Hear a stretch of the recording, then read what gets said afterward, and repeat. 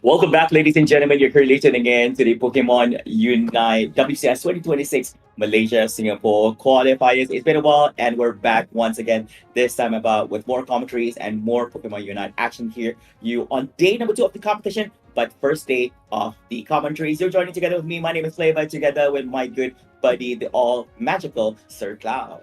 Wow, magical. I like the word there. I like the word there, Flavor. And today we will find out who will qualify onto the next stage, and that's going to be the big one there to represent the region to San Francisco at the WCS 2026. So it will be really exciting for us to find out who will be that representative by the end of the day. Yep, that is true. Now, of course, you may know this if you did follow in the latest Pokemon Unite action. Some of the other regions have already had their fair share of matches, and of course, with their fair share of slots into the upcoming segments itself. But this time, Malaysia and Singapore is going to be in the spotlight. And today, we're looking at the top 8 teams here competing to become the best of the best of the best, making their way not only to the grand final, which is not enough this time about, as there's only one slot provided here. Anyway, it is only going to be for our grand champion. In a few short moments, we're going to be sharing a little bit more pertaining to some of the key information that you need to know regards to this Malaysia Singapore qualifiers. But this time, very hyped, very excited to see what will transpire here for this year's qualifiers. Yes, can't wait to see as well, because there could be some names that we are familiar with as well, that we have seen in previous editions of this competition. So it will be exciting to see whether they are able to keep up to the competition as well, to get up against especially some new names, new team names, new other trainer names as well. So can't wait to see what will happen here today.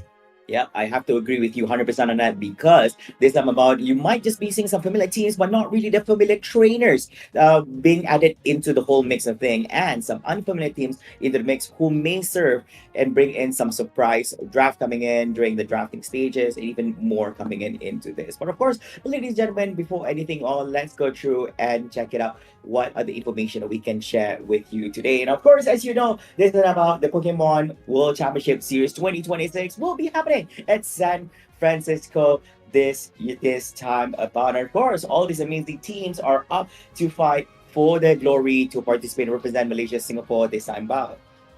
Yes, and as was mentioned here, only the champion will represent this region to San Francisco, and it will be happening from the 28th of August to the 30th of August later this year.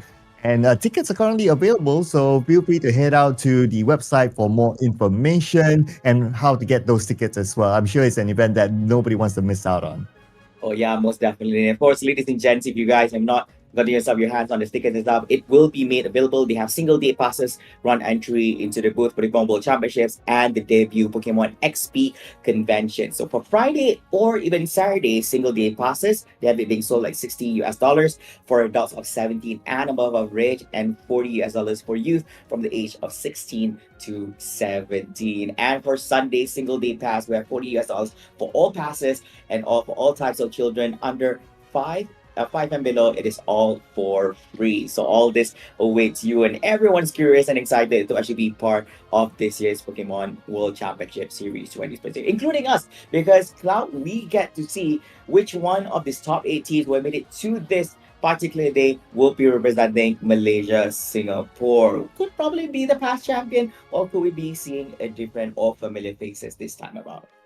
Well, just to illustrate to everyone out there, there will be 12 different regional zones and others represented, and a total of 32 teams will qualify to the next round. So as you can see here, this is the graphic across, and zooming in into the region that we are broadcasting here today, which is the Asia Pacific West. So within the Asia Pacific West, 2 teams are from Indonesia, 1 team from Malaysia, Singapore, and also 1 team from Thailand will be moving on to the World Championships 2026. And not only that, ladies and gentlemen, if you look onto the further right, we have EUIC, where 1 team will be representing. We have NAIC and Pokemon Unite ACL, 1 team representing as well. So in total, it will comprise of 32 teams here from the qualifying stages to WCS 2026 from 12 regional zones and others as well. So get hyped, get excited, ladies and gentlemen. But of course, we want to know more pertaining what awaits them, not only beyond representing the Malaysia Singapore qualifiers, but also the prize pool that the WCS MYSG has to offer.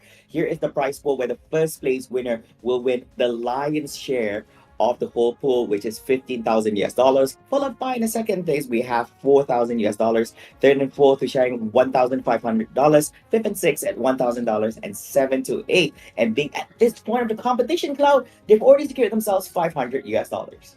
Yes, so everybody will go back with something as long as they're playing today. And besides that, the champion will get a trip to San Francisco. So that's the big prize that all these teams will be eyeing for, of course. And if you kind of look at it, Flavor, like between the first and second place, even the difference of prize pool share, it's huge there. Yeah, that is true. It's not only that huge gap that you see, which everybody's eyeing on, but at the same time as well, just like what Sir Clark mentioned as well, we're also getting the trip and also the accommodations as well provided for these people. Now, let's look at the match rules that all our trainers will be going through right here. For the matches, all the matches will be a best of 3 leading up to the grand finals, which will be a little bit different. It'll be a best of 5 grand finals.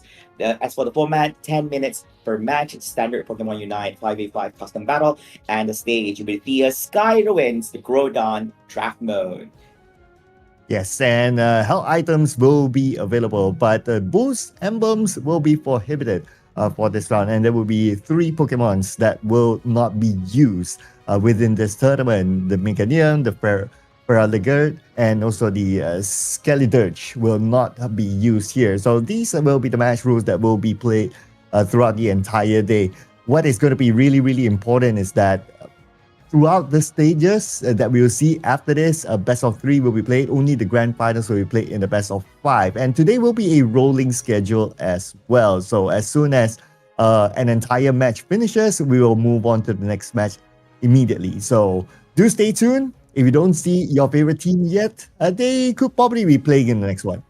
Yeah, that is definitely true. Of course, very curious to see what all the trainers and all the teams will bring on the table, especially when we look into the draft modes. If you're not familiar in pertaining to the draft, so this is how it goes. Starting off from the left side, the ban phase. The purple side will be the first one to actually go on for the bans, followed by the orange and alternate against one another. And then we also have the pick phase coming up from both sides, and of course, the final preparation from both sides coming on over here. So this is going to be the side. So as long as you know which side you're at, you would actually know the sequence of the banning and also the big phase as well. And curious to see what they'll bring into the table right here, the type of composition and of course the execution that will be delivered within the game itself to translate into victory for all of the teams for all respective matches.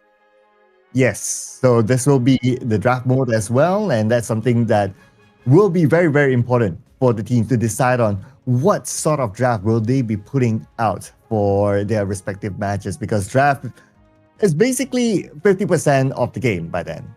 Yeah, that is true. And of course, because we, like just as mentioned, Sir Cloud just now, we do have our 3 Pokemons being banned right here.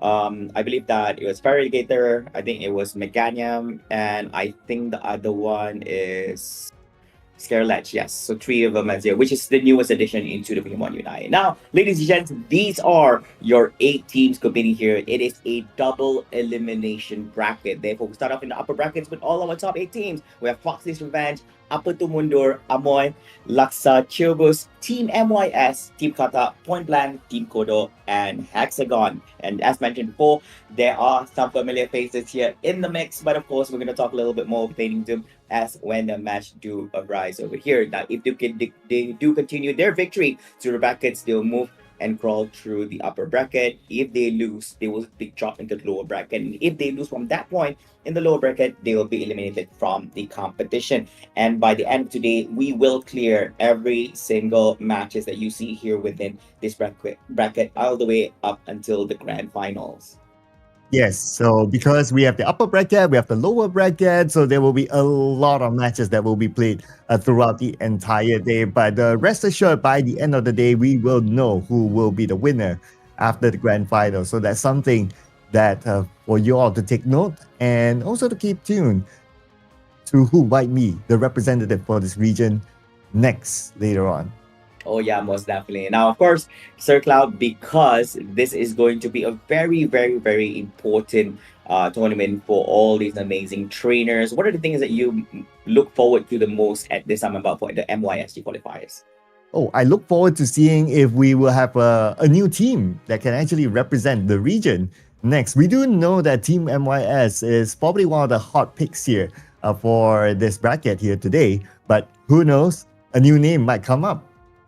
Yeah, that's true. And of course, not just only that, but they do have a little bit of shift in terms of their team composition this time about. But our main focus this time about now in matchup will be Amoy Laksa Chiobos versus with Team MYSM. So just when we're just having a conversation pertaining about this, we do see them over here. Now Team MYS a little bit different this time because last year they actually ran they were actually running the name with Team I think it was man, I forgot what was the name already for MYS. I think they were running with Paper X. Yes, it was Paper X for last year. So it was the only time in the MYSG qualifiers they actually ran with as Paper X, and this time out they're back again to get MYS.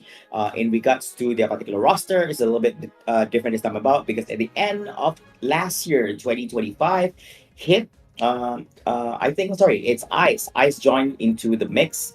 And I think Night Mew Foxy has left their roster. And this time, Red Moon joins to the fray. And I already had a short discussion together with him on this. And he mentioned that I was being very honest with him. I'm not familiar with Red Moon, right? So he told me that Red Moon is their star player in this game. Yeah, so very curious to see how he'll be playing this time about. Yeah, so what do you think? Do you think that they can go all the way again, or will there be a new competitor this time? This is going to be a little bit hard, right? I love the question a lot because right now I don't think we're quite familiar with what the opponent has to offer because at this point I believe that this is a new team here in this mix. We have Team Amoy here into the fray. So that's the problem, right? If you're not familiar with who you're up against, you don't have much material on see what kind of draft they like to bring. How are their playstyles? Are they aggressive? Are they passive? Are they more objective based and all this? So that's close to none kind of homework that MYS can actually do here up upon their opponents, or they can just focus on the things that they're good at here in the game that's going to happen. But anyways, ladies and gentlemen, this is going to be the draft. It is going to be Team Amoy Laksa Chiopus on the purple side up against Team MYS on the orange side for the draft. And the bands are already up right here. We do have the Blastoise, even the Mega Lucario, Mew being banned, and as well as Moltres. Sorry, that's like a Typhlosion, yeah. Yeah, I think the Blastoise ban is actually pretty crucial here because Blastoise is really tanky. It's also able to really zone out opponents as well with range, with Unite. So it's going to be a good ban out there, and they don't really want to deal with it. Now we're going into the pick phase and starting up with Machamp as the first pick for Amoy Laksa Jobus. Oh yeah, going with the all-rounders here at the start. Very, very rare to see MYS being the ones banning the Mew, because usually back then when they actually had a Nightmare Foxy within their roster, that will be the hero for him. It's not just by name, but he also plays Mew very, very well, and one of the most known Mew players in the world. By this time, it is going to be the Zacian together with the Blissey here by Team MYS. Still unsure on who's going to be playing who at this particular point, but solid, highly durable monster on the side of Amoy Laksa Chirobus, even having securing the Snorlax as well. Yeah, I do like the Snorlax pick here as well. I think this will give a lot of durability to Amoy Laksa Chirobus together with the Machamp as well. So they have this kind of composition that they are able to play aggressive in this round. Yeah, still a lot of openings over here. Still looking to see who are going to be the attackers for the side. Amoy Laksa Chirobus does look like they're going to be bringing in the Ascon here for the side, and still missing one more for their side. But then Cinder Ace here for the side of MYS, still one final pick for them. And that's going to be a Mimikyu together with Espeon to secure and seal the deal on the draft for the side of Amoy Laksa Chiobus. I just had a game of my own before we began this competition with Cinder Ace, and I had a good game. So perhaps this round as well, Cinder Ace might have a good one. I don't know if I'm channeling it over to them too. But Cinder Ace is definitely a very fast Pokemon and is able to rotate really, really fast throughout the different lanes. Yeah, oh no, yeah, this is going to be quite interesting over here. They are running their Talon Flame. It's not very high attacking power, but at the same time as well, a little bit fragile. So have to be slightly very, very careful here with the plays on they have. But ladies and gentlemen, this is draft. And remember, this is a best of 3 series, meaning that this first game itself was not enough to determine the winner of the match itself, but it will serve as an advantage for the team winning this game to only need to actually win one more game to secure the series. Will it be Team Amoy Laksa Chiobus or will it be Team MYS? All this and more will be answered very, very soon as before we jump into the game. Now, based on the draft here, which team do you think has the better draft? Oh, this is going to be quite tough. I do have high amount of respect towards Team MYS. The thing is, they never stick around much with more or less the same kind of draft. They are very, very flexible, and the way they actually play is that they like to snowball from a good start of a game. That's where they start to dominate from the get-go and start to keep that momentum all the way up until the end of things. It's definitely their kind of play style. And the kind of draft that they're bringing here definitely fits into the kind of play styles that they play. So MY is definitely going to be my pick for this one. Yeah, I do think with the Cinder Ace pick, I think that's a really good pick to just try to move behind the front line as the tanks, right? Machamp and also Snorlax in front to go towards the back, and in case they need to do that, of course, when it comes to an engagement. But nevertheless, those are some of our theories. Let's see what happens here inside the game itself. We're going to start off with game number 1. Oh yeah, most definitely, ladies and gentlemen. Here we go. As all the Mons here have already reached out to their respective lanes, we are going to be looking at, on the purple side, Mimikyu is going to be taking the central area, and Talonflame, of course, have an advantage not only finishing up the central area, but Hellstream made its rotations towards the bottom side, trying to provide a little bit of assistance in terms of firepower. Not able to actually knock out any mons yet, but it was able to actually put on pressure towards the bottom lane here for the purple side. A lot more control by Team MYS, if we can see here on screen, and they are playing this very, very tactically, just waiting at the tall grass for them to pounce on their opponent there. Yeah, still looking a little bit passive here coming up on both sides, but because of rotation coming on Talonflame, this gives a little bit opening for Mimikyu to actually rotate to the top lane instead. So instead of making it a balance between a 3v3 at the bottom, but instead it's actually going to the top right there. So it's going to be a little bit tough here for Team MYS because you're looking at two very sturdy mons here. You have the Machoke here at this point. At one point, it'll turn into a matchup. And then you are also going up against the Snorlax. So it's going to be very, very hard to actually go against this very sturdy all-rounder together with the defender. But meanwhile, at the bottom lane, probably a much, much better option, which actually to actually knock out on the Espeon, the Mimikyu, as well as the Mamoswine. But of course, that's not going to be a very, very easy thing. But of course, here at the bottom lane, jumping up here towards Espeon is going to be the Talonflame. Continue to pursue, but it's not going to be enough yet. It will be as combined together with his teammate, and that's going to be the first knockout here in the game, siding towards the side of MYS. But still no points yet here, Cloud. Interesting enough, no points when we're almost like 2.5 minutes into the game.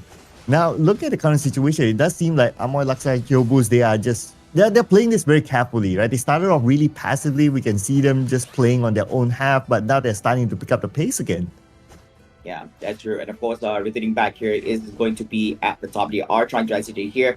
Crossel, not only sturdy, but also have really good firepower over here. Very, very concerned here on Mamoswine because you wouldn't want to get knocked out here and play very, very risky by having low HP over here. So it's going to be Crossel and the same ace heavily relying over here. Here comes the jump here from Califlame. Despite being very high jump, was able to actually get off a knockout here inside the goalpost of the side of Team Amoylas. And Chopo is going behind them as well and getting that debuff, speed debuff, and still able to sustain as much as possible. Even his action also clearing out a little bit of the tall grass mons here from the side of Amoy Laksa Chiobus. But even with all that, the points are more towards Amoy Laksa Chiobus. They're more objective based right here. And the main objective here, the next exam is going to be the Reggie out here at the bottom. And it does look like there are no contests coming from the side of Amoy Laksa Chiobus. Yeah, and that's thanks to the Snorlax, right? You're able to just walk in, just dunk it in, and that's how they scored their first 30 points there. But then again, it's still pretty early into the game. Yeah, it's about 4 minutes in by now, but there's still a lot of room for Team MYS to make the comeback.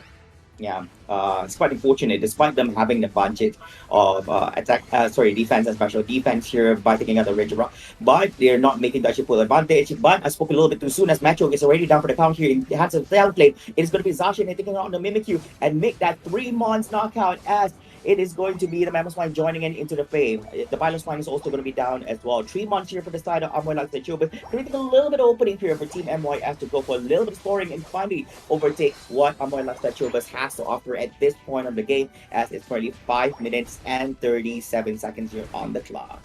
And here comes the engagement at the top in rotation by Team MYS, because they kind of know that, okay, the Snorlax had a little bit too much room to play at the top and he managed to score a few points by himself.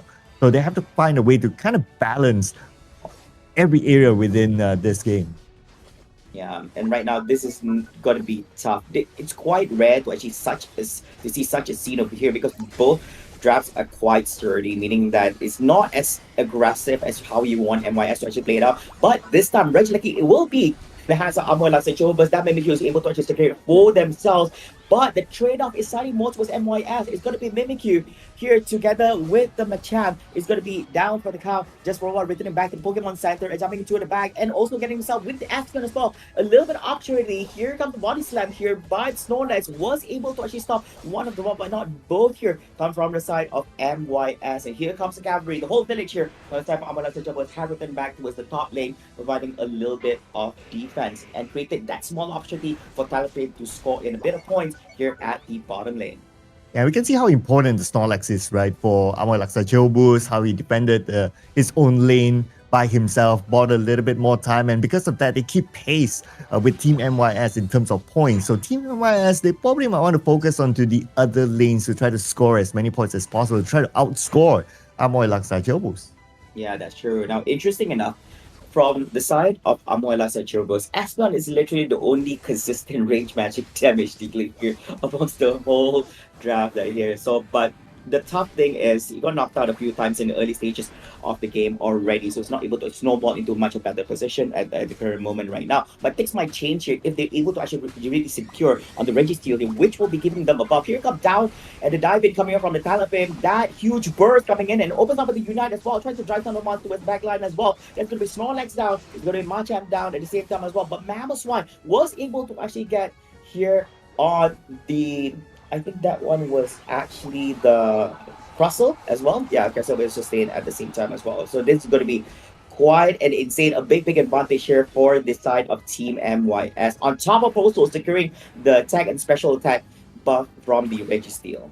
When they're starting to have a big lead here. And one of the reasons is because, okay, they focus onto the lane that the Snorlax is not at. And while they were doing that, they kind of forced the Snorlax to come towards them as well, leaving that lane empty. So now that they have this big gap with 3 more minutes to go, this is starting to get comfortable for Team MS. Oh yeah, they were trying to actually go for the score right here, trying to catch Talonflame off guard up here, but he was able to actually evade the same time as well. But Crustle will be knocked out here in the hands of the 3-1 on the side of Amoy Laksa Chiobus, going off for more chases here coming up from the back. That jump's not going to latch on to anyone here for the side of Team MYS, and these 3-1s will be able to actually make their way safely. The Machamp is able to secure the Regieleki here from the top side, and he's going to make his way towards the top. But it does seem that there are no Mons on the side of Amoy Laksa Chiobus, who's going to be babysitting that Regieleki, so it will be cleared out here by the Zacian here at the top lane on the side of Team MYS. Now, points wise, more than double here. Compared to what Amor Laksachobos has to offer, and we are coming down to the final 2 minutes. You know what that means? Groudon will be making its appearance here in the middle, and this could be a game changer. The benefit, or should I say the burden of actually taking down the Groudon will be on her side, Amor Laksachobos, because they are the ones who is desperate for a point right here, unless they get a little bit naughty. But the openings to actually go for it here is able to sustain as much as possible. Open up with Unite as well here, but the Mammoth is able to sustain as much as possible, jumping out to the other side and able to stream himself. But I couldn't see the same here from the start of Mimikyu. Mammoth goes down to the count as well, making a 5v3 situation here at the center here, Cloud. Oh, that was quite a sustain there for Amor Laksachobos. But then again, because they don't have a way to try to counter back, it forces them to go back and back and back and back. And now here comes, are they able to get it? Looks like it's still Team MYS locking it in. Oh, that's quite unfortunate. It was a very scary situation. It was a 2v5 situation here around the Groudon area. It could serve as an option if they're able to actually chip in the final last 10 up upon Groudon, but still MYS is the one who's able to secure all that, is able to actually be doing multiple dunking here on the goalpost here at the top side and getting themselves with even more. Now, we do know this. They are at 488, a gap of 408 points here at this point in the game, and I don't think that Amor Laksachobos would have enough to score here in the next 40 seconds. Not only get enough points for themselves, but also to score at the same time as well. Yeah, they don't have the speed. Yes, they can slowly move there, but then time is not on their side. They have about 30 more seconds to go, and I believe this round is pretty much it. So I guess at this moment for Amor Laksachobos is for them to focus on to the next round based on what they've learned. Yeah, and at the same time as well, they are trying to actually do whatever they can here and behind. They do have the speed debuff here from behind, but they still continue on with the pursuit here at the bottom goalpost for the Cyber Team MOS, but that is going to be a 5-man knockout here for the Cyber Amor Laksachobos. Ladies and gentlemen, and that concludes game number 1 with Talonflame trying to do some last-minute scoring here of his own. Yep, and that's congratulations to Team MYS taking the first game. But then again, this is a best of 3 series, so not all is lost yet for Amor Laksachobos. There's still games for them to play after this, and who knows, based on the first game, you know, just like how everyone would say, it's a warm-up game, so maybe the next round they'll be able to come back better. Yeah, I have to agree on that as well. It is still game number 1, but it's going to be a little bit tough for them because they are required to actually not only win the second game, but also they must also win the third and final game here in the best of 3 series as well. So Amor Laksachobos, so far they had a good lead. They were very objective based. They were the ones who actually started off going off with scoring a little bit of points for themselves at 30-0. It's very rare to see MYS not able to score any, but if you look at the kind of draft that Amor Laksachobos has to offer, I'm guessing that I do understand why MYS will have a little bit trouble when doing all this. You're looking at top lane here, that one match up together with Snorlax, and then a little bit of rotations on the Mimikyu here going to the top sides. Bottom line there, you're fighting up against the Mamoswine and the Aspen as well. Very, very defensive kind of draft, but yeah, but how long can you hold on? The moment that MYS gets the momentum, they will actually get the upper hand of things. So I'm guessing that the amount of firepower they have is more than what Amor Laksachobos has to offer. Yeah, like what you said, right? The start was okay for them, that they decided to play defensively. It took them about 3 minutes before they actually started to get into action, and that was okay. But then again, the momentum shifted towards a Team MYS towards the middle stages of this game, and they just ran away with it basically from there. So it's something for them to consider on how they want to redraft themselves next, probably to play a little bit more faster next. Yeah, that's true. And I think that I think draft-wise, they didn't do too shabby over here. I think that going up against MYS is not really an easy feat. Every time we had discussions and pertaining to draft mechanics and when they go up against MYS, playing into their playstyle is also not an easy thing. A lot of people thought that, hey, you know what, if they want to play very aggressively in the game, we can actually try to be aggressive as well. But then, do you really want to do that up against MYS, especially knowing that that is something that they're very comfortable with, and trying to be in that same lane together with them might just backfire in a way. So most of the time, we usually tell the other things that you have to focus on your own play styles, right? You don't want to draw in, you don't want to get baited by MYS, because most of the time they're not just full force aggressive, but at the same time they try to bait you out of your comfort zone, and the moment that you're off position, and that is when they strike and hit you hard and snowball as much as possible. Yeah, I get what you're coming from, right? So you have to play with what angle that you want to play, rather than your play style is being dictated by how the other team is doing, right? So do whatever that's comfortable to you. And I guess looking at how they've been playing, yes, it's defensive, but maybe they just need to fine tune here and there for it to be successful for them. And I'm pretty sure that they played a defense, the style of play that they have done in the first round, which is to play defensively. I'm sure that's something that they are very comfortable to play. But of course, going up against a team like Team MYS is not an easy feat, like what you mentioned as well. So something for them to kind of adjust towards the next match. But in your opinion, after looking at the gameplay, after looking at the draft, like, what do you think are the things that they could do better? Now, here's the thing, right? I think that they were just lacking some sort of, because they had a lot of control going on from the draft, right? The Mammoth Swine. Also, I think with all this, what they had to play, they had really good control. Asmion, Macam with the tosses and everything. But the thing is, I think the amount of damage they dished out was also a little bit lacking. Every time during the team fights, Mimikyu seems to be the one that actually gets knocked out early in those phases. And not having the Mimikyu, then you have to rely on Asmion. But Asmion also not able to sustain in very, very bad positions, I would say. I really applaud the whole way that how the Mammoth Swine plays it. I think that he played the most active role in being at the front of the whole fight up against MYS. The thing is, I think just need to see a little bit more from the others as well, especially on the Machamp, because instead of them going an initiative, most of the time it's always MYS starting up. So you don't see much action from the side of Laksa. It's more towards a reactive, most of like a reaction towards what MYS has to offer. It's like they fight and then you don't have to offer, this is our reaction towards it. If Laksa could also concussion some sort of a strategy where they can actually plan their own ways on how they want to approach the fight, I would say that it could come out as a very, very positive outcome for them. Yeah, compared to just waiting for Team MYS to actually open up everything and respond to it. Yeah, and I guess based on that game as well, if we were to look at their kind of setup, right, like Snorlax did really well, so perhaps it would be better if they were able to play around the Snorlax early on. But then again, of course, that has passed. Whether they're going to go with the Snorlax again or not, we do not know. But if they were to, I would say that perhaps to play around the Snorlax, they try to just try to win a little bit more space as a team. That would give them a bit more advantage.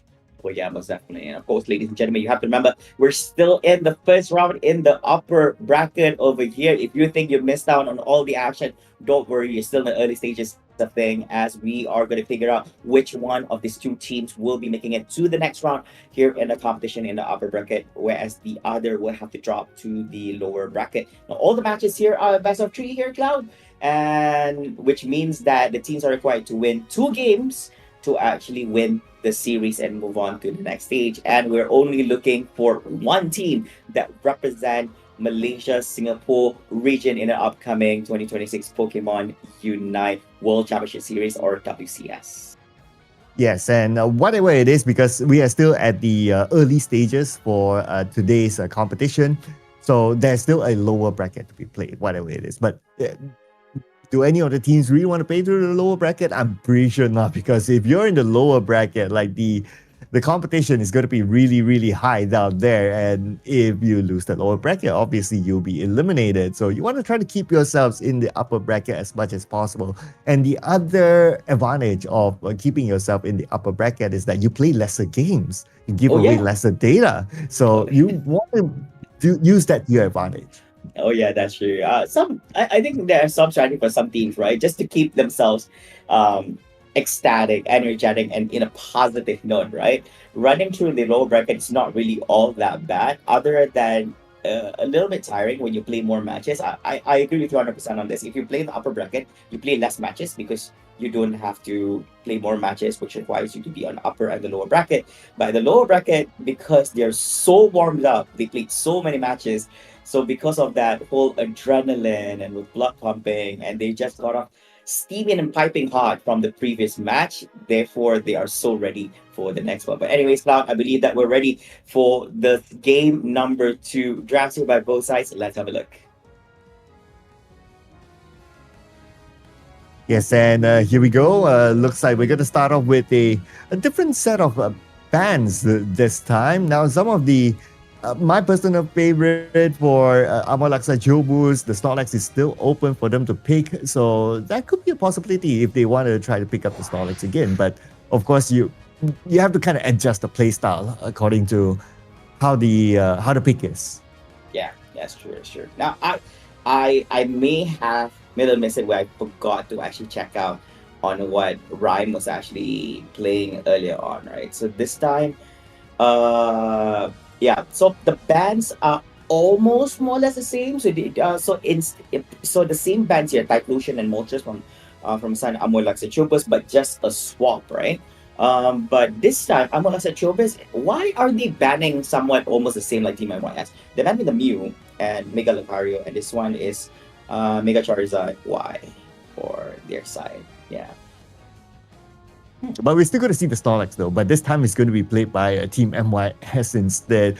Now for Amolax Jobus, they're going to retain the same Pokemon, which is the Machamp. But this time they're going to bring on the Blastoise instead. Now what I noticed is that Team MYS, they were kind of hovering around the Blastoise, but they decided to go for the Espeon instead. Now, I wonder, is that good news for Amolax Jobus, and was that something that they initially planned to pick for themselves, or is kind of like a pick to deny away the possibly that Team MYS might pick out the Blastoise? This one's a little bit not sure. I mean, like when Blastoise was let out before, nobody actually even went for it as well. But still, a good solid choice for all metas for the longest time. Blastoise has always been a top defender choice for various reasons, especially with the Hydro Typhoon over here. Now, this is definitely something very MYS, but oh, I think there's an issue here. I'm sorry guys, now I get why I'm so confused. Team MYS is actually on the right side because Yang and Ryan and Yemu and Ice and HT is actually on the right side. Yeah. So Amoy Lasa Chobus is actually on the left side. My God, my apologies. My head was like, why does this draft look so MYS? But then it's Amoy. Yeah. So MYS is actually on the right side. They are actually orange. And then Amoy Lasa Chobus is actually purple. Yeah. So that explains why the bands look crossover, because this is almost the same band that MYS did. Oh yeah, thanks for pointing that out as well. After you mentioned that, it's like, oh okay, yeah, that's actually how it is. So okay, so anyway, for Amolax Jobus, so they will retain their Snorlax, which I think did really, really well. Now it's a question of like whether like the Espeon can follow up together with them. It's going to be that question as well. And this time they have the Zacian together, so that's a bit of a change there in their draft here. But they're going up against a very different draft itself from Team MYS. Very, very, very little changes compared to what they had to offer in that first game of here. Because if I'm not mistaken, right, if I look at the previous one, when they actually played the draft, Masasox, Mimikyu, Espeon, so this time they're not running with the Machamp. So they are switching things up here. But like I said, the thing about MYS is they're very flexible. Their draft is very MYS, and I'm very concerned that they're playing this Decidueye, right? So the thing is, this super sniper from Mon here does not have much mobility, like if you want to compare it back to an Italian and all of this, but very, very dangerous if you don't really have a Mon on the opponent's side who can actually go on the back line and actually address this Decidueye. So we'll see how this game will go. But anyways, ladies and gentlemen, this is game number 2.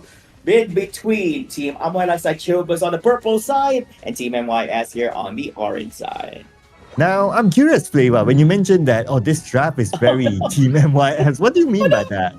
Yeah. Oh no, wait. Here, it's going to be the Rowlet invading, but Zacian is rotating to provide a little bit of support. This Rowlet could just get knocked out over here, and yes, he will here, and it's going to be, and it has off the Zacian, naughty little Rowlet here on the side. All right, so yeah, so Interesting, giving a little bit of space here for the matchup to actually go to Metro really at the early stage of the game. Rowlet returning back to its lane here at the top together with Squirtle. He's going to be a Blastoise at one point into the game, and things are a little bit heated here. A little bit of opening here for the Snorlax to score 6 points as the opening goal. And I really like what the Malaysia Jobus is currently doing is that, okay, they're playing around the Snorlax and they're trying to move forward. And so far, so good. But then again, Team MYS, they are holding on strongly, putting a little bit more focus onto the Snorlax, but Snorlax will be the last one that they KO'd because he's the tank anyway. I am mind blown.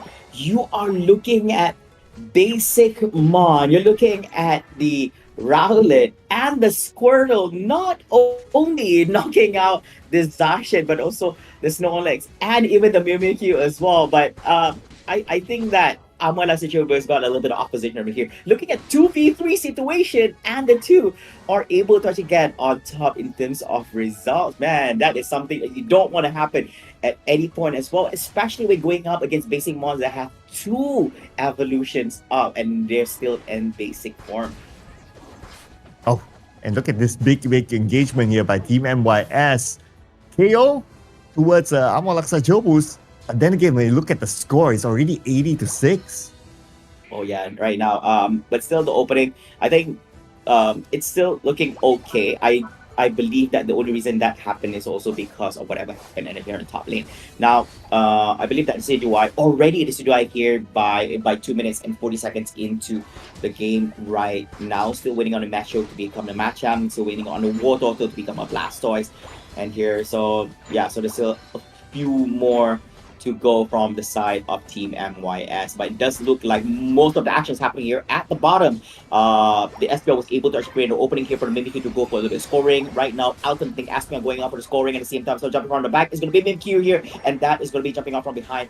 That he's going to be saving himself. Meanwhile, a little bit of action here at the top as well. The DCI will be able to actually snipe off and get in that Regieleki is going to be making its way through the top. They could actually babysit this Regieleki and enter inside so that they're able to actually go for more scoring for their side. They're able to ensure that the Zacian was not able to actually get any form of shields here at by their own goalpost, and 20 more seconds of scoring here at the top lane, and Snorlax cannot do anything about it. Okay, looks like the bottom needs a bit more backup, and the rotation's coming in though, trying to push them back. Zoning is happening right now, and so far, so good by Team MYS, but they could be able to get a knockout here onto the Snorlax, and they will put that one in. Yeah, even with the shields right now, that's not going to be enough to actually fan them up against the 2-1s. Here for some Team MYS right now, of course, trying to make their way, rolling over towards the other side, pushing them over. No kind of hindrances will be able to interfere with this Snorlax, and I love the overextension here by the Piloswine. And that's going to be costing Amoylaksa Chobus here at the bottom, as we are seeing a 4v3 situation. And here comes the Machamp as well, here crossing over and sending Aspons with the other side of the map. And as they getting knocked out here, the hands up Team MYS make that a 2 KO streak here for the Machamp after rotating from the top lane to the bottom lane. Good attempt by the Snorlax though, with a heavy slam to try to open things up. But then again, they're just too behind. If we were to look at the levels, right, nobody from Amoylaksa Jobus was at level 10 when that happened. Yep. While on Team MYS, they have at least 3 Pokemons on level 10. So that's a huge advantage for them in that engagement. Yeah, make that 4 right now with the Blastoise, 11 here by the Machamp. So they do have the upper hand right here at this point into the game, as we're halfway through here, despite being very, very low in HP. Machamp was able to actually make its way into safety. Was right. Oh, very, very nice here. Eject was the other side, ensuring that they're not able to actually make any escape right here, but the Mimikyu is going to be down for the count here for a while. Piloswine was also down at the same time as well, making it a 5v3 situation here, pushing over towards the other side. Meanwhile, here at the top lane as well, Hoopa making a little bit of work, and that's going to be jumped here by the Snorlax towards this tier 1 goalpost here at the top, and the Garchomp, oh no, with speed debuff was not able to actually make it stay. I believe that there's some sort of issue because Garchomp was actually trying to teleport out, or probably, having some sort of issues. But anyways, coming back into the fray over here is going to be the top lane, where the Regieleki is still at full health, but it does look like the one starting up is going to be Amoylaksa Chobus. here. And of course, it's going to be a little bit of poking and panning off here by the side. Zashian's going to be getting one last here. Reggie Lucky. And Spirit not only getting the Blastoise at the same time as well, jumping into and trying to make an escape is going to be the Machamp here towards this side as well. Another eject towards his side. It is a 4v4 situation right now, but they are going to be losing out the Zacian here at this point. And while all this is happening, we lose the Garchomp here at the bottom, getting himself with the Red Eyes and probably returning back to us the top lane. With all this happening at front, it is going to be the CGY here sniping from behind, dishing out all this damage and focusing towards the Regieleki and not continuing the pursuit over towards the Snorlax and even the Mamoswine here. Oh no, Garchomp is going to find the Snorlax, but I'm guessing that they're not. What was that?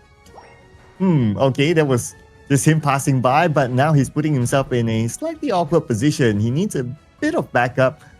Well, the other Pokemons are on their way, so if Machamp moves forward, then he might be taken out instead. So let's see here. So far, Snorlax again still holding down the line, but then again, the other Pokemons are just too far away to back him up. Oh yeah, that's true right now. Oh man, so right now, slightly more than double than what Malaysia Chobos has to offer in terms of points. And here at the top, Hooper just doing Hooper things. Now, so Hooper is a different kind of support, I would say, compared to what all the other supports that Unite has to offer. So yeah, so the kind of aggressive style that MYS likes to play really gels and binds well together with this Hooper character. So they can actually react towards things that's happening at the bottom and top lane really fast. So they're just plotting out the Hooper here at the top, and later on can just return back towards the bottom or just bring over his teammates over to the other side as well. But of course, Cloud, we are looking, drawing close to the 2-minute mark right here. Groudon could be the saving, could be the Hail Mary here for the side of Amoy Laxachobus. Yeah, I would say there's still a chance for Amoy Laxachobus to make this comeback, but they have to be aware of the 2nd-minute mark. So all the Pokemons are now gathered in the middle, but engagement. Oh yeah, rapid spin here by the Blastoise. It's really nothing could actually stop him, and the Curious are able to sustain the slow response. Garchomp being able to actually catch the Mimikyu as well, making a 5v4 situation here. And 12 minutes before returning back to the Pokémon Center, Machamp is able to actually grab himself here on the Espino's ball. That's going to be the Hydro Typhoon latching on as well, and able to do some enough follow-ups right here, leaving on Chaser from behind on the Snorlax, but he's going to come up from the top right side. It's going to be a 5v1 situation to ensure Snorlax was not able to actually do anything about this. This is why able to actually get the last hit in, hitting off the Groudon. So despite being asleep right here on the ground, is not doing enough to sustain all this damage being dished out by the side of Team MYS, and they are going to continue their stomp. They're scoring over here despite the jumps coming off from the side of Team Malaysia Chobos, throwing on themselves here over towards them. They're not able to stop this onslaught of the push from the side of Team MYS. 1 minute and 10 seconds to go. Look at this gap, 163 points to 465. Make that 765 here for the side of Team MYS. Yeah, this is pretty much it, right? Like based on the score itself, the gap is even bigger than before. So I would say that, yeah, Team MYS, they have it in the bag. It's hard for me to see what if Malaysia Chobos can make this comeback, but they try as they might though. Yeah, the thing is they are still able to score and win it over. It's just that there's too many things in there as they have to do over here. Not only go through the whole defensive line of Team MYS, which are still alive here, just to mention to everyone, but at the same time as well, go for scorings and going for big scorings, especially not having the help of either Regielekis or even with the Groudon. Opening up the goalpost is going to be very hard, as the animation to score is going to be much longer compared to scoring smaller goal points, which is something that they don't want right here. So they are just continuing on their snowballing through scoring points after points over points here at the base side of the Malaysia Chobos, and that is going to be time's up. Ladies and gentlemen, Team MYS winning this game number 2 and winning the opening series of the top 8 or double elimination bracket playoffs here at the Pokémon UNITE WCS2026 Malaysia Singapore Qualifiers. And look at the gap here, Flavor. Team MYS 1,161 points scored. That is massive. Way bigger than the match before this. And this will give them a confidence boost moving on to the next match, of course. And if we were to just zoom in onto the details here, well, Amoy Laksa Jobos, they kind of struggled this round, but I can see their gameplay, right? They tried to switch it up. They tried to play this a little bit more aggressive, but then again, Team MYS, they had the bigger advantage as the game goes on. That is true. But Cloud, I just want to point you one thing, right? If you look at Team MYS, this Decidueye by Ice at 95,000 damage being dealt right here. Insane. That's why I said it becomes a problem that if we do not have any Mons, or the Mons on the side of the opponent's side does not have anyone who's trying to get on the back lines, trying to catch this Decidueye, meaning that you're giving him full opportunities to just go rampage around and try to dish as much damage as possible. And hence, that is how he contributed 29.5% of the damage committed by the whole team alone by himself. And that's nice for the record over here. So kudos to Team MYS for winning this series and continue their journey through the upper brackets. But still, at the same time as well, for Team Amoy, still not over yet for them because they are still going to continue their journey at the lower bracket segment. Yes, the lower bracket will be very important for them because now they have to go through the lower bracket from the very, very early stage. So they will be playing a lot of games leading up to the grand finals itself later today. Who might be their opponents? Well, we need to take a look at the bracket later on how the other games are doing. But of course, we'll get to know that later on, ladies and gentlemen, because I believe that some of the games might still be played. Well, yeah, I mean, that is true as well. I'm very curious to see what the other teams have to offer here for our next upcoming matches and coming series as well. Don't worry, we will cover both the upper bracket and the lower bracket, but some of these matches are happening concurrently, meaning that there will be matches that will not be displayed here on our official live stream itself. But do not worry, from time to time we will receive updates from production team, so we will update you with the latest scores from the other matches that you are not able to witness. Yes, but we're going to witness more matches here coming up next as well. And well, which match will it be? You need to stay tuned to find out, ladies and gentlemen. But before that, we're going to take a short break here, so don't go anywhere. Be back for more Pokémon UNITE competition coming up next.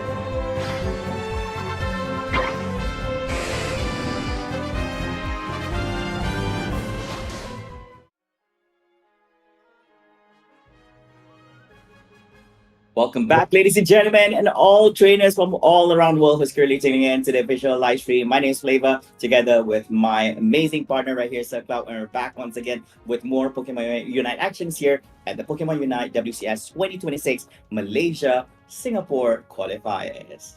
Yes, and we just saw a really strong start by Team MYS winning against Amoy Laksa Chilbus. But for Amoy Laksa Chilbus, it's not the end of the road for them yet. They will still be playing, but from the lower bracket. Now we are going to watch another match after this. It's still going to be the upper bracket match featuring two amazing teams, Point Blank and Team Kodok next. All right, so another two more teams here into the fray who have made their way towards the top 8 and the playoffs here for the day. Now, interesting stuff, I do not think I have enough information about Team Kodok because we actually have two teams. If you guys are not familiar with the wordings, right, Kodok is actually in Bahasa Melayu Malaysia, it's actually called frog. Sorry, it actually means toad, whereas kata means frog. So we have two teams of the same sphere here for the team. So I'm not sure whether they are friends or in any way in all this, but assuming that the name is Kodok, I don't think I have enough data about them. It's just that for Team Point Blank, interesting enough is that they are, I think that at this point of the competition, they're very desperate to actually break their always bridesmaid curse because they secured a massive third place finish in 2025 WCS MYSG qualifiers, which is just short of the grand finals after the intense battle up against Paper Rex during that time. So probably this will be a great opportunity for them to actually go up against one another one more time because Paper Rex is in actuality is actually Team MYS this time about. Yeah, and for the record as well, during the first round, both of these teams that we're going to watch after this, they actually won their games by 2-0. So points-wise, it does look like, yeah, they're equal in terms of that level of performance. But like what you said, going up against each other is going to be a different ball game altogether. So it's going to be interesting to see who will make it into the semifinals as they edge closer to the grand finals if they were to be able to win this one. Oh yeah, that is true. And of course, I really like the point that you mentioned, Cloud, that both of them actually had a 2-0 victory. So which means that in a manner of a best of 3 series, they had clean victories up against their opponents. So they've not had a single game lost yet. Clean slates all around, and they are currently in the upper bracket. But at this point forward, one of them might be tainted in terms of those victories because one of them will continue their journey in the upper bracket, whereas the other would have to drop into the lower bracket, and one of them would most definitely have to lose out one of the games or even both of the games. It depends. So very curious to see what these two powerhouses has to offer here at this particular point of the competition. But of course, ladies and gentlemen, we are also going to be looking at some exciting drafts. We did not manage to actually see what they had to offer in the previous draft, so we're curious to see what they bring to the table this time about. Yeah, so what do you think is going to be like the current preferred Pokemon by these trainers? Oh, this is very tough. I mean, like, I think the only point of reference we had was only the previous match that we saw. So, and there's not much that we can actually get from them because the month that these trainers pick in the past match that we saw, right, between the Team Amoy versus the Team MYS, are probably just comfortable picks related to those two teams and maybe wouldn't apply to the teams that were about to witness in the future moments, right?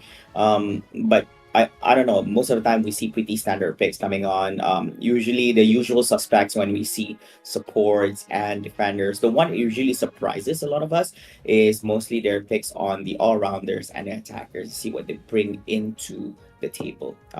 Not many teams or even trainers have the ability or comfortable enough to play in a competition to run things like Hooper and all this, right? Because not everyone is able to execute as well as they should be inside tournaments.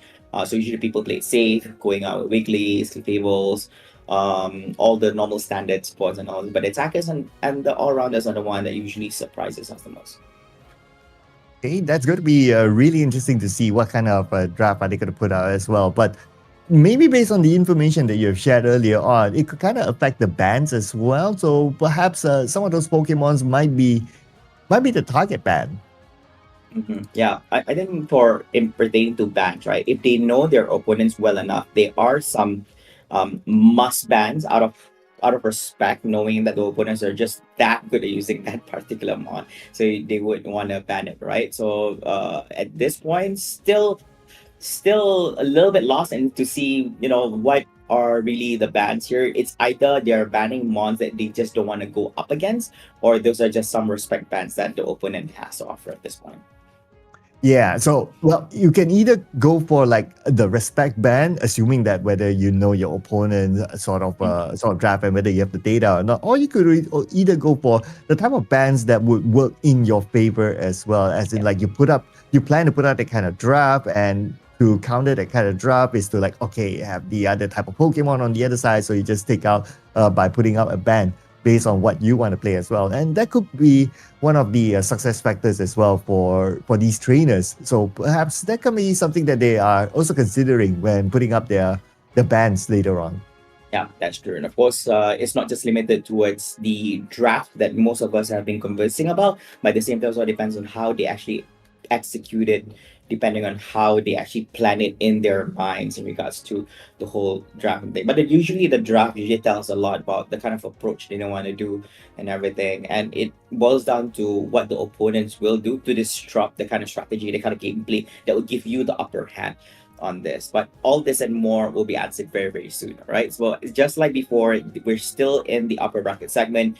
Right now is only the second round of things, and the winner of this will make their way to the semifinals, just like what Clark mentioned, which means that the match is still in best of three series. The grand finals is only going to be the one with best of five. So if you drop off at this point of the competition, you will be dropped and go up against the lower brackets, where you will fight against teams such as either in between Upper to Mundur, Amor Laksa, Chiobus, Team Kata, or even Hexagon. So meanwhile here, ladies and gentlemen, I believe that our draft is already undergo, so we're going to be jumping in and see what is happening here in the drafts between these two teams.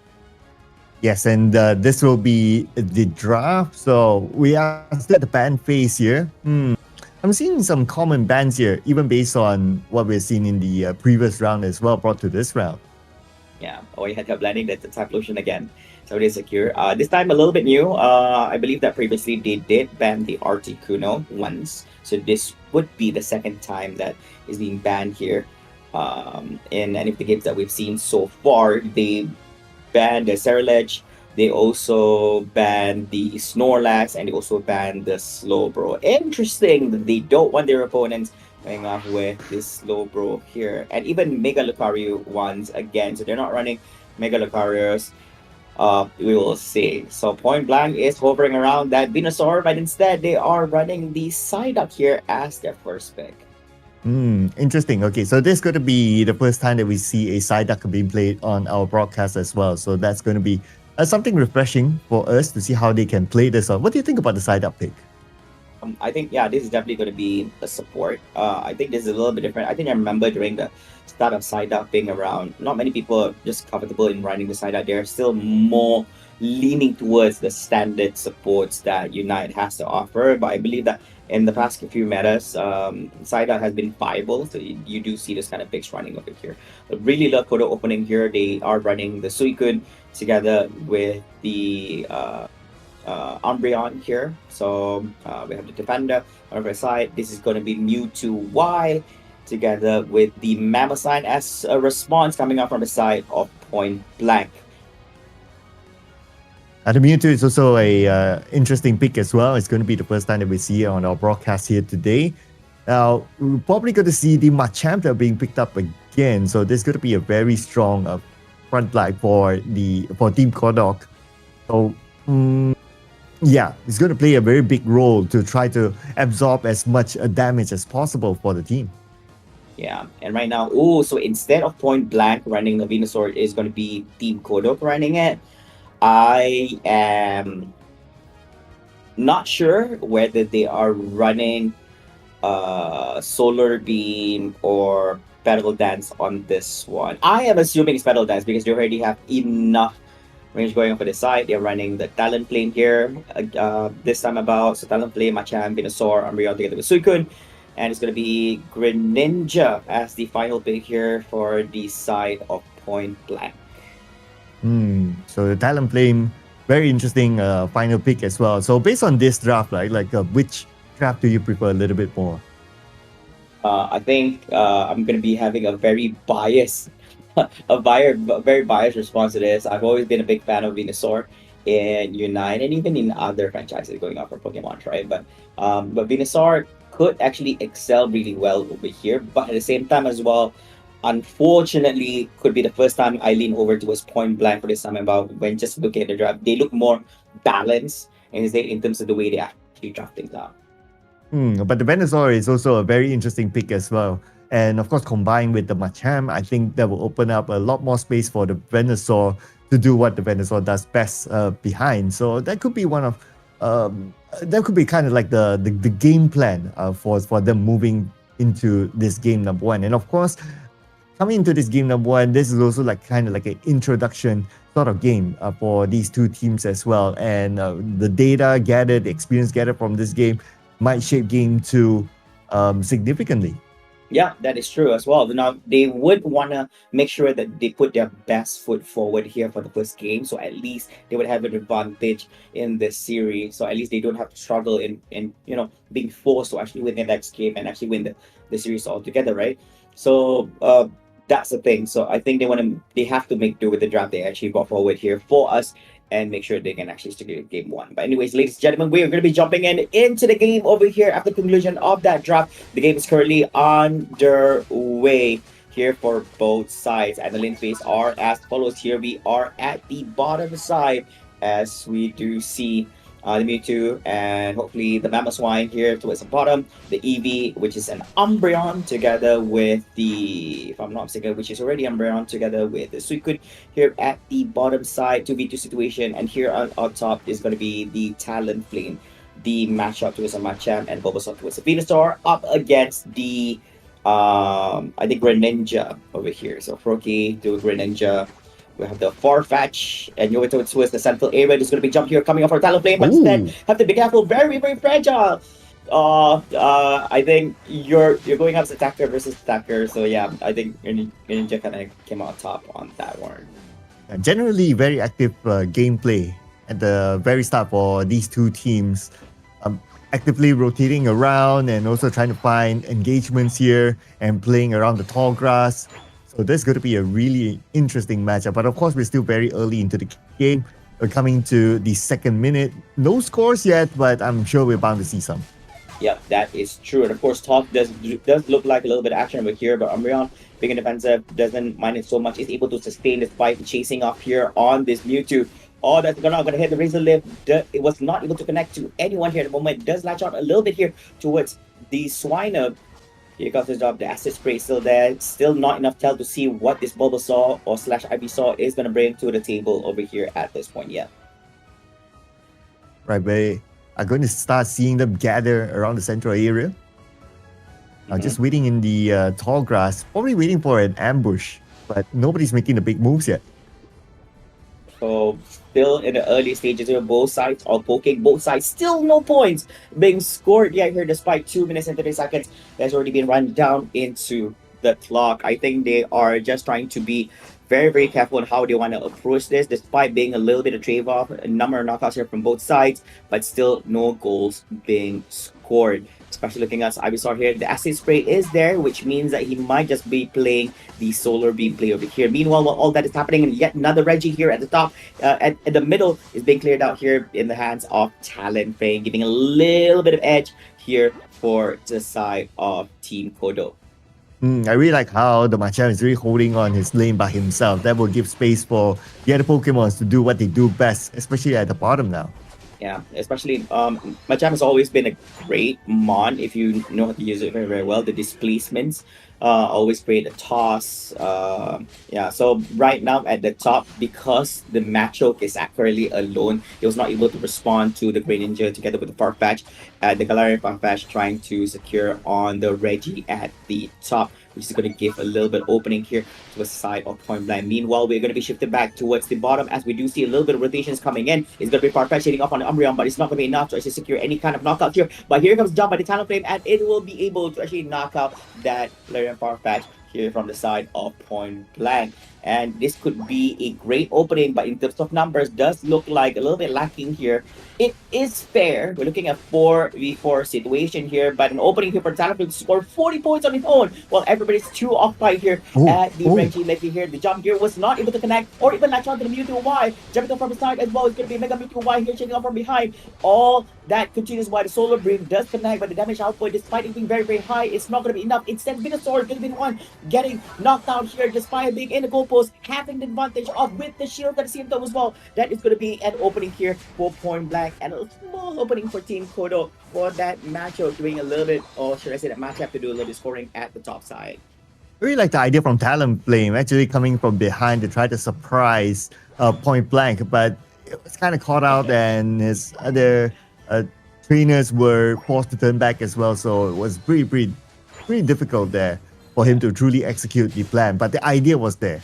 Yeah, it read it like a book. It's a Mewtwo. I think that if you saw the previous Talonflame plays by Team MYSG, was able to connect. This time, not the same outcome, I would say. Anyways, yeah. So, this is scary coming from Team Point Blank because they have range hyperscalers from their side. They have Farfetch, they have Mewtwo Y, they have basically Psyduck, Manswine, and even Greninja. So they want to create. So the plan is very simple. They want to create a safe zone for Mewtwo Y and Greninja to just safely just chip into it, so opening everyone at maximum distance, and that's how they. And while Mamoswine is just going to be the front wall for everyone here, and just exactly what else was happening right here. But this time, the Duck for Talonflame uses it Unite, pushes over towards the other side, was not able to connect to anyone right now. Sunny System in here, coming up from behind, going to the center. Umbreon makes its way to a safety at the other side, but I can't say the same here for the Farfetch from the side of Point Blank, as it's going to go down together with the Machamp, a 1-to-1 trade-off, and the Reggie Steel here at the top will be the next objective. It does look that the side of Team Kodo would want this for themselves because this is going to give them edge in terms of attack and special attack.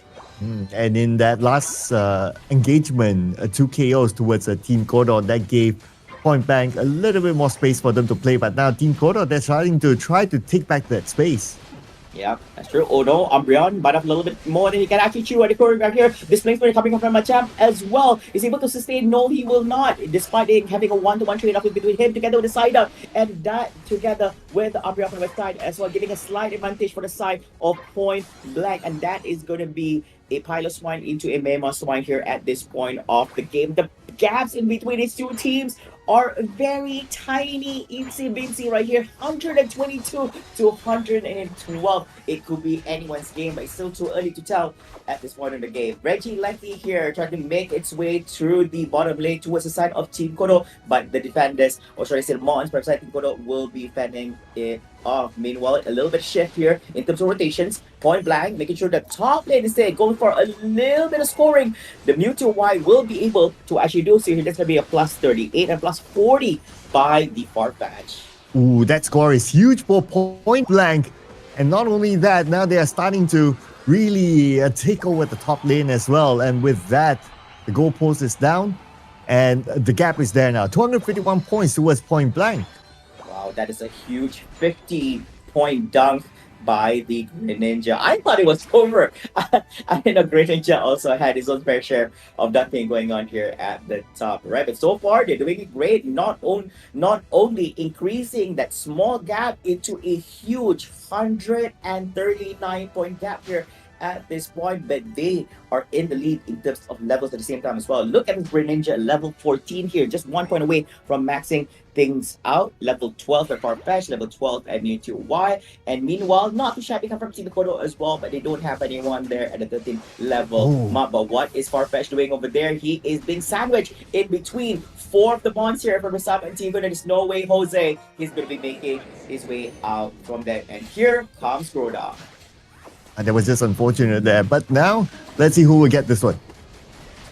Oh no, he's coming through from his side as well, opens up as well. It is going to be the Venusaur securing in, and that Solar Beam will able to actually connect nicely over here. That one's going to miss out for this point. Throws some of the Acid Prey, but the damage is going to be enough. Getting up 3 months here. Being knocked out from the side of Point Blank, making a 5v2 situation. Make that 5v1 as Mammoth White has returned to the frame, making it a 2-1 here into the whole fight right now. But that is going to be huge and definitely straight up looking for right now. Farfetch still fighting to slice and dice here towards the side and giving up yet on the upper end as well. This is definitely a huge turnover here towards the side of Point Blank, and is not the scenario that you would want at this point of the competition because Team Kodo is the one looking for points.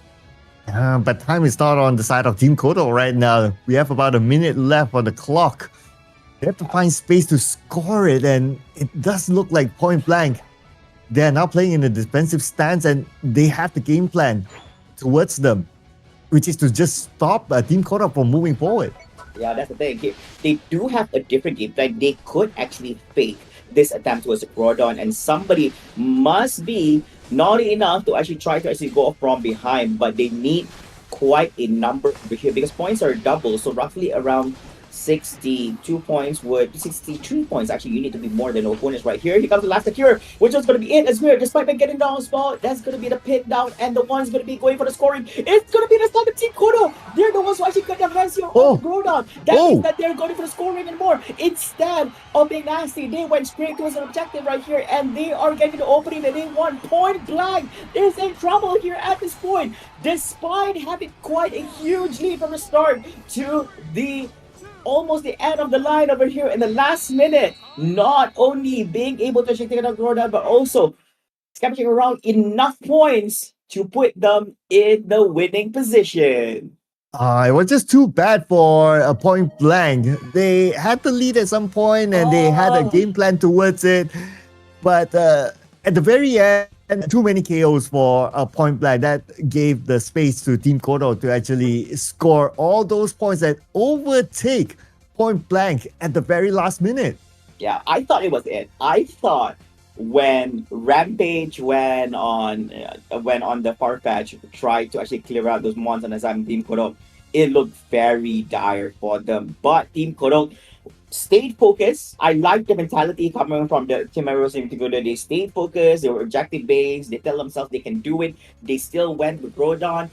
Point Blank, they had to be extra careful because they had to make sure that if you saw Mewtwo Y, he was actually being placed at the top side a little bit just in case somebody gets a little bit naughty from Team Kodo trying to score behind their backs and everything like that. But because of that, Team Kodo just went laser focus on the Groudon and then created that opening. Even I couldn't tell because in all that chaos that was happening towards the center, I was just waiting to see the indicator that Groudon was in whose hands, right? So yeah, that was insane.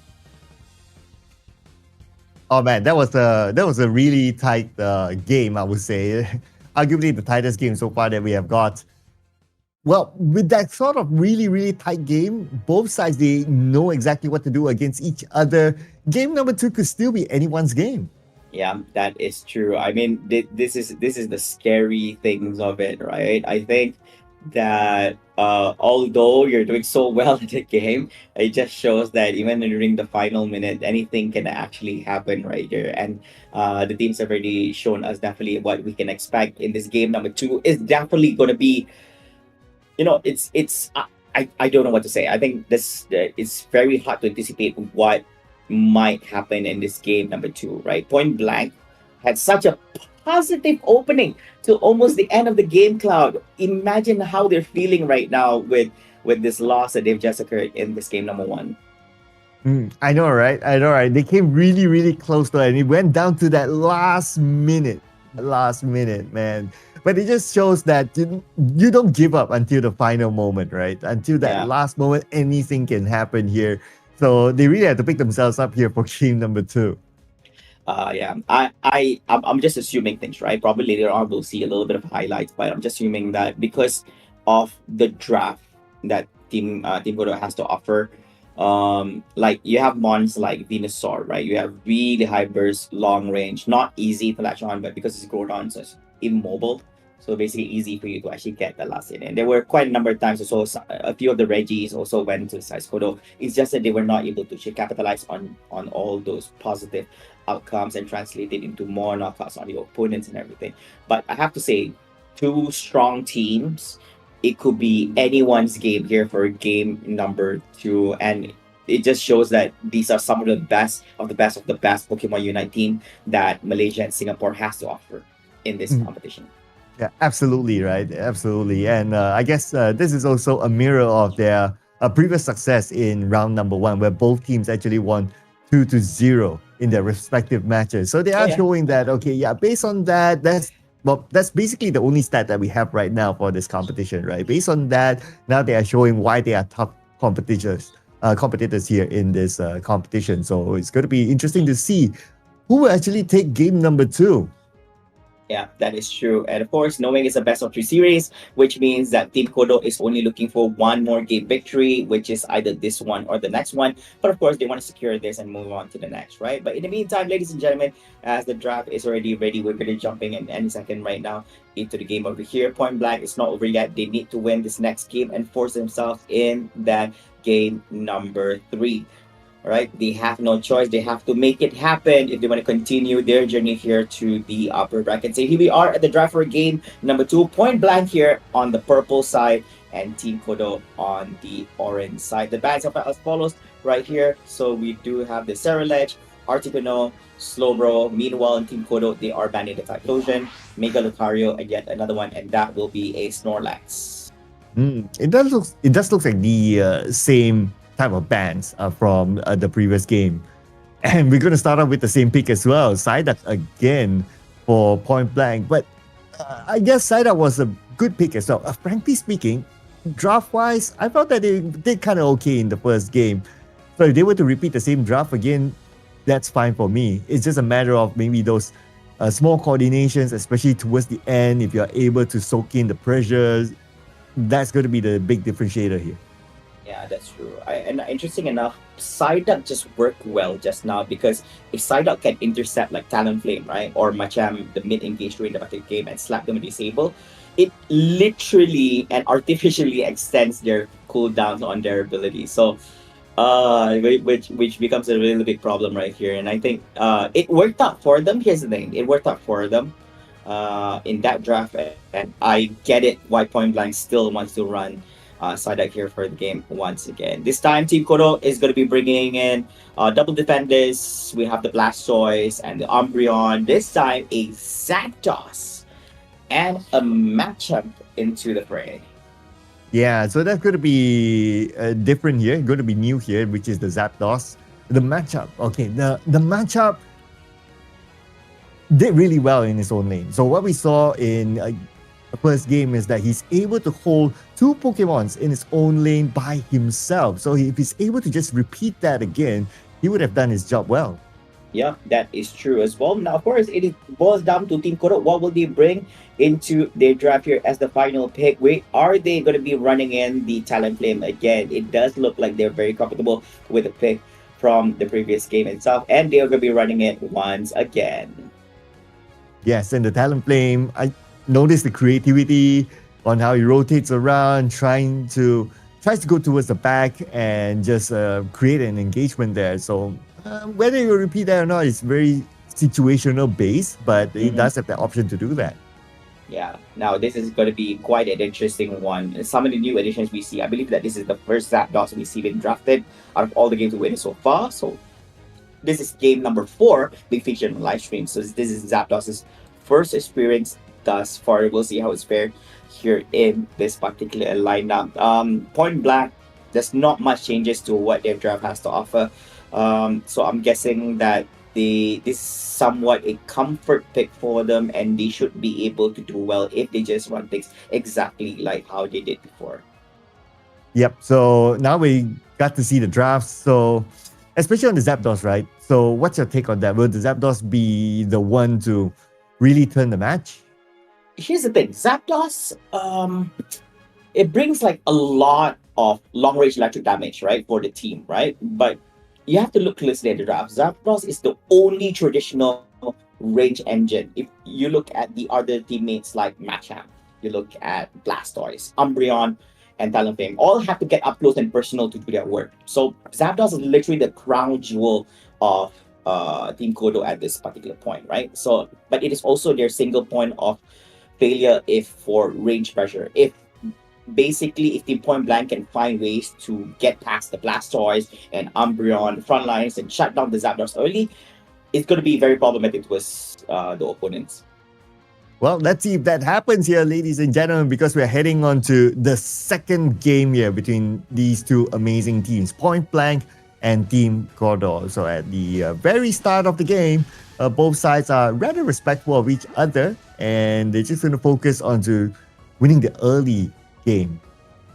Yeah, so of course we see the Pokemon lines here at the top. It's going to be Farfetch'd together with Psyduck. Early rotations here by the Talonflame here at the top. It's going to pair up together with the Machop and also the Eevee, which is an Umbreon. I always have to remind myself which evolution it is every time you see it. There has to be some sort of an indicator going on up here. Is it just me? Yeah, but anyways, yeah. So they are running the Swing up here in the center up against the Greninja. So they are trying to actually get some levels, and the rotation coming on towards the top side. And it's going to be an early opportunity for them to actually knock out here. The matchup here at the top is going to be the Umbreon together with the Talonflame here at the top. And I believe that is a little bit too much for them to actually handle, despite having the speed debuff. They are able to actually knock out the Umbreon as well as lightning debuff going on from behind.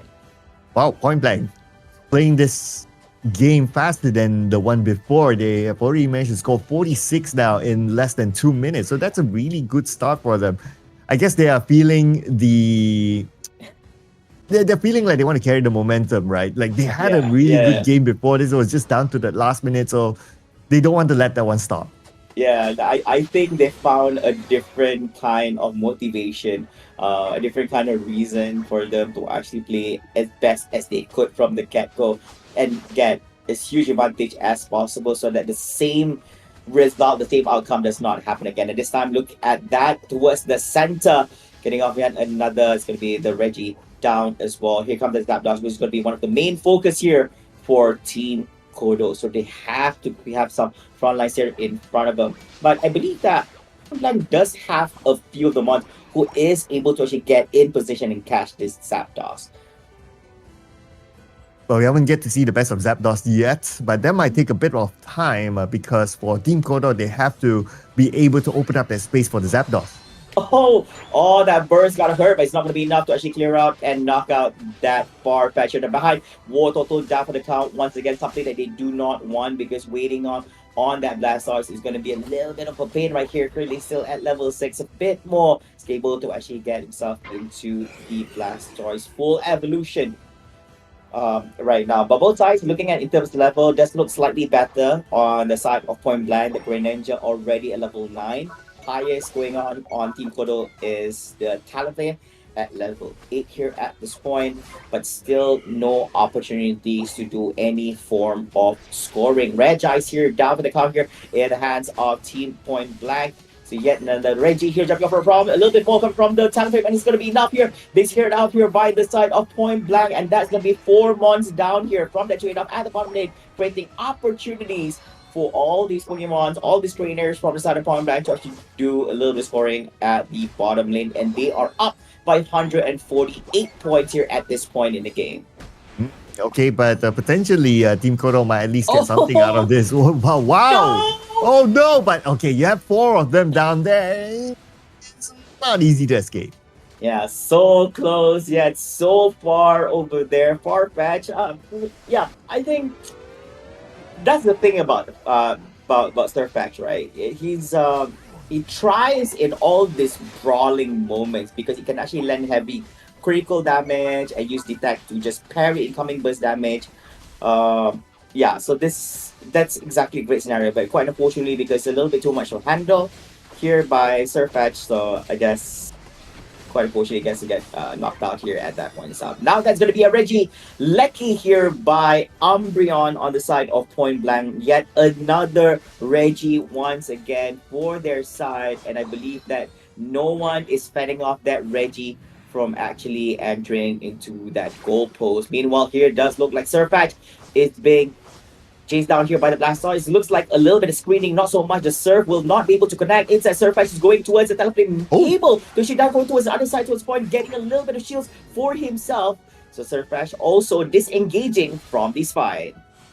Okay, so they're done with the top lane now. They're moving and can focus onto the bottom lane instead, and the gap is still there, right? Point Black 203 against 35, but we still have 4 minutes of 40 seconds to go in this game. So I think it still happen. If whatever that we learned from game number 1 is that never give up until the final moment.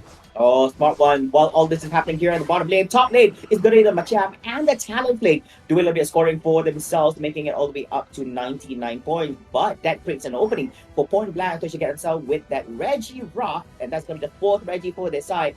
That's going to be an amplification in defense and special defense for the team. But even with all that, that's going to be a 29 points being done by the Blastoise. Surfing over to his top, he is able to sustain this no problemo. Okay, so we can see that Team Kodo, they're slowly starting to crawl back those points. Oh no, going for this one. Greninja able to secure it again. That's going to be the 5th Reggie here for the side of Point Blank. Jump for the side. That's good Surf. Not to catch, but also the Unite coming from Talonflame. Charging over towards the left side of the field. Getting off Aston, getting off here on the snap. That's the key towards winning for Point Blank. Make that into knockout streak here for the Machamp. And to get yet another, this time about. Oh, this is tough. This is tough. Lots of trade-offs here coming up from both sides. Well, this could be the moment for them to really score those points in, and they're going to get another KO here for sure. Nowhere for you to go. But before that, a bit of a trade-off there. So both sides getting their respective KOs. Oh yeah, that displacement hitting off on the Surfetch. He was not able to actually disengage from that or even get himself together with the boss. But the team is already here. They managed to screen off all the team members, and I believe that they would be able to secure yet another Reggie Lecky for themselves. They are just collecting Reggies like collectibles right now throughout the whole team. Not even an ounce of openings here for Team Kono to get any for themselves. But well, Blastoise, gotta be careful. You don't want to drive that serve. You don't want to drive that Reggie towards the goal post, pushing out towards the side instead. So this is not a rapid spin Blastoise. So we're seeing that towards the right. It has its own benefits of things. That paired up together, a little bit of coordination is needed between the Blastoise together. Talonflame, you don't want riding off the surf towards a different side, and then Talonflame riding over to another side as well. Disasters could just happen. And once again, to make things even worse for Team Kodo right now, that is going to be a Reggie steal. So attack and special attacks amplification here for the side of Point Blank. But what Team Kodo is doing is very simple. If you're going to the Reggies for the buffs, right? We're not going to engage with you. So we're going to put all those buffs to waste. Yes, you're going to be benefiting a little bit from clearing out and knocking out the Reggie steal, even Reggie Rock, Regice, all the Reggies, but still we're gonna put it down 2 ways. So all the shield is gonna be going down, but instead it's gonna be the Groudon. Point Blank does not need to clear the Groudon. All they have to do is screen away, fan off Team Kodo from actually getting this for themselves. And if we were to zoom in onto the points, right, it's really, really close right now. So Team Kodo could potentially still do it. So the pressure is still on for Point Blank because they cannot drop this game. Fine, jumping it forward. That's the Surf, was not able to drive anyone from the side of Point Blank towards the right side of the field. So right now, they have to reset back once again. There is a one here at the top. Of course, Talonflame is just waiting for the right opportunity to actually go on a dive. So there, if they can actually charge, Talonflame could actually hit either the Surf Patch or even Talonflame would be great right now. Blastoise disengaged, getting off from the bottom as well. There's going to be Eject coming from here towards the top right side right now. So charging in towards the other side right now. Mamoswine not really in a good position and will be knocked out as well. That's going to be a 1-to-1 trade-off. A matchup for a Mamoswine. Umbreon also very low in HP, trying to make a sweep to this game. From here comes the jump coming on from the side of Greninja. Will it be able to actually hit off on all? And it's going to be 4 months down here from the side of Team Kono, leaving Talonflame being the only one right here. So they are trying to be extra careful right here. They don't want to dedicate all their monsters towards the jump right now. If they're going to jump right here, they don't have any more safety. So he needs to jump away, and he's also going to be down for the count. And this game goes ball returning back to the Pokémon Center. Now, like I said, point blank does not need this Grodon. They don't have to be greedy. So they have to take control of this goalpost. And with not enough times in the hands of Team Kodok, I believe that this will be it. As 12 seconds here on the clock before the game ends. Yeah, 10 more seconds, and I don't know if they can actually do this one. They're trying to make that rush here, but there's only 3 more seconds on the clock. Are they actually able to dunk it in time? The answer is no, and point blank will take game number 2. Oh, wow. Wasted no time.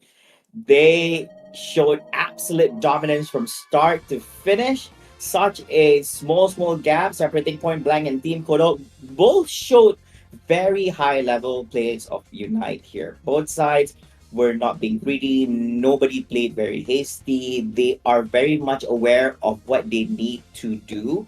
So, like just what I mentioned before, right? If you look at all those stats that's being displayed here on the screen, Point Blank secure every single Reggie that Unite has to offer in the game for themselves. But what Team Kodok does is that we're just going to totally ignore you after those fights because we know that you're going to be having advantage in terms of buffs in a sense, so we're not going to engage you at any point right now. So if you look at all this in dish out, Zapdos at 50,000 damage on the side of Team Kodok, but 54,000 on Umbreon and 52,000 here on that Greninja. So they're very focused in knocking out their opponent. So very big difference over here compared to what the other side has to offer. So yeah.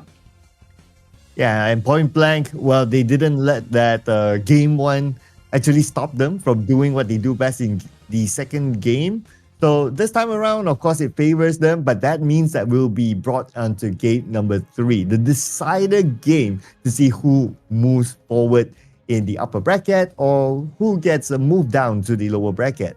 Yeah, that is so true. But of course, I want to apologize. I also forgot to call out Rampage also in the surf patch. It's like 57,000 damage, which is actually the highest compared to what Greninja and and the others has to offer, right? Yeah, so Rampage, wow, insane. I have a feeling, right? I think because Rampage has really ran that surf patch, I think twice. So I think there's probably a mini chance that they might just have a respect ban over on that surf patch. But of course, that's just me, right? Or probably they have their own reasons why they want to ban the other mons here in the game number 3. But Cloud, first time we're jumping to a full series over here, game number 3. So far, which team actually surprised you in these 2 games?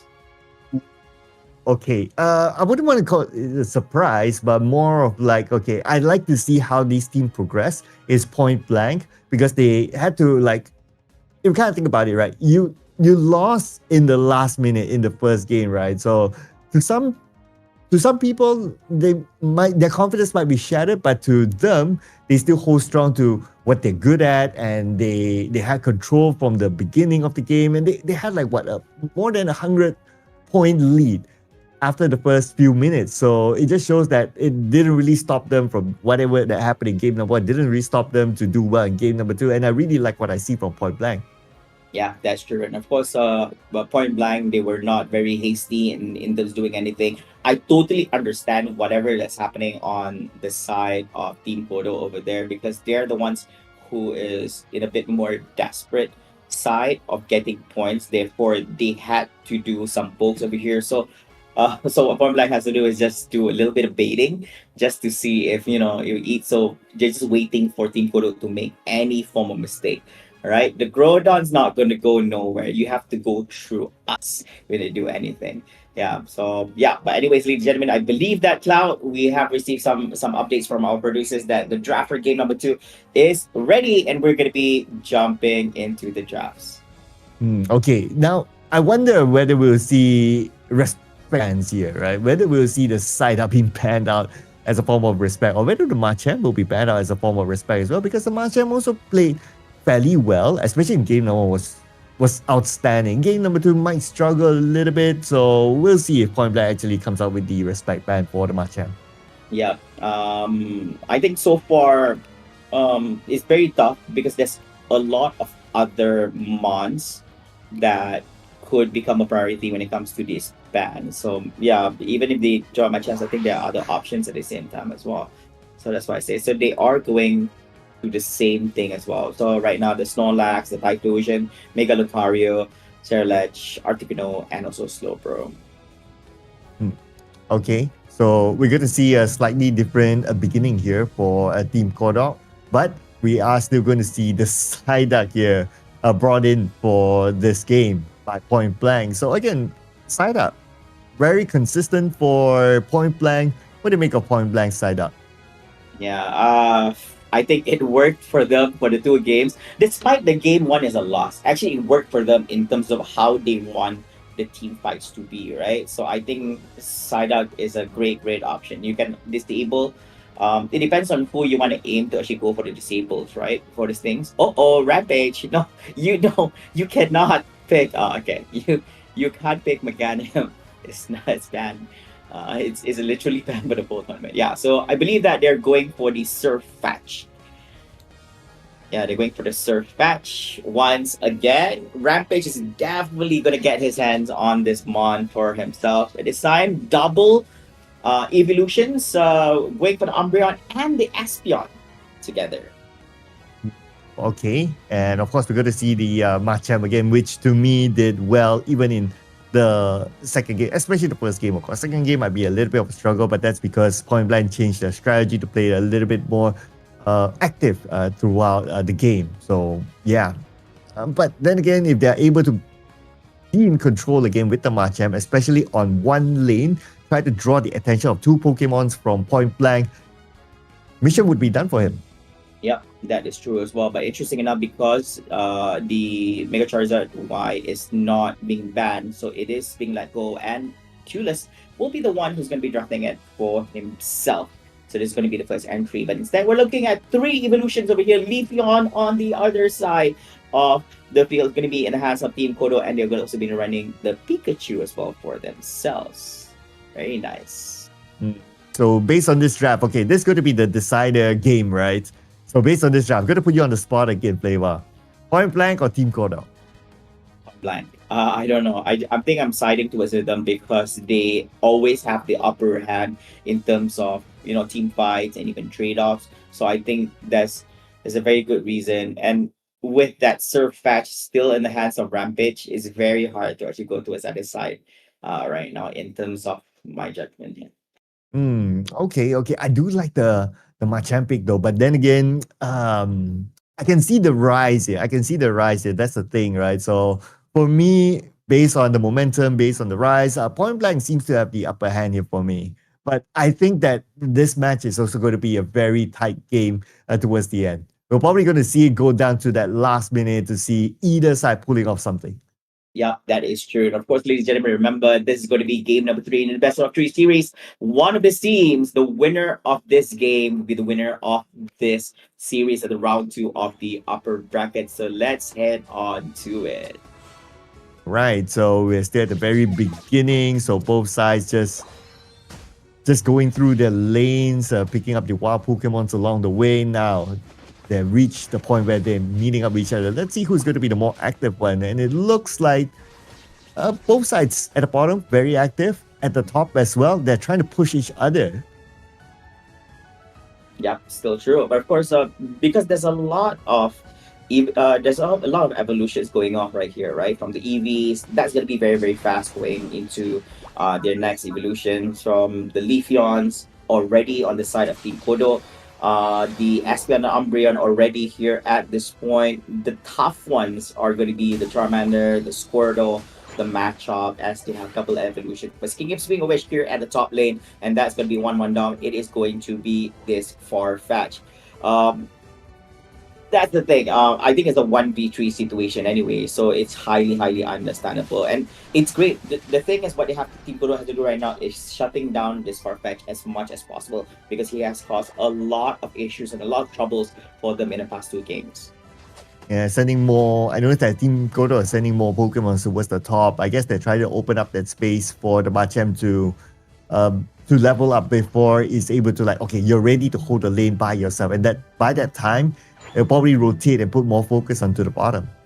Yeah, but if you want to see the early games, right, I think that this should be in the bag for Team Kodo, because they have a few number of early game executioners. So they have the Blastoise, the Leafeon, the Machamp, the Pikachu, and the Suicune. So look at the absolute tempo and the map pressure they can actually bring, especially with Leafeon and Pikachu. They hit major power spikes way earlier than whatever Point Blank has to offer. So, but the thing that they're not doing is I was expecting them to actually invade the Point Blank's jungle, but that's not really the case that's happening, and we're already way past that point already here at this point. That this positioning here by that Macho, putting him in between, sandwich between four of the mons with Team Kodo, and that is going to be putting the Charizard in a very bad position, getting knocked out here at that point. And of course, the Reggie here in the center.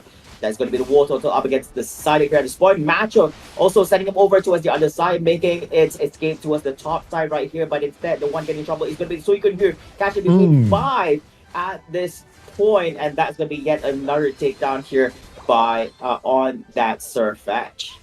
Yeah, it was difficult for him, right? He was put in an awkward position towards the Team Kodok side, and there was nowhere for him to run. Now it's going to be the Psyduck's turn, and he will be KO'd at the top, opening up more space for Team Kodok to score. Yeah, so Charizard just looking out for levels here at this point. Yeah, I think I'm just waiting for this Umbreon to just, just serve as the ultimate dive stopper here for the team up upon their opponents. So we'll see. So yet another uncontested Reggie here at the bottom. So that's going to be Reggie Lecky for the side of Point Blank, but Regice here by Kodo, they are pushing through the bottom goalpost. They are able to actually do a little bit of scoring here. Look at that huge 30, but still not being able to overwhelm what the opponent has to offer. A little bit of overextension. Umbreon is also going to be down for the counter here, getting knocked down and will be returning back from the Pokemon Center here at this point. Despite having a good hold over the Pokemon from Point Blank, they do not have enough follow-up damage here from their side. Okay. Now, it's really tight though, 81 against 89. And both sides, they are starting to pick up the pace as well. That includes a Point Blank gathering down. Okay, we can see they're waiting in the tall grass, waiting to ambush. But then again, Team Kodo, they're not moving down the lane. Yeah, they are not. I mean, it's not that simple as well, because this, if you look at the combination of Suicune together with Blastoise, was being a little bit too early right now. Hydra Typhoon was not able to actually latch on or even connect here, despite really bad timing here coming out from Team Kodo on that Blastoise. Was trying to actually make something happen. There were quite a number of monsters side Point Blank here at that point, but it comes to no avail right here, and that is going to be the equalizer from both sides. 89 to 89 points at this point. But remember, in Unite, they have to make sure they get more than what the other opponent has to offer. And with that, Umbreon down, this opening for the Leafeon to go a little bit scoring for himself. Make that 40 here by that Pikachu, but still not enough to actually break up this goalpost. They would want to score another big one here before the stream mons for the side of Point Blank to make the way through the bottom lane. Meanwhile, here at the top, does look like Macho up against the Surfax. Yeah, here at the top. Yeah, and Team Kodo is doing that same strategy again of like, okay, we'll leave one Pokemon up there to deal with the lane by himself. And so far, so good. He's able to hold on the lane. Then that allows the space to happen at the bottom here. And that's where Team Kodo is able to really push in. But now it's probably going to be time for them to make that rotation towards the top. Yeah, and right now, although the Regieleki is making his way through the bottom lane, but this Regice is having a little bit of spotlight here in between both teams and is being taken down. It's going to be the Machamp getting in it for themselves. But quite unfortunate for the Surfax, it's going to go down here in the hands of this Blastoise with the Surfer running over to his side despite having a real advantage. This Mega Charizard Y is now down for the count and knocked out back into the Pokemon Center. Okay, a good lead here, but then again, we are approaching the second minute soon. So that's where the tides could turn for Point Blank.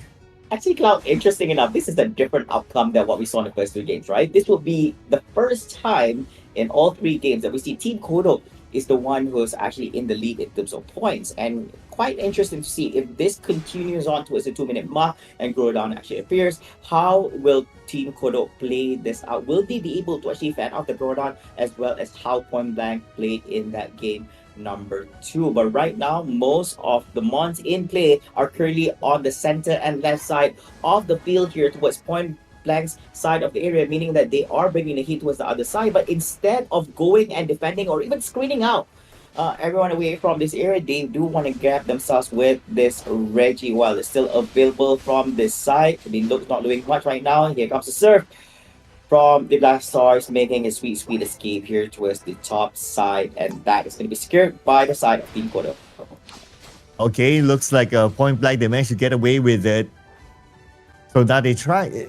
They try to keep the gap as close as possible, right? But if one thing that we know and we learned from the previous games is that Team Kodo, they know how to play the second minute onwards.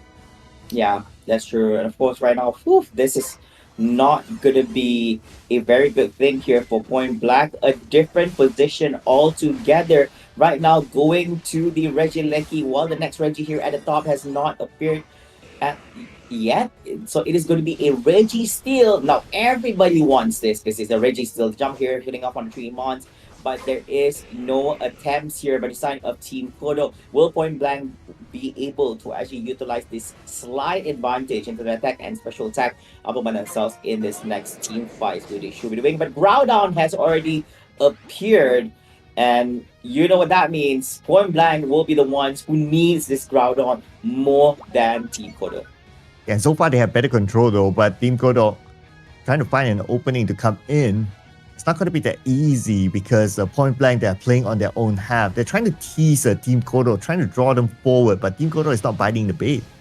Yeah, they're not doing it. Of course, they want to play it smart. They are letting Point Blank to actually spend all their abilities here up upon the Groudon. But Groudon quite sturdy here. Gonna be really careful. Low in HP, also gets a little bit of shield. Here comes the serve by the Blastoise. Not opening up yet with that Hydro Typhoon, just giving it for the right time. Suicune very, very low in HP. Less than half the exact here. Had himself in that tall grass together with his teammate. Now Leafeon still looking pretty healthy. Need to attack here together with the Pikachu. Both are quite soft, so they gotta be really, really careful. So it's gonna be the Blastoise and the Suicune here. Gonna be the main player over here. Oh no, getting crushed on the Suicune, managed to eject themselves towards the right side of the field. Still nothing definite yet, Cloud. 45 seconds here on the clock. Looks like a little bit opening corner top, and it's gonna be the. Oh no, this Stars is down here by the Pikachu, but the turn of his Suicune is gonna get down as well. There's gonna be 3 ones down and 2 on the other side. Make that 3-on-3, 2v2 situation coming up from both sides right now. This is a little bit opening here, but it's gonna be Umbreon to get the Mega Charizard Y.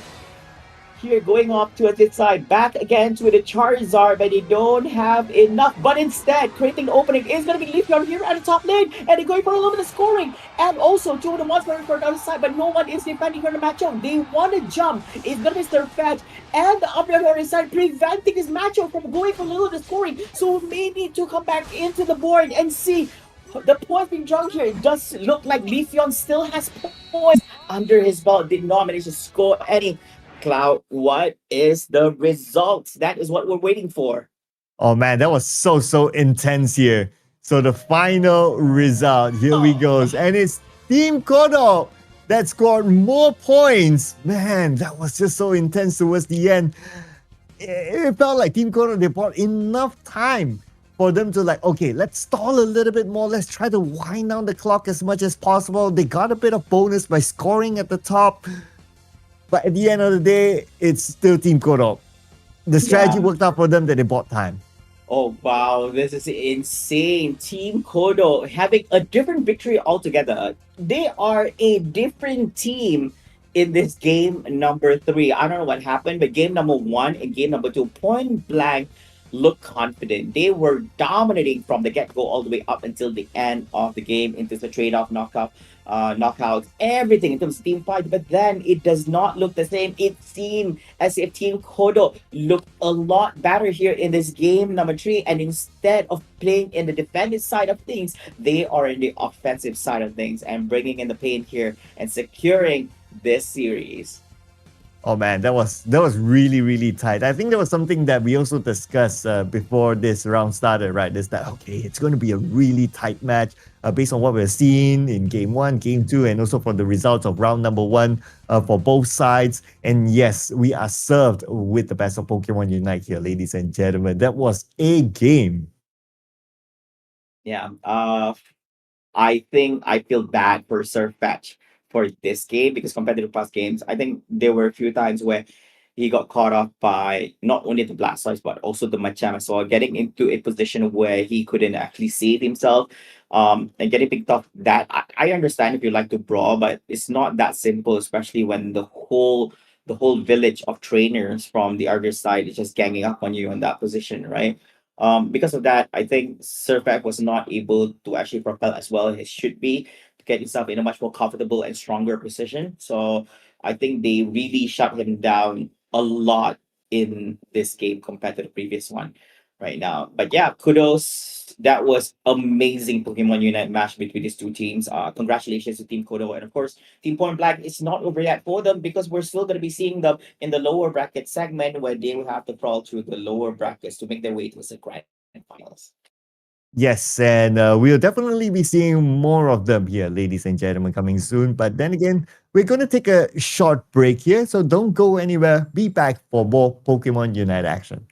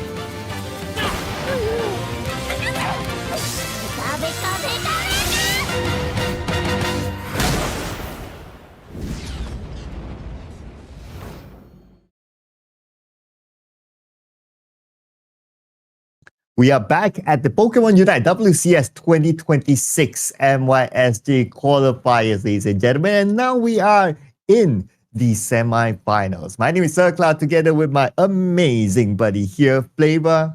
Yep, just making sure it's this side. Yep, we'll be your commentators for today. And we just saw Team Kodo came out with a really tight 2-1 win to reach the semi-finals.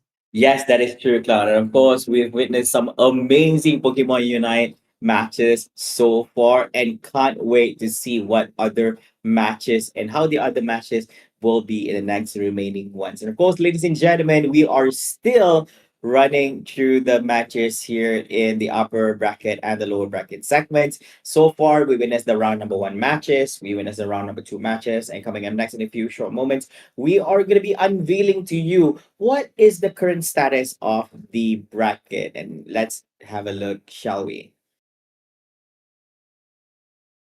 Yeah, so here we are, ladies and gentlemen. After the conclusion of all the matches thus far, this is the updated bracket. At the current moment for the upper bracket, we have arrived at the semi-final segment. It will be between Team MYS, who have just won 2-0 up against Team Foxy's Revenge, versus with Team Kodo, who have just won in a best of 3 series 2-1 against Point Blank. Whereas in the loser bracket segment, later on after this, we're going to be looking at the matches between Point Blank up against Upper Tumundor versus, and together with Foxy's Revenge versus with Team Kata. Yes, and unfortunately, we have to say goodbye to Amoy Laksa, Jobus, and also Hexagon, as they were eliminated at losers round 1. So hopefully we get to see them again in future Pokemon Unite tournaments. But then again, we're going to focus onto the semi-finals right after this, which is between Team MYS versus Team Kodo. And the winner will move on to the grand finals. The team that doesn't win will still have a second chance in the lower brackets later on. But, well, if you can move on to the grand finals and just stick back, chill, and watch other teams play, why not, right?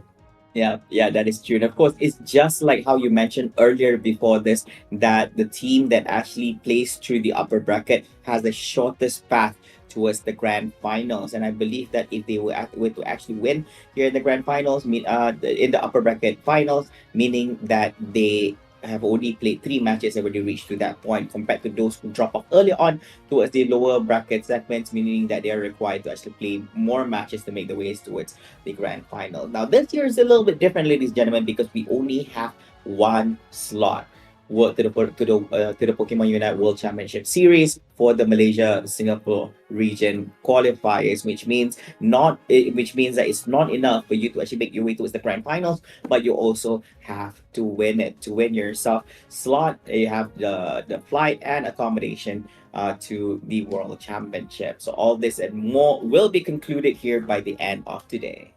Yes, and of course the lion's share of the total prize pool of $25,000 US dollars, where the champion will bring back $15,000 US dollars. So that's a lot of money on the line as well. But nevertheless, the teams will still need to carve their way through to the grand finals. And we are going to kickstart here, ladies and gentlemen, the draft here for the semifinals first game. Oh yeah, and of course, ladies and gents, we are seeing the usual suspects here when it comes to the bans. Mega Lucario once again being banned from the All-Day, but it is very understandable because Mega Lucario is like literally the unstoppable raid boss here inside Unite since its introduction to the Unite move, which triggers its Mega Evolution. It's a little bit different back then when as Lucario is still okay, but right now Mega Lucario is an instant ban throughout every single game, which also includes the Typhlosion. Now includes new one. We have the Pikachu, Machamp, Talonflame, and together with the Zacian. The opening pick here by the side of Team MYS is going to be the Moltres for them as the first pick, and followed by a response from Team Kodo. It will be the Slowbro and Articuno. Yes, and I see what Team MYS is doing here by banning out the Machamp, because Team Kodo, they played 3 games with the Machamp in the previous round. So they definitely did their study here. They even played 1 round with the Talonflame, and the Talonflame it was creative, so to speak, right? And that was banned out by Team MYS as well. So their bans here are based on the data that they observed from Team Kodo.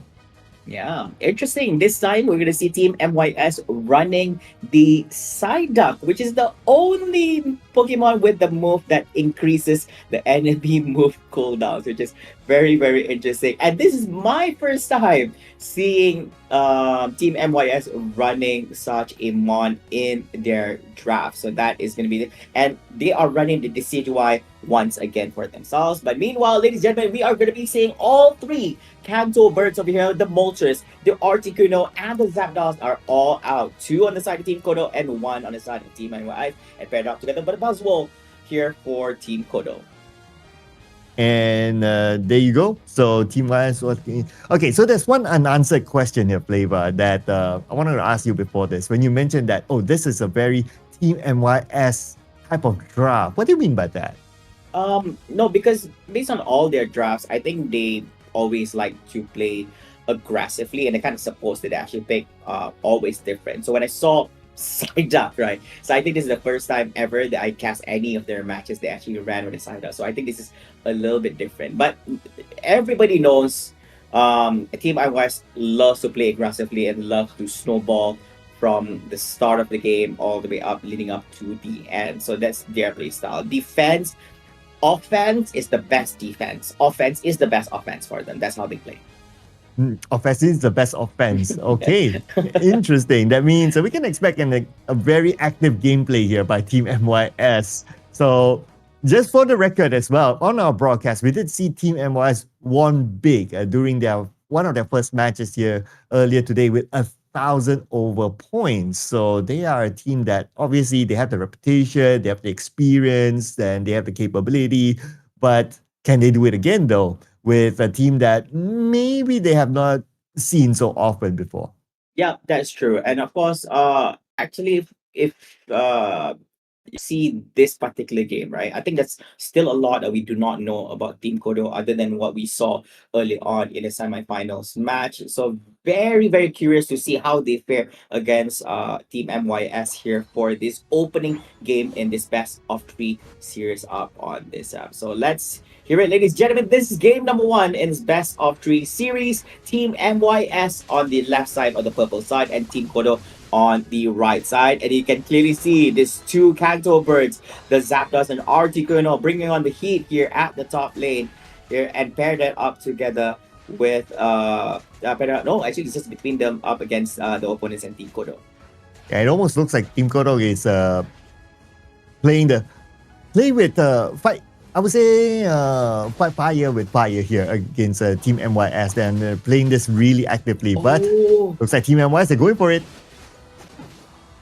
Oh, they chased down the Zapdos first because he was closest towards the goalpost, getting that shields up, but they were able to actually catch him before he actually does so, and then follows up together with clearing on the Articuno. A little bit overextension. They are going up against the Gibble, the Mimikyu, and also I couldn't see what's the other one, and the Psyduck as well. So a little bit more than what they can actually shoot.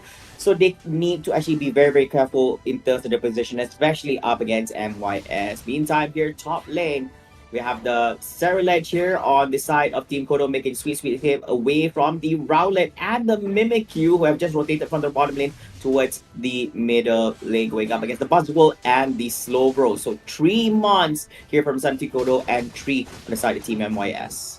Ooh, but look at this, Team MYS. They're playing this really, really actively now.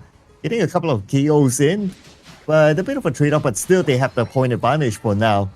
But what's most importantly is that do they have a lane advantage? And if we were to look at the top lane here, Team MYS seems to be quite dominant there. Yeah, that's true. And of course, this is going to be scary because one, they've actually gone to their full evolutions. It's a very simple strategy to look at because their main strategy is just to chip from afar when it comes to damage from the back line, and then they will just follow up together with the Garchomp and the Mimikyu to actually just go in for the finish from the front lines as well. So very highly offensive draft coming out from Team MYS. Meanwhile, here it does seem that It's going to get picked off over here at the same time as well. A little bit off position for both Slowbro and the Articuno. A little bit too much for them to actually handle here, which creates a big opening for this Mimikyu to actually get its way towards level 9 here at this launch. And on top of that, getting himself with a Reggie as well here at the same time for Team MYS. And in that previous brawl, Team MYS, they got a triple KO. And they're not stopping yet at all. Look at the aggression at the top even. They're really pushing Team Kodo behind. Yeah, and that is definitely true as well. Now, this is definitely the kind of play style that Team iOS really loves. But this time, for the first time, we do see Team Kodo are the ones who actually bring on the hit towards the Reggie. But I believe that they are not able to sustain all this damage. It's going to be Zapdos being the only one here getting chased from behind together by the side up, together with the Garchomp, and a little bit of assist coming on from the Reggie, like he was deciding towards Team MYS, making his way towards the bottom lane here at this point. So you have one Mon, which is the Moltres for high sustainability, and the rest are just full-on damage dealers for their side. Slowbro with the Legacies managed to hold on for just a little bit, but it's not able to actually do so. Not enough follow-ups from the team members from Team Kodo, and this is just snowballing through here at this point. Forward, there's Zhao jumping in despite the debuffs here on the side of Team MYS. They don't care. They believe they can actually do it. Look at this. This is why with the Unite, that's what shooting a from of 4 was able to clear. And that's multiple ones down here from the side of Team Kodo. And already, not even halfway mark already here, Cloud. 355 points to Team MYS versus 2 for Team Kodo.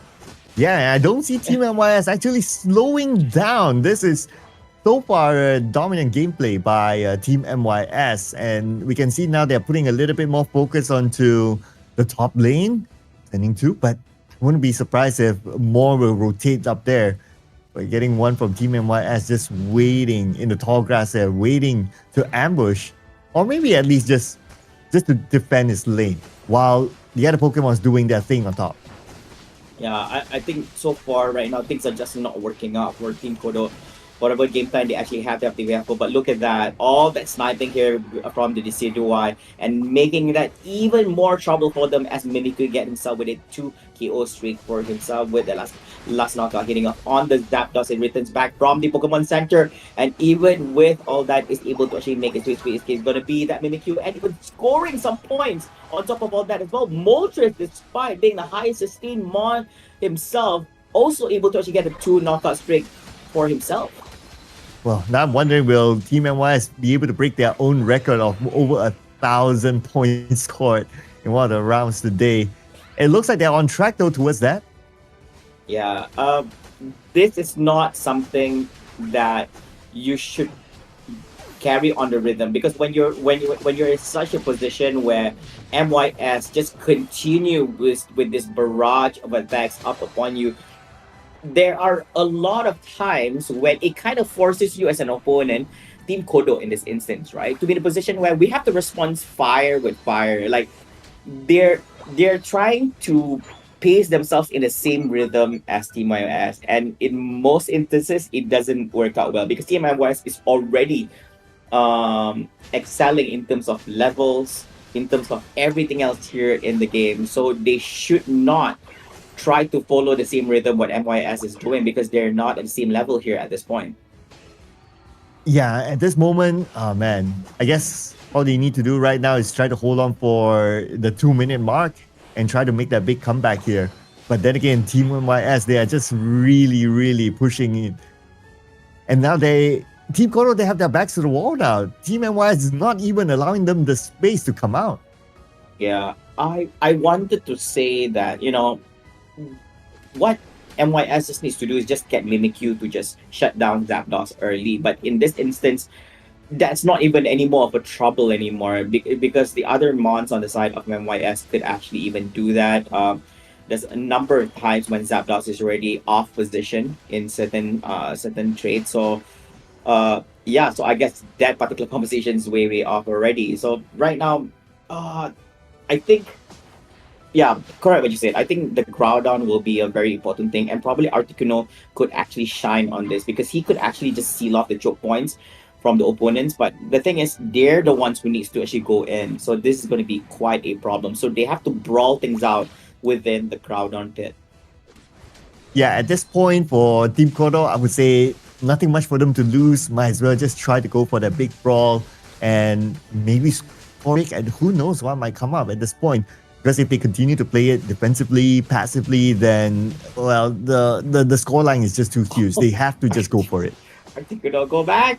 Go back. Oh, Oh, okay. The last shot is over here. But even that, look at that. The amount of damage here. This CGY from the back lines. Enough to actually knock out the slow pro. And of course, trying to make that escape here, come from behind. Of course, getting a little bit buff as well. I am worried that, yeah. Too late. Too late. I am worried that Team MYS is going to be the one who's just going to go straight to the ground on, and that's exactly what they did, because in the position that they're in, there's no way Kodo is going to commit to it. But actually, for me, Kodo doesn't have anything to lose, even if they're lacking in terms of trainers available. They should just go for it because they know MYS. I mean, right now, MYS already shut down almost every single chance for Team Kodo to come back from this. man, look at the level difference in flavor. I mean, it's just huge. Even if they want to just charge in, it's so hard. And speaking about charging in, this is where Team MYS charging in all the way. And it's time for them to wrap up this game. And look at the gap right here. It's just too huge. With 1 more minute left on the clock, it's so difficult. And they're not even allowing Team Kodo to step out of their base at all. Yeah, even oh gosh, it's very hard to actually brawl out here despite being in front and near your own base, even having somewhat a slight advantage of that, but still not being able to actually get even one of the mons here from the side team on the They've already done a lot of points.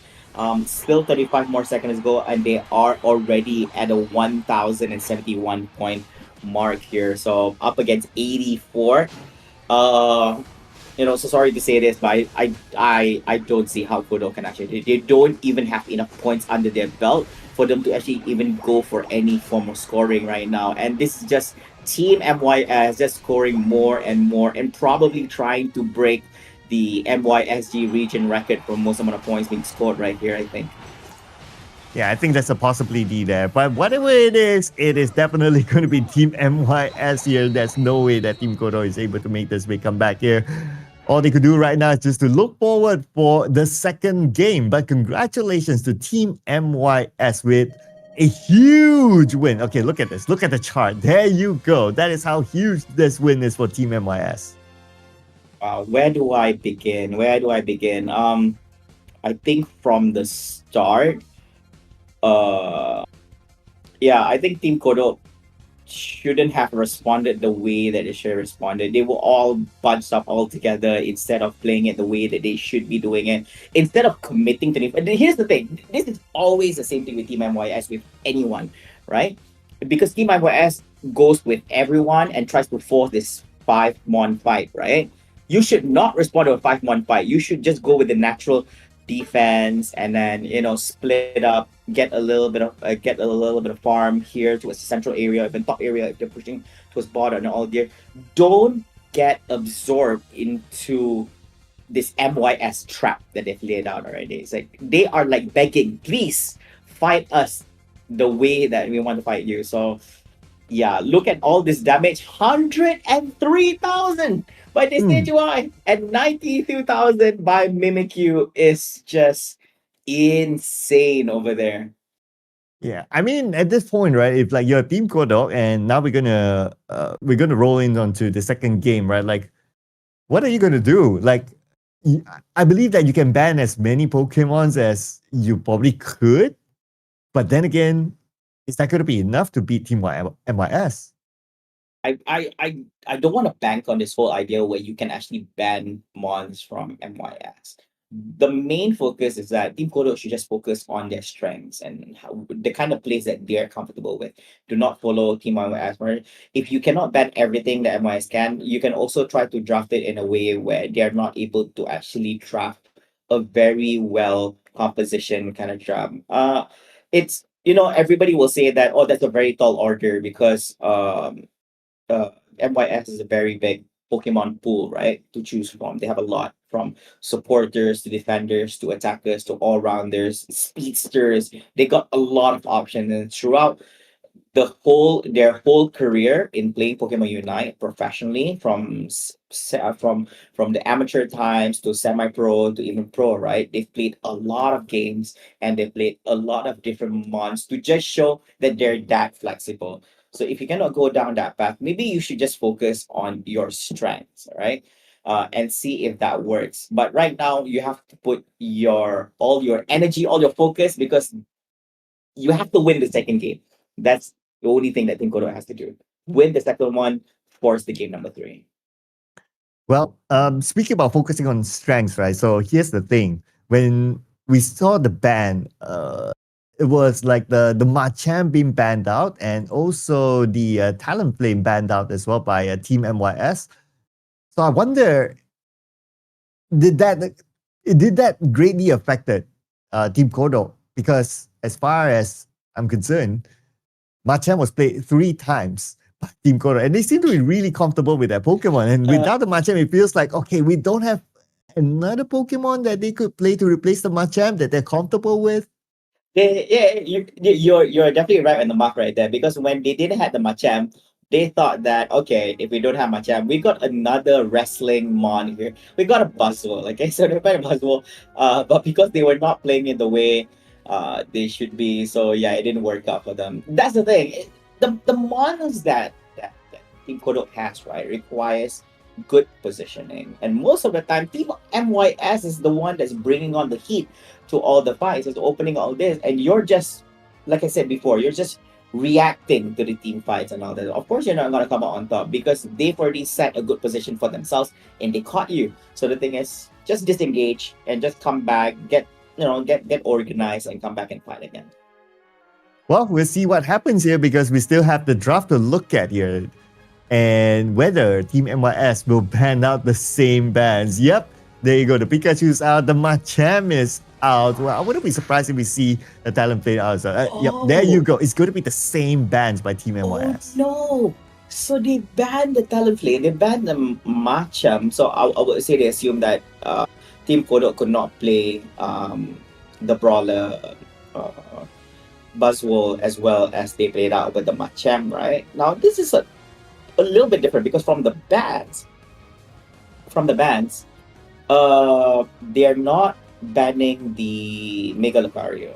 They are still banning the Typhlosion, which is in play. And this time they banned the Psyduck. So this is the first time we see the Psyduck be banned. So the Psyduck is not going to be played by Team MYS. But Team MYS has a lot of options. That's why I said they can play Hooper, which is something they played with so many times. They can play standard support. They can play Fable, they can Wiggly. Yeah, so I knew this was coming out at one point.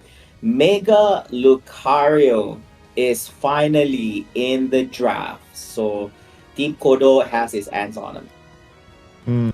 But at least this time, Team Kodo, they decided to do a bit of a respect ban, which is the Psyduck there. Not allowing Team MYS to play that one. But like what you said, right? Team MYS, an experienced team. They are flexible when it comes to their draft, and they're showing it right now so far with the Mew being picked up next. Yeah. Oh, Mew by Team MYS. Is this I'm gonna keep this reserved, right? Because back then when they still had Night Mew Foxy, which was one of the best Mew players in the world for and he was in Team MYS, but right now they don't have Night Mew Foxy anymore. Alright? It's Rhyme playing? Because Rhyme is considered the newest addition to this particular roster. Ice joined end of last year, right? So I'm curious. I don't think Mew, because I've never seen HT or even Yem or even Yang actually plays with Mew, right? So I'm just waiting to be surprised here. Yeah. And La Paz being the final pick here. All right. So the draft is set. The draft is ready. Ooh. I'm kind of worried for the fact that Team Kodo, they don't have like a Machamp on their side, and when they were really comfortable with the Machamp and how he played, how he hold on his lane by himself, drawing a few Pokemons onto his lane and render them not able to do much. Yeah. I worry that it's going to be the same story again. Oh, wow. it does look like a different draft altogether for the side of Team Kodo. And basically they are the first team to actually run a Latios here in the draft so far that we've seen. And also the first time we do see a Mega Lucario being allowed to actually be picked off in any of the draft we've seen so far. This is literally flash of the gods because this draft has bypassed standard compositions, and I don't know, this is just something different because allowing Mega Lucario, Articuno, and Slowbro, all right, for the Team Kodo to actually pick them as well. And Team MYS has Zacian, Moltres, and Mega Charizard Y. So of course this is going to be very high stakes and very fast paced game for both sides. Hmm. Well, we have seen a fast-paced game by Team MYS, and when they do that, gotta be ready for it. Let's see. Will it still be the same case, or will we see a big comeback here by Team Kodo? This is gonna be game number 2.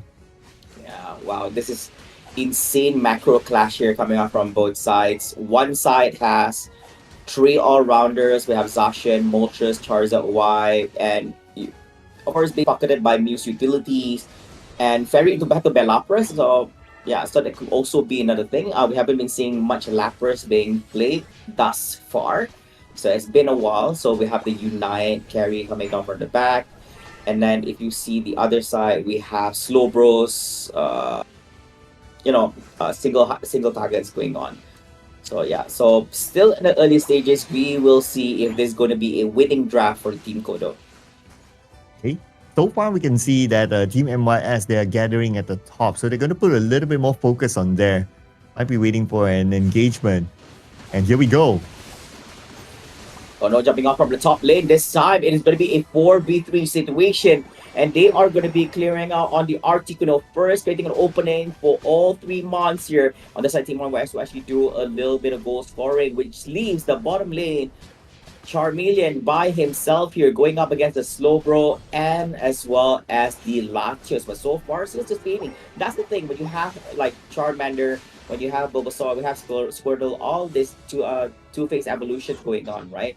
You must sustain. If possible, don't do anything too rash. If you're able to get hit. Ooh, this is quite unfortunate for Lucario. Getting picked off here by the Moltres, and that will connect and knock him out, heading back to the Pokemon Center. Returning back here at level 4. Meanwhile, here at the bottom lane, that's going to be huge on the green. But there is no light screen here by the Mew.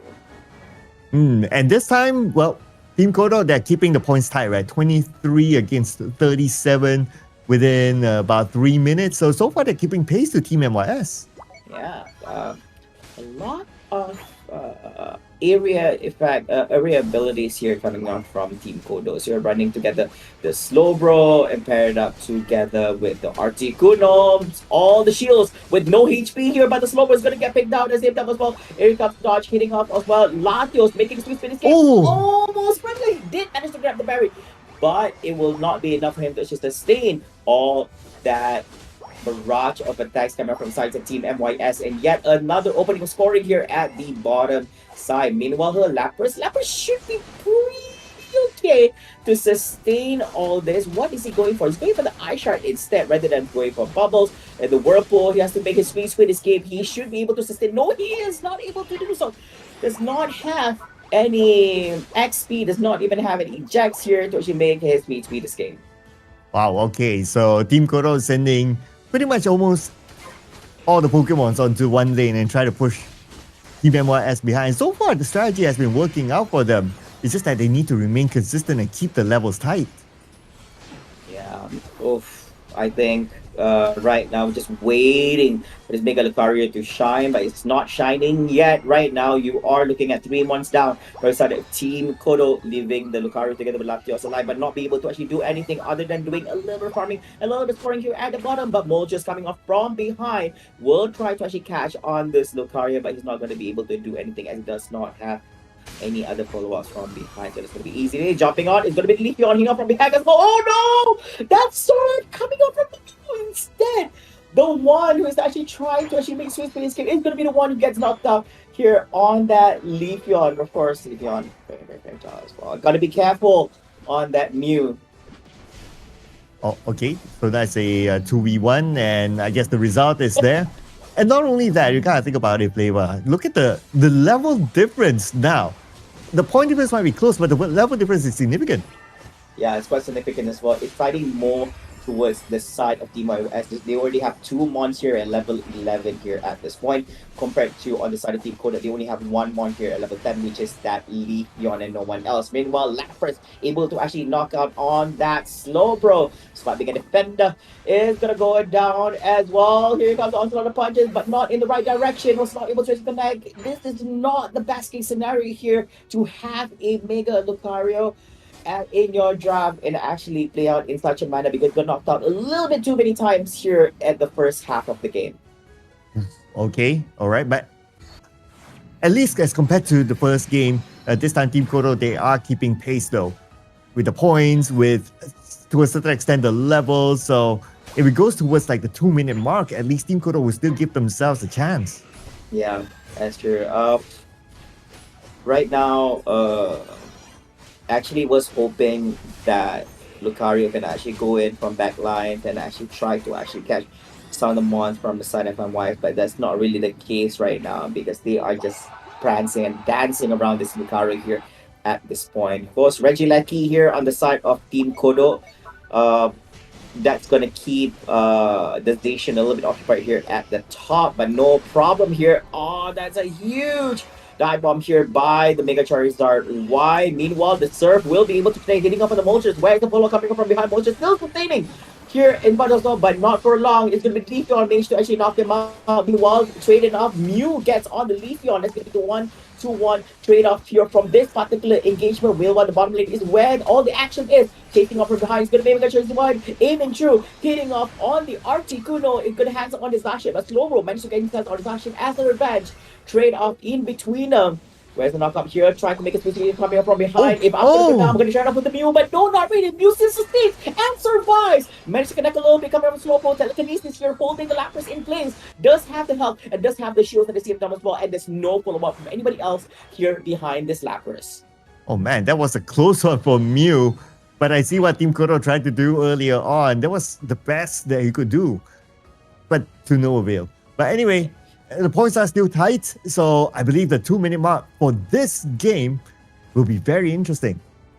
Yeah, although they have quite a gap in between them, almost double compared to what Team Kodo has to offer, but there is still opportunity for Team Kodo to probably just ignore the grow down, just going a little bit sneaky, trying to go for the scoring. But MYS, they are veterans here in the competitive scene. They know what they're doing, that they do know how to cover all this to ensure that none of that actually happens. But it does seem that first move is already here by Team Kodo. They try to actually do a little scoring here at the top. Quite sneaky here, managed to close down the gap to 42-point gap here in between them. My apologies. It's a 38-point gap here in between them. Okay, but we're edging towards the 2-minute mark though. We have about 25 more seconds, and that's where both sides will be ready for it. And look at this, it's 209 points now for Team Kodo, so they are giving themselves a good chance. Yeah, if they're lucky enough, they're not allowing the Reggie to pass just in case. If they do allow it and somebody happens to have a big amount of points to dunk in, which means Team Kodo will have the lead. So they're not going to allow that. They managed to stop it. So right now, they are going to be focusing here on the crowd down area. Who's going to be doing the opening? Oh, it's a double Lapras.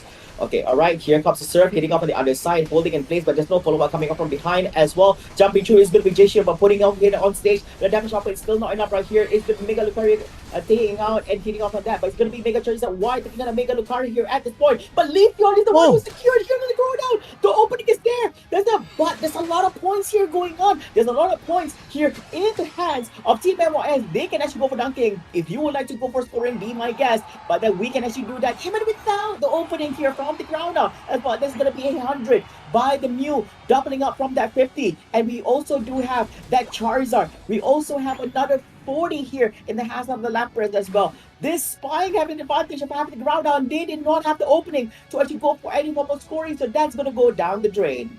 Yeah, it was really, really fast by Team MYS to actually win that one. But now 1 more minute to go. I don't know if Team Kodo can actually make that comeback. They have to do it quickly now. They have the points. They have a lot of them in hands right here. I believe that it should be somewhat close to enough. And with the amount of time, they can actually grab a little bit more. Whereas that's going to be 100, 229. But the Mew and the Sponsor Lapras here on in the base as well. Here comes the jump, making sure Article is not able to actually dunk in that huge 50. They're going up for yet another Mega Charizard. One managed to actually clear out and knockout now. Make that 2. It is going to be a 2 knockout streak. Make that a 3 knockout streak with the Leafeon as well, and Slowbro in the hands of that Moltres, and Lapras getting this out. One is also going to be on that Mega Lucario. And with that knockout, surely now Team MYS will win game number 2 and will be your first grand finalist, ladies and gentlemen. Here it is, the official results locked in. Welcome Team MYS to the grand finals, one step away from the ticket to WCS. Yeah, I know everyone's going to be talking about Team MYS having this victory, but I have a new amount of respect towards Team Kodo. I think they have found a much better pacing compared to that game number 1. I think they understood that they need to stick to the ground, to their own rhythm, to their own strength. It definitely reflects and shows in this game. Although if people just look at the score, right? Yes, MYS having 899 up against 329, but the kind of gameplay that Team Kodo has brought forward for this game number 2 is definitely better compared to what they've shown in that first game itself. And they should be very proud of themselves. And I hope that, if by hard work and effort, maybe we can actually probably see Kodo against Team MYS in grand finals. Yeah, there's still a possibility because they still have the lower bracket to play for, so they're not out of this competition yet. But of course, playing in the lower bracket, the stakes are even higher. You need to really work it out against the other teams who have the same feeling as well, who have the same amount of stakes to try to crawl back up into the grand finals for them. Yeah, I have to agree. But of course, we have to shine a little spotlight here to Team MYS. They are, you say, Cloud, the first grand finalists and one step away from grabbing that ticket to represent the Malaysia Singapore region here from the Pokémon UNITE WCS2026 MYSG Qualifiers. Yes, so congratulations to Team MYS. That was a really good win by them. Maybe on paper-wise, it might not look as convincing as the first game, but it was still a really good game for them. I would say that for the most part, they were still in control of game number 2. Yeah, and interesting enough, they were not shying away from just changing the kind of draft that they want to bring as well. They also want to show to everyone that's watching, even including us, that they can also bring a different kind of flavor, a different kind of approach in terms of the draft and the kind of gameplay here, just like any other team. So they're not just sticking to the same old standard drafts. They can be flexible as well. So Team Kodo,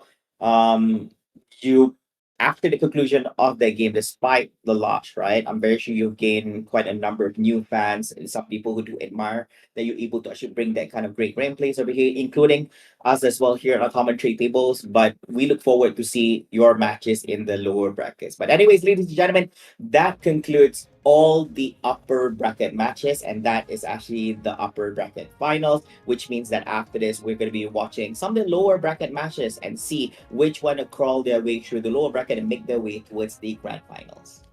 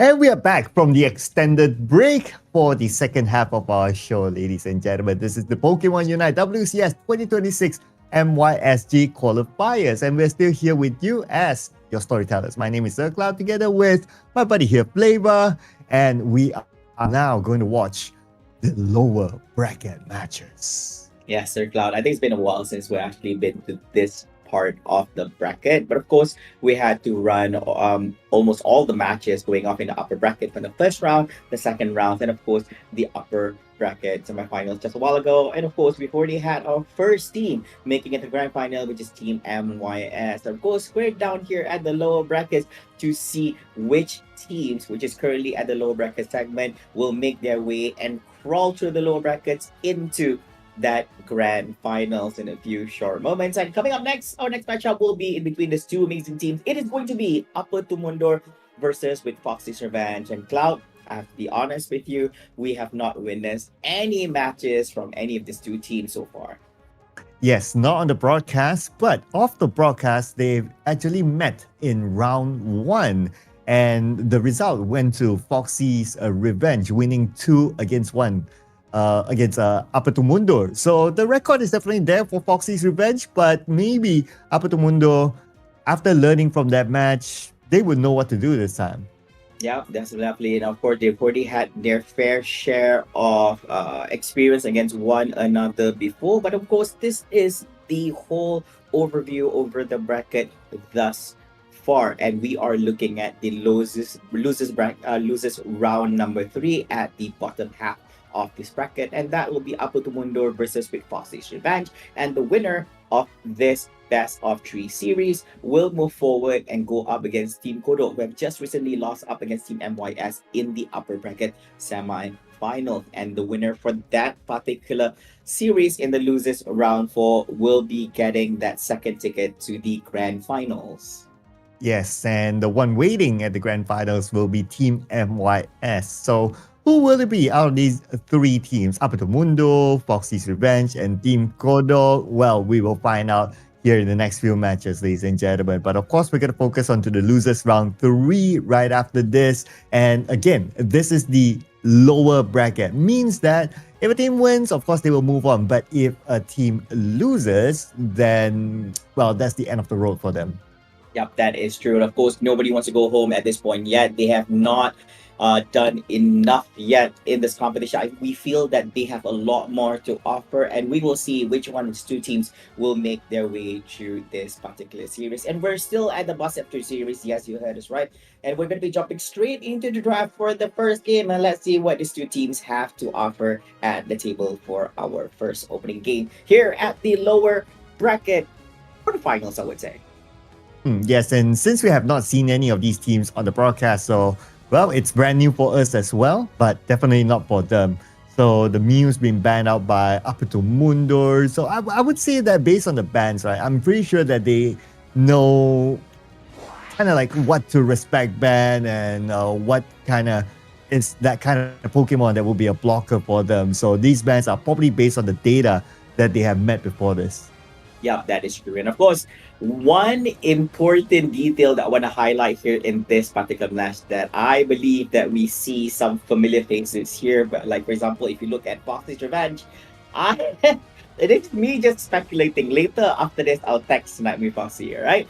I'm speculating that Nightmare Foxy, the name of the team, is based on Nightmare Foxy because Foxy's Revenge. I don't know. Is this a revenge to us?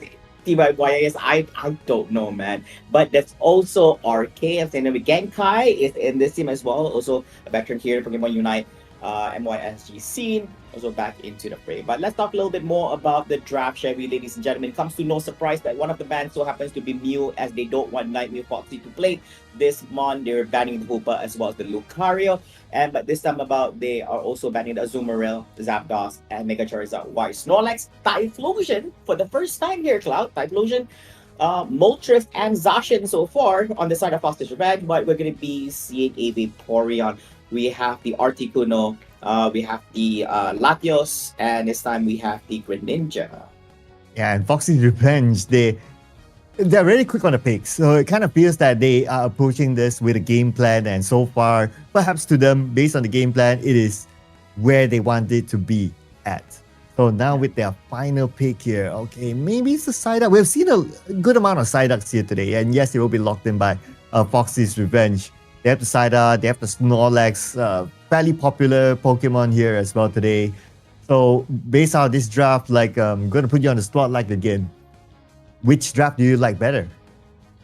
This is interesting. I believe that both teams have a really good mix in between all of them. I'm leaning more towards Foxy's Revenge on this one. I think that draft-wise, it looks more balanced what they have to offer. They have people on the front line. They do have people going up close and personal. They do have really nice depending on their side, although it's only one versus together with up against Vaporeon together with Articuno, but still looks more promising. And they're running together with the Moltres and the Psyduck here, who has shown from time to time it has been a good choice and at the same time translating to victories for multiple teams. Yes, and based on the record again, Foxy's Revenge won against Apatomundo during their first match here today, sending Apatomundo down to the lower bracket. Until Foxy's Revenge, they had to go up against Team MYS, where Team MYS won against them. And because of that, they are sent down to the lower bracket as well. And now it seems to be that these two teams are fated to meet again at a round that has much more higher stakes here at the lower bracket. So let's see who will take home game number one, ladies and gentlemen. Without further ado, let's head on to it. Yeah, I'm excited for this one because if we look at Team Fox's Revenge, their playstyles is they really want to charge in with all their heavy physical brawlers. But of course, this is not going to be easy because you're looking at a number of elemental fortress. You have the Articuno, who's going to be laying down the ice to freeze them in their tracks. And of course, if the team does try to achieve breakthrough, Vaporeon is also still right there to drop the Aqua Ring and Currents to heal through the burst while tossing them back with Muddy Water. So this could also be the kind of thing as well. But they also have the Psyduck, which could possibly serve as a direct counter to Serena's royalty. So this is also another, I would say, a very strategic pick going off. And it was the last pick, which is a little bit different compared to what we saw before in the other drafts where they did try to secure that Psyduck in the early stages. But this time, it is actually the final pick here from the side of Foxy's Revenge. Look at the positioning of the Snorlax. Sent all the way onto the other end. So this is a fairly interesting strategy here by Foxy's Revenge. They really want to play this aggressively, and now because he's ready to brawl, he's moving up to the top lane, and we're going to see a 3v2 matchup there. Yeah, that is true. And of course, here at the top lane, look at this. The Psyduck, the Snorlax, and the Moltres. It's putting on pressure here on the Serena as well as the Vaporeon. So many things lock up here.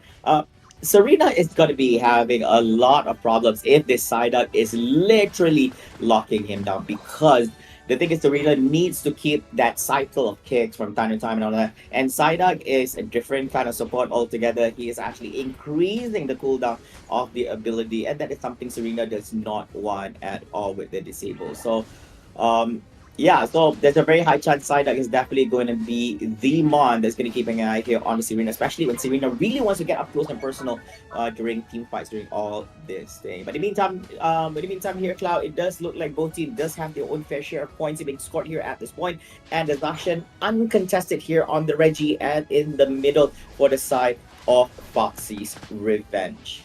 Look at the amount of pressure here by Foxy's Revenge, doing very well on the lanes, especially at the top. And now able to score a couple of points for themselves. They're leading by 40 points to 11. The rotation is really good. And that includes the rotation by the Snorlax. Yeah, and SM Plaza is working really, really well at the current moment right now. They don't have enough power here to actually clear up on the Snorlax. And that is going to be an easy pin down here by the two mods coming off from the side of Foxy's Revenge up upon on that Latios. Is going to get out, leaving the Vaporeon all alone here at the top lane, and with the rotation coming in back by the Serena. Here in the bottom lane, it's a different story altogether, as they already have the Typhlosion here at level 7 going on the Articuno instead, but they are also going to be losing out on the Snorlax for the side of Foxy's Revenge. Okay, so Apatomundo seems to be catching up in terms of points. The gap's not that big yet, so anything can still happen here, but I still do really like the rotation by Foxy's Revenge. Like, they're just moving up, moving down, and they're keeping all the lanes in check. Yeah. Actually, interesting enough, right, Cloud? Could you tell everyone what does Apo Itu Mundur to all our international guests watching? So, apa itu mundur? Well, the direct translation is what is reverse. Yeah. I believe this is the context of like, okay, whether they want to turn back or not in a fight. So they're not turning back from a fight. That's what it means. Yeah. Basically, they're like questioning the what is, like, if you deliver it, like, it's like, what is, what is running away? Like, oh no, ugh. Yeah, apa itu mundur? Yeah, so that's what it says. Oh no, that is insane. You're going in the middle. It was the Serena and Moltres trying to clear out with the Swabulu family. But yeah, Moltres just easy long range barrage over there, and he's going to be getting the most amount from that, including the one at the top as well, together with the Zacian and the side dive. And it seems like Apa tu Mundo is starting to gain momentum here. After not only based on the points, but look at their levels as well. Of course, right now, Reggie still sustaining, but also the team fight here continues in between them as it's going to be Foxy's Red, but 4. They do have shields here from the goalpost. The jumping coming from the Serena, but what's the follow-up from behind? Trying to lock a Serena towards the top side, but Serena manages to disengage back into the goalpost, gets himself back together with top of shield, and coming back into the fight once again here at this point, trying to lock the Serena as much as possible, and they are able to actually do so. It is going to be the Zacian here, pinning down and knocking out on the Serena. It'll be back for Pokémon Center in a few short while. Meanwhile, the battle here at the top lane is not over yet. Moltres dashing off forward despite being a fortress, but the fortress will fall right here, and that goes also for the other side. It's going to be a 1-to-1 trade-off, one knockout for Greninja for a Moltres. Snorlax doing really well with a heavy slam there, going all the way to the back. And now he has to be the one to try to buy enough time for the Psyduck to turn back, and looks like they will reset again. Yeah, this is insane battle right here. They don't have like superior amount of limit to just burst down people real quick. Oh, Latios, so close! Almost getting up with that shield, but then Vaporeon, what are you gonna do? Getting pushed out here by the shields, but managed to recover back, gets himself with the barrier, tries to come back into it and get himself the shield, but the damage is a little bit too much to handle. In between sandwich, in between 4 mons here from the side of Foxy's Revenge. And now that they shift the momentum away onto the bottom lane, and so far up to Mundo, they need to try to catch back on the points. Foxy's Revenge have the lead again.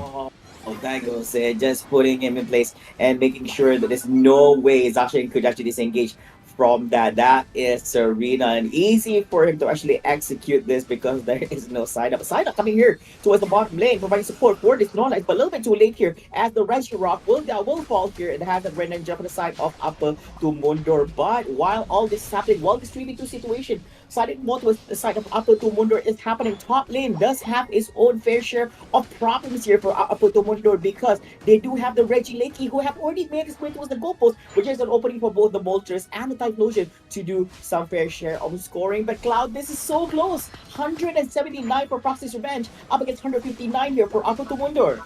It absolutely is. This might go down to the wire right now, but Apa to Mundo, they found a KO, and they are looking to chase down the rest of them. Next, it's going to be the Snorlax, but Snorlax is tanky though, but can he tank 5 of them? The answer is no. Yeah, it does look like the Draco Meteor does land off, but Serena is the one getting off on this. Regieleki getting off the top lane, no problem. Oh, here comes the whole cavalry of Mons and trainers from the side of Apa to Mundo going for a little bit of scoring, and now tipping it back towards their side with 210 points up against 179 from the side of Foxy's Revenge. Now, this is a very, very back and forth going on between these two amazing Unite teams here in the MYSG region. Oh, this is so tight. I mean, this is a reflection of their first meeting where Foxy's Revenge won by 2-1. So yeah, it was a tight series, and it's looking to be another one here. And we're approaching the 2nd minute mark soon. Both sides getting ready in the middle area. But here comes the heavy slap. Oh no, that was insane. Jumping in over here. Oh man, it couldn't actually make any form of escape here by the Articuno. Even getting pushed back here by the shields from the Snorlax. There's no way the Articuno was going to make its sweet escape, but he's able to actually return back into the team fight right now. Gets jumped. And of course, it's going to be a 5v5 situation here towards the central area, but Snorlax getting buzzed down heavily. It's going to be away for the next 10 seconds here in the Pokémon Center, and Moltres here going to be sorry. It's going to be the Serena locking down the Moltres despite sustaining as much as he can. He's already down for the count here at this particular moment, and down goes the Vaporeon here in the hands of Typhlosion, creating a 4v4 situation right here. Typhlosion tried to make an escape here. Is going to be returning back into using the escape room and returning back into the Pokemon Center, getting a little bit of regeneration for himself. But the Pokemon's on the side of Abu the Wonder not looking so well as well, less than half HP. This could be an opportunity for Fox's Revenge, not only does he get the ground down, but also going for the assault. Holding people in position right now, flipping over to his understanding, jumping this time, and gonna latch onto Western Vaporeon. Where's the follow-up come from? Draco Meteor here, latching on, hitting one side explosion, graphic shot, but it's not gonna be enough. Right now, Typhlosion also raging through, was not able to connect on that one, hitting up from behind as well, and Draco Meteor dropping up here. Ground out, witnessing all this inspiring right on the outside, but who's going to be getting the ground out? It will be in the hands of the Zacian. This is the opening that they're looking for right here. For the side of Foxy's Revenge, not only they got the ground out, but you have the numbers on top of what Apple 200 has to offer. A 3v1 situation, make that 3v2 as Greninja has returned, and they are going to be doing a little bit of scoring here on this side. Well, can they actually do so right now? It is going to be the side out here at the top. That's going to be 100 points here at top lane. Here by the side up. But Moltres not able to actually do any form of scoring and will get knocked out. Ooh. 20 more seconds on the clock though. Can they actually catch this one? The points are still close enough, but here comes another score. And looks like Fox's Revenge, they managed to stretch that lead with 10 more seconds more to go. I don't think there'll be enough time for Apato Mundo. Fox's Revenge could win this one. 5 more seconds, and that's going to be it. Fox's Revenge will take game 1. Well, it was quite unfortunate. Solid defense here by the Psyduck and the Snorlax here on the side. Fox not creating any form of opening for any of the mons on the side of Up to Mundo to actually go for any form of scoring through that bottom lane. And no one on the side of Up to Mundo is in the central area or even at the top lane to actually go for any form of scoring. So that created an opening. Fox's Revenge not only getting the ground up, but managed to tip over the points to give them the win for this game number 1. What a game that was, Sir Cloud. What a game. What a game indeed. I mean, this game could have gone either way if we kind of think about it. At some point, it was Fox's Revenge, and then it shifted to Apato Mundo, it shifted back to Fox's Revenge. It went down to not only the 2 minutes, it went down to that one last minute when Fox's Revenge managed to score big. And all they needed to do after they scored, they just needed to buy time. And they bought enough time for Fox's Revenge to bring home this first win. So congratulations to Fox's Revenge. This is a really, really exciting match. Oh yeah, and of course, it was a very tough situation for Apato Mundo because they were not really healthy in terms of health points during that final battle at the ground down area. So basically, I think basically Fox's Revenge kind of saw that opportunity. There's no way, even if they did commit, they are going to lose out on that trade-off. So they went for it. They forced that fight to actually happen. Apato Mundo didn't have any choice. If they did not engage in that fight, they knew that Fox's Revenge was going to go straight towards Crodon. So it was kind of like a forced situation for them during that particular manner. I think the thing is, there's so many good things happening here during this particular. I think everybody played in their own comfortable areas, but of course, there's always a winner and there's always someone on the losing side when it comes to Pokémon Unite on this. And Fox's Revenge gets this game number 1. Well, and the Snorlax to me played really well, always on point with the heavy slam and used the block really well as well to push away or push towards whichever Pokemon that he thinks is the best towards his team. So very good gameplay. I wouldn't be surprised if we'll see a respect ban onto the Snorlax after this. Yeah, of course, I think Snorlax has always been that strong defender. It also boils down to how you want to play him as well. Depends on the skill sets. I think this one he actually went with the shield. So the shield serves so many purposes. As you can see right now, great defender, but you can also use it for offensive purposes as well, where you can push in people towards your side. What he did was use the eject to get on that position. But anyways, ladies and gentlemen, all this and more will transpire here in this game number 2. We will see if they are going to be giving us a breath of fresh air when it comes to the draft that they have to us for game number 2. And this time, Apato Mundo is still on the purple side and Fox's Revenge on the orange side here on the right. Yeah, and so far still with the same band, so looks like the Snorlax is still up for grabs here.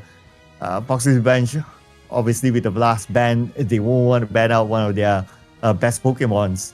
So that is definitely going to be on the deck right now. Unless, well, maybe if Apato Mundo wants to pick Snorlax for themselves.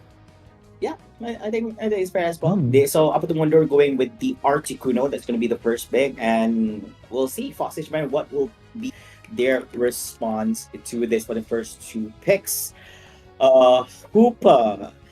Yeah, I don't know. I feel that every time, I think it's the first time. I'm not sure whether the second time. I might be wrong on this, but because Miami Foxy, I've always remembered him as part of Team MYS, and this time part of Foxy Japan, right? So I believe that there should be a very very good Hooper player here on the side of Foxy's Revenge, and Nami Foxy is very used to this aggressive play style, anyways, when he used to play for Team MYS. So I think this is no surprise. Basically, he fits in into this particular team just as nice, you know. Yeah. Yep, and looks like they're going to switch their strategy as well. No Snorlax in sight for Foxy's Revenge. So they're also showing that, hey, you know what? We're not dependent on only one Pokemon type. We can use, or we can do a lot of other different Pokemons as well. And this is also the first time we're going to see the Hoopa on our broadcast. So it's going to be interesting to see how this one comes out.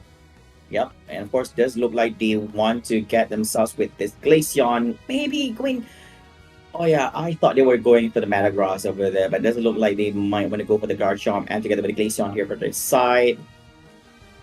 Yep, and that will be the final two picks for their side here at this point. So we'll see what will be it. They don't have the Panda. Does look like they want to actually get this Crustle. Almost, kind of more or less the same like a Snorlax, where you can actually see axes towards the opponents and get them into a certain amount of place. So you can show like multiple mons over to a particular direction. So I think this could be the kind of play, and they always like this displacement. That plus with Buzzwole, who's going to be brawling through in this fight.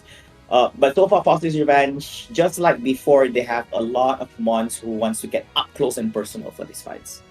Yeah, I like the Crustle pick as well. Like what you said, it is like a Snorlax-ish, or what it can do is almost like a Snorlax. So that's a good pick to kind of replace the Snorlax. Also, again, you don't want to give out too much consistent data to your opponents or your upcoming opponents as well. So show a little bit of versatility here and there. I think it's a good move. Yeah. This is going to be interesting because textbook-wise, if we look at the draft, right, I think for the opponent's team for the purple side, they just want to stand their ground. They just want to group up and they just want to outstab their opponents. But then on the other hand, on the opponents, right, in terms of mobility, that Hooper could actually serve as some plus points for them because they can actually just teleport out towards the other side of the map right here, which could catch the opponents off guard. So they don't really have to actually be they can just scramble around, and a Hooper will just do its work to ensure that everybody can actually move about in a much more strategic manner. So that's the thing right here. Yeah, so you're looking like an immovable fortress from the side of Abuto Mundor, and then Foxy's Revenge is just this team that just want to bring chaos and break down this wall that Abuto Mundor has to offer. Yeah, and they're very good at doing that, right? If we were to base on their gameplay from game number 1, and they would take a bit more time at the very beginning, but when they start to really start to push in the pedal, then that's where they can be an unstoppable force. So Aperto Mundo, I want to try to take a different approach as compared to the one before, to try to draw Foxy's Revenge towards their side. Yeah. I was about to, but it's okay. All right. So Gibble just get picked up here at the top lane. It's still in early stages, and of course, still a little Gibble right here, right? Getting pinned down. This whole composition of Gibble to Garchomp and then you pair that up together with the Blissey, right? This is gonna be quite big because right now, Garchomp can actually just have an ultimate bodyguard here because Blissey is just gonna stick around together with the Garchomp and Terra and all this, right? But at the current moment, Aputo Mundur not looking too good because a few of the mons here on the top side gets picked off multiple times. The Glaceon, although, you know, it did manage to actually get to a Glaceon already, but it does seem that there's a little bit of invasion here by the Zacian towards the left side of the central area. And not only that, also Hooper providing a little bit of soft support here by the sides just in case, but he is definitely in enemy territory here at this point. Look at this, putting on pressure, clearing up the wild Pokemons here on this side of the map. And probably coming up from behind, we might just want to look at the bottom lane here. So this is going to be the little bit of tension. So we do see the Zacian once so they teleport back to the base and returning back into the lane looking full and healthy. And that's what I noticed about Foxy's Revenge's strategy, right? It's like they like to go as far as possible. Even in the previous game as well, they start off by sending the Snorlax all the way to the other side. So they're kind of like trying to do the same thing here, just in a different manner. Maybe not at the very start, but now we have reached the 7-minute mark of the game. They are starting to show a little bit of that. Yeah. Interesting enough, because Articuno is here, right? So if you want to use the portal, he can actually just put down the blizzard over there so that when they come out healthy, but they get slowed. So yeah, so it's interesting. But of course, Articuno needs to be around during that particular time for them to actually make that happen. But of course, in the meantime, here at the bottom lane, things are getting pretty heated up. So much action over here. Yet another portal big open up here from the top to the bottom. So I'm guessing putting the Buzzwole, probably making it in time, getting on the... Oh no! It's going to be the Hooper getting the last hit in, hitting on the Regieleki, and the Buzzwole also managed to actually get on Articuno. Make that 2 knockout streaks here, getting himself on the Latios as well. And that is going to be a triple knockout streak and getting himself on that Glaceon as well. Not the outcome that Apotumundo wants at any point in the game. And look at the score difference right now, 151 to 3. But it's still doable for Apotumundo to actually catch up to this one, especially when we head on to the 2nd-minute mark. But right now they have to find, I wouldn't say much of a momentum, but they need to find the levels in preparation for that. Yeah, they're definitely lacking right now. Levels is not on their side. In position is also not on their side. They're not having the mobility as well. And the thing is, Foxy's Revenge, they don't have to force themselves to fight against.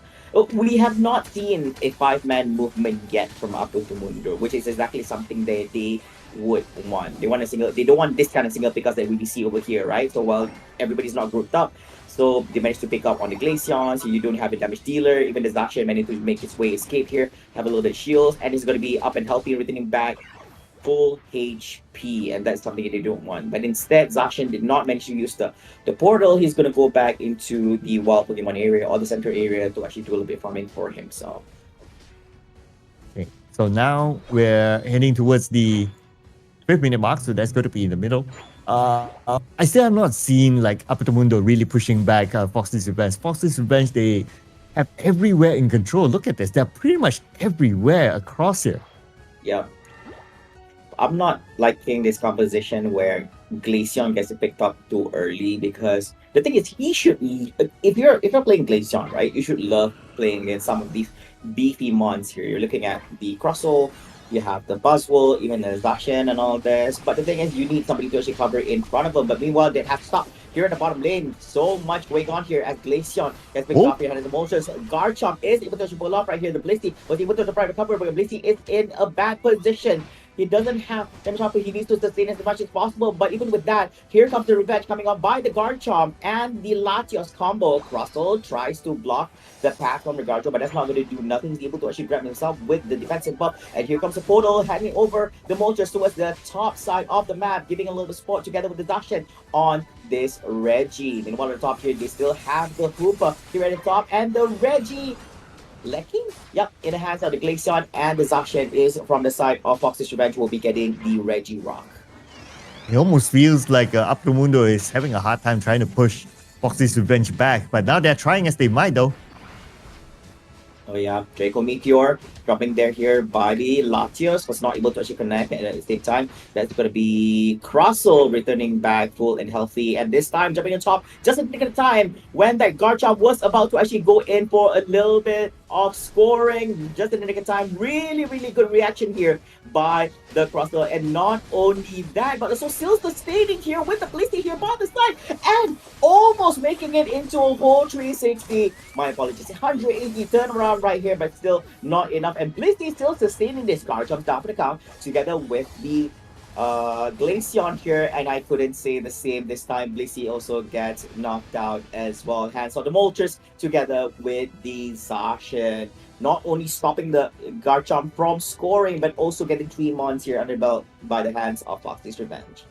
Big gameplay at the top lane earlier on. And because of that, Foxy's Revenge, they continue to extend their lead. Now they're looking at one more. They should be able to get this one done. Oh, but hang that thought for a second because the rest of them coming in to provide backup. But okay, safe so far. Safe so far. I think it's a go. Look at that insane drop by Draco Meteor, just clearing up the Swaplu family. Just a little bit farming over here. So that's not going to connect. It is still fine. Was able to actually make a small escape here by the Hoopa. Putting on the pressure is going to be the Articuno over here. So gotta be careful. It is a 4v2 situation. The Buzzwole, the Zacian, and the Moltres is on the top side, but they are having good amount of control over the central area. They are invading as they're clearing out those wild Pokemons. That should be a 50-50 share between both teams. But right now, our attention is going to be on this Groudon as Apatumbondor really needs it. Really bad. Oh yeah, we're talking about a 3 to 173 right now. We forgot to talk about this for a while now. Yeah, because the number didn't really move. It was kept at that. So up the window, they must get this Groudon here. Okay, they're going in for a Groudon down to 50%, but it's still wide open. Oh no, that opening did create out, but Latios is going to be down. And that is not just together with the opponent. It is a 1-to-1 trade on the Buzzwole, but I spoke a little bit too soon. That's going to be the Glaceon down at the same time as well. And the one who is going to be getting on the Groudon is also the Hoopa, meaning that Fox's Revenge is going to be having the advantage that Apatumbondor wants. And this is going to be a very tough position right here. Blissey, not the kind of playstyle you want to go for. But he was desperate because there's nothing else he can do. He needs to buy time, so he has to body block the whole team from Foxy's Revenge. Yeah, with 1 more minute to go, I don't know about this.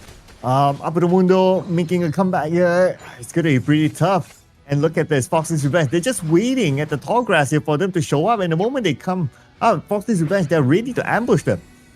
Yeah, that's true. Oh gosh. Right now, time is of the essence. 35 more seconds here on the clock with 360-point gap dividing between these two amazing teams here at the lower bracket segment. Apatumbondor needs this win. You have to remember this, and they've already dropped the first game. This game number 2, they need this really badly, but they're losing out in terms of numbers right now. It is a 5v3 situation right now, and they can't sustain this even from the backline. The Moltres catches on the Glaceon, make that get 2 knockouts straight as he managed to get himself on the Blissey as well. Even the Hoopa was able to actually knock out on that Articuno, leaving Latios being the only monster fighting here in the final 3 seconds. And that will be it. It is going to be time's up for this game number 2. And it looks like Foxy's Revenge will take home the 2-0 win here. And the record still stays between the both of them, where Foxy's Revenge won their first meeting earlier today. And Foxy's Revenge, by winning this, they will move forward to the lower bracket finals, and they will be facing off against a Team Kodok next. Oh yes, now Foxy's Revenge with this 2-0 victory. They're not going to be taking breaks here, Cloud. They are going straight into their next match. And if they win their next match, they're also not taking a break. They're also fighting with Team MYS. It's either that or probably will it be their opponents who will be winning that one. So we will see. Will it be Team Kodo? But anyways, looking at the stats for this game, 79,000 damage being dealt here by the Moltres by Jal with a question mark. Nightmare Foxy with 60,000 damage. Yeah. So, but of course, highly understandable. Moltres was literally in the front of things, right? You have 4 somewhat up close and personal mons over here, despite Moltres being actually a range mon, but he's there to sustain, right? Yeah. So you're going up against the Grussel, the Buzzwole, and the Zacian. Man, it's insane. Well, absolutely, what a match it was. But true domination here, I would say, by Foxy's Revenge in this second match. In the first match, it was a little bit closer, but the second match, wow, okay, Foxy's Revenge, yeah, they definitely brought that momentum forward and they won it nice and clean, 2-0. But with that being said as well, so Apatumbondor, thank you so much for playing, and hopefully we get to see them again in the future. Most definitely. And I think I really love their second game over here. I think it's very textbook when they played that Blissey with the card chop. But yeah, I think it's a little bit too much and they couldn't sustain enough from there. But nevertheless, up to Mundur, keep your heads up. You guys deserve a round of applause for making it to this point of the competition. And I believe by reaching to this point of the competition, they are actually in fourth place. So kudos to them by getting into the top four. And we do hope to see each and every one of those amazing trainers in that team for Apu Mundur in the upcoming Pokemon Unite Championships. Yep, and next is going to be the lower bracket finals. But before that, we're going to take a short break, ladies and gentlemen. So don't go anywhere. Be back for more Pokemon Unite.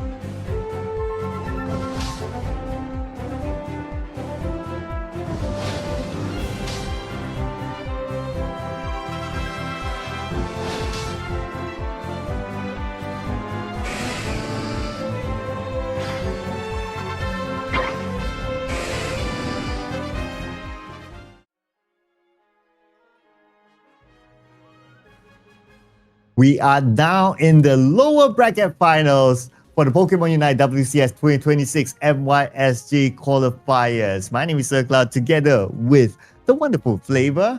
And Flavor, lower bracket finals right now. One step more to the grand finals. The stakes can't be high enough.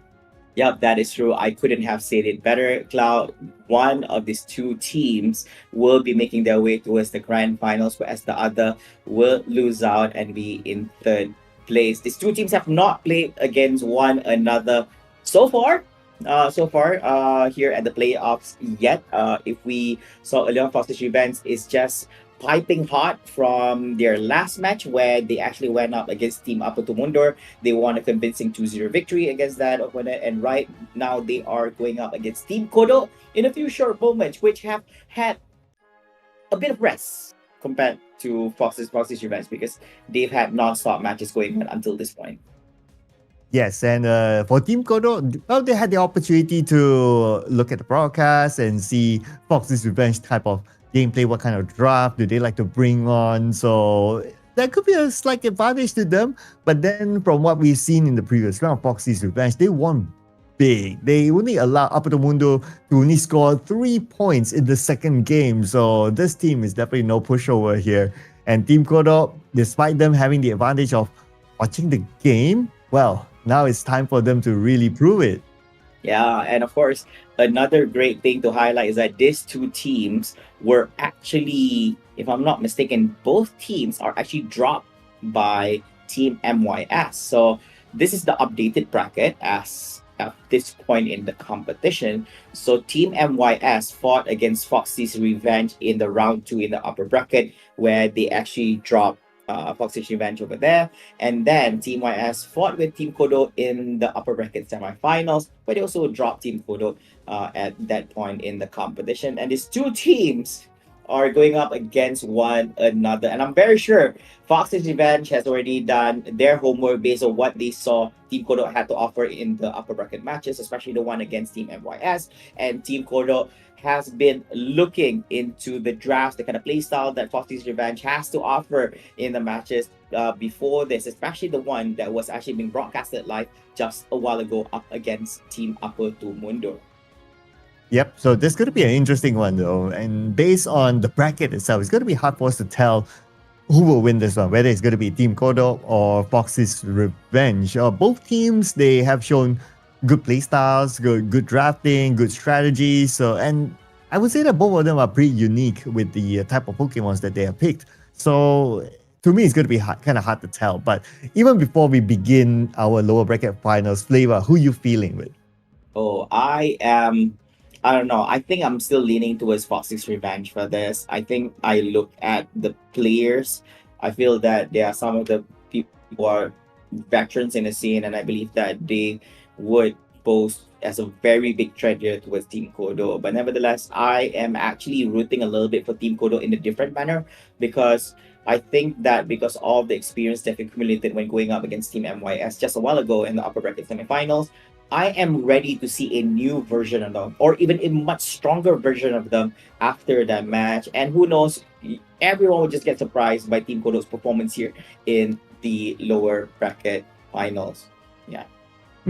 Yeah, that could be the case though. That could be the case. So it's really hard to tell. And plus, when you put in the lower bracket finals where the pressure is high, right? Because losing the lower bracket finals means that, well, they will be out entirely from this competition, and the winner, of course, will move on to the grand finals. So it is not without a high stakes sort of match. If this was like still somewhere in the upper bracket, then yeah, maybe we can say that, you know what, whatever happens, you still have the lower brackets, but this is not the case for sure. So the pressure is definitely on for both sides. But without further ado, we'll be jumping into the draft really soon. So again, ladies and gentlemen, we are at the lower bracket finals featuring Team Kodo versus Foxy's Revenge. Who might take the win here? Yeah, let us know I think, in the comments. This is going to be a very, very big one. We are still doing a best of 3 in between them, and then after this, when we jump into the grand finals, that will be a best of 5. Finally, we're looking at a much bigger series compared to what we witnessed from the first round of upper brackets all the way up to this point of the competition. with our upper bracket champion, which is Team MYSG, having a 1 game advantage. But ladies and gentlemen, without further ado, just like what Claude has mentioned, the draft is about to begin, and that time is right now. And we're going to start off with the bans from both sides. Team Kodo on the purple side and Fox's Revenge on the orange. Yep, and so far for both sides, they're really taking their time during the ban phase here. Some of the rounds that we've seen is like, okay, the ban phase just goes really quickly. It's as if like, okay, I know what you're going to pick anyway. But for Fox's Revenge to ban out the Machamp, okay, this is them using data, using information based on what we've seen on the broadcast to do this ban, because it was a hot pick by Team Kodo before this. Yeah, I have to agree on this, and probably they don't want to deal with this anymore. And that's going to be the last ban from the side of Foxy's Revenge, Mega Lucario, Machamp, and Zapdos, with Zacian and Typhlosion from side Kodo and add on together with the Mew. I was hoping, like, what are the odds of Team Kodo allowing Mew to go? But no, we will not be seeing a Mew here in this match. Too risky to let go. Too risky. Well, I guess they know from the information of like even other tournaments as well that to ban out the Mew is important as a respect ban. But anyways, we're going to see the Slow Pro here being picked up by Team Kodo. So now it's Fox's Revenge turn. Wow, solid defenders over here. We're looking at pretty standard Blastoise and Slowbro being the first 2 picks over here on their side, and it's going to be a 2 Kanto Birds. It's going to be the Moltres and the Articuno on the side of Fox's Revenge, and running that support Hoopa for the side of Fox's Revenge. Oof. Again, this is the second time that we see a Hoopa here today. And so it's now Team Kodo. Okay, so without the matchup that we have seen them play very comfortably, the matchup was also banned during the Team Kodo versus Team MYS round. And Team Kodo kind of struggled without the matchup on their side. So I don't know if they have found an alternative to the matchup for this round. Yeah, so very standard. Every time the matchup's out, they still want a brawler of some sort. So they are going with the Buzzwole here as their final pick for the side of Team Kodo. The draft is complete. One side having the 2 Kanto Birds, the other side having the 2 Gen 1 starter mons over here, the Bulbasaur, and together with the Squirtle into a Blastoise and the Venusaur. Wow, quite a solid play over here. And this time, since Mega Lucario is away, Fox's Revenge has no issue in running the Lucario instead here for this draft of the game. So the draft is complete, coming up from both sides. So ladies and gentlemen, this is game number 1 in a best of 3 series here at the lower bracket finals. One team will be making it to the next round, which is going to be the grand finals, and the other will be eliminated in the 3rd place. Yep. So this is going to be round or game number 1 out of our best of 3 series. So whatever it is, we'll still have the second game, but you don't want to put yourself in a deficit. Of course, you want to have that upper hand, because if it goes to the second game and you're that team that didn't win the first game, you can imagine that the level of pressure it is to try to win this, and sometimes teams might crumble to that pressure. So it's best to just start it off well by winning the first game. Now, based on these 2 drafts, I would say that both teams have their respective advantages, but what's going to be important is for them to prove it in the game itself. And without further ado, let's head on to it.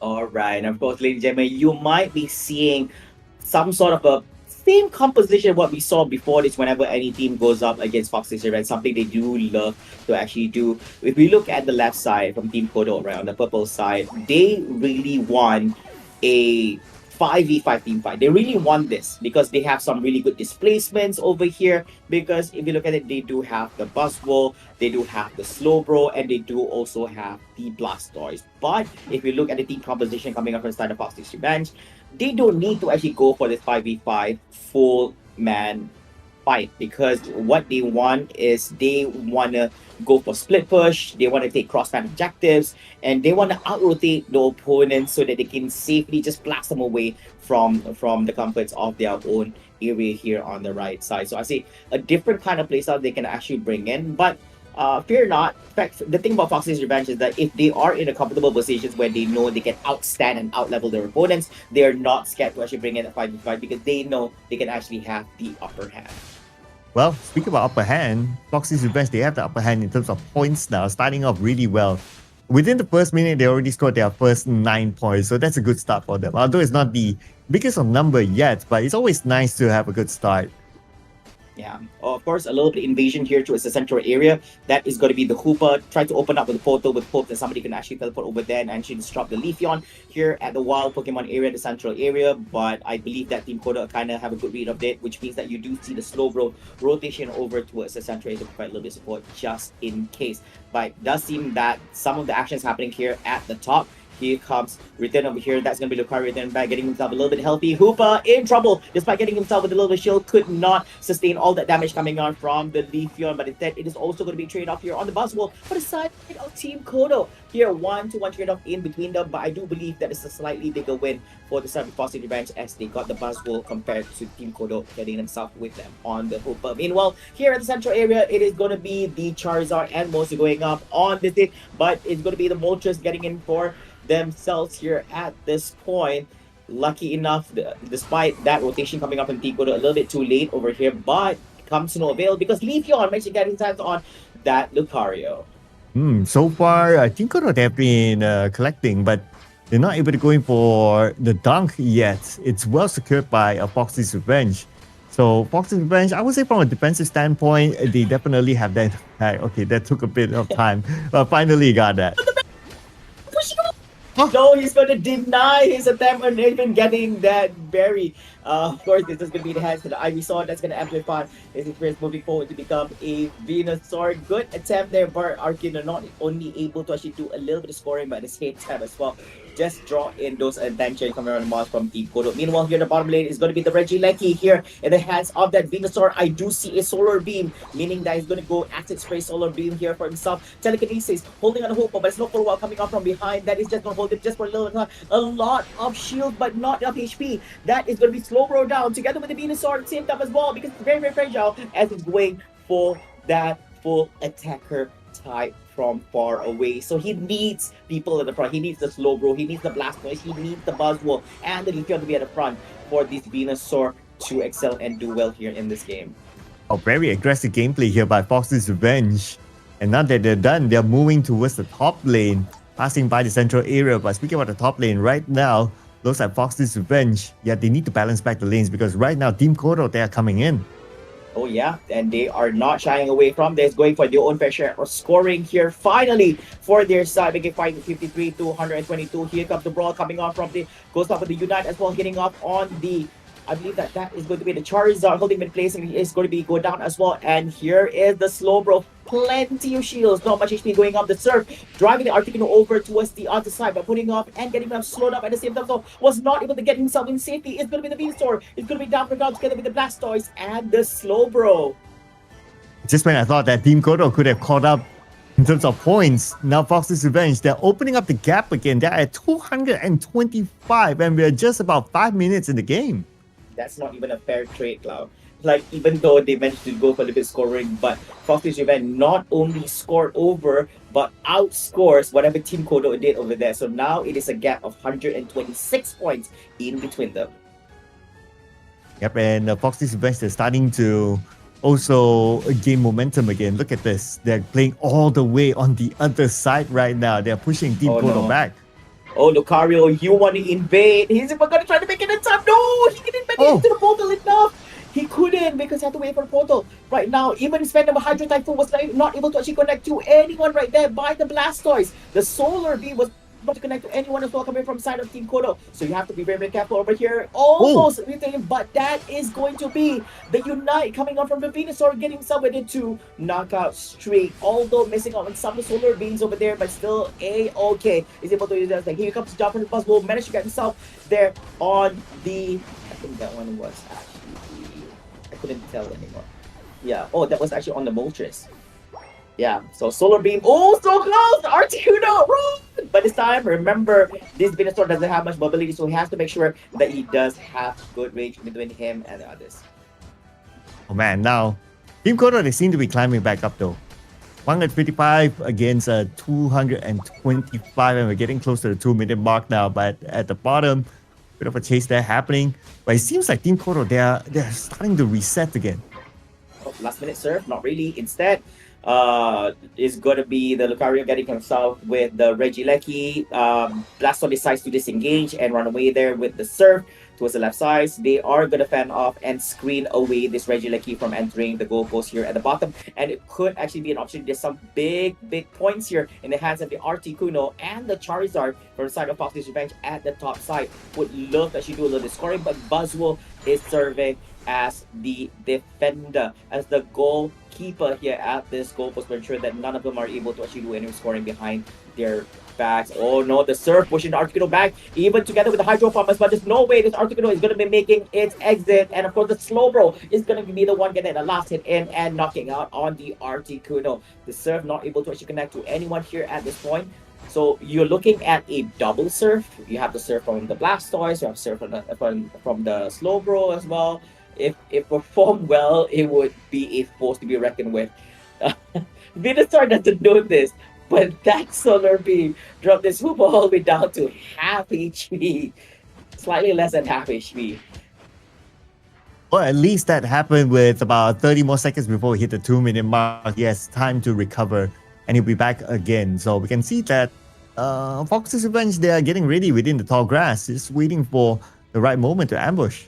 Yep, that is true. Now, of course, ladies and gentlemen, Groudon will appear in the next 8 more seconds over here. It will be the burden on the side of Team Kodo to actually get them for themselves, or they can get a little bit sneaky and try to actually score in some points from a different manner. So that's going to be the Aztec Spray. That's also going to be Solar Beam as well being dropped. As usual, the portal's being opened up by Hoopa just to regenerate back his teammates to healthy health bars. That's not going to be very easy. Of course, going to go for some blind Solar Beams with hopes that it would actually latch onto anyone right now. Blastoise and the Slowbro is trying a little best to try to actually catch people together with that surf. Oh, that's going to be a Solar Beam to the face, hitting up on the Hoopa. Just waiting for the right moment now. Okay. Everyone's waiting for the ambush. Blastoise, closest to try to open up that space. Trying to zone them off. They have about a minute left on the clock. Oh, they got the Leafeon though, so that's going to be a 4v5 situation here for the team. Team Kodo. That Hydro Typhoon was able to connect with even on one, but where is the follow-up here from the team members? They did manage to actually get their hands here on that Slowbro as well as the down one defender. Make that two as Blastoise also down as well, only leaving the Buzzwole and the Venusaur. And this is not going to be enough because Venusaur needs somebody sturdy here on the front line to ensure that he's able to actually dish out more damage. And this is not the position that they want, but there is still time here, Cloud. It's still not too late. They can still do this. Going to be Lucario, but oh, look at that burst coming up from the Venusaur, hitting off on the Charizard. So it does seem that Lucario jumping onto the prey and keeping on here. Leafeon getting off on the Lucario instead. And also the Hoopa at the same time as well. This is not the outcome they're looking for. It is a 4v1 situation. This could be the option they're looking for. Instead, they can just go straight towards the scoring. All they need is just one of them to go in for the score. And could also win. All they need is a big one. Right, that's going to be 100. That's a 64 going on. And now they are having the budget. 319 to 164. This is not what Fox's Revenge really wants, despite having the upper hand for the whole circuit of this game. But it does look like Team Kodo might just have converted this into a victory. Oh, definitely they have. Definitely they have. And this is the official final score. But look at the chart. Fox's Revenge, they had the lead. They had the lead for the longest time until that very last moment. Team Kodo dunked enough to get the win. Man, this is Team Kodo's revenge.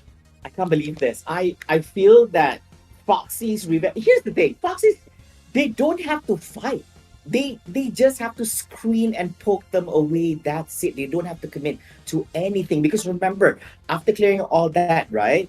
They just have to prevent them from doing any form of scoring and also going for the Groudon. But they went into that fight, and quite unfortunate, that final battle serves as a positive note towards Team Kodo, and they grabbed that. They grabbed that into victory. Yeah, so I mean, congratulations to Team Kodo, but that was quite unfortunate for Foxy's Revenge because they've always had the upper hand in almost all of the engagements they had throughout this whole game number one. And this is also Team Kodo proving that they don't need the Machan to win. So it shows that, hey, you know what? You can ban on the Machan, that's fine. You know, it's a respect ban, but hey, we have other stuff that we can do that can actually bring us this win.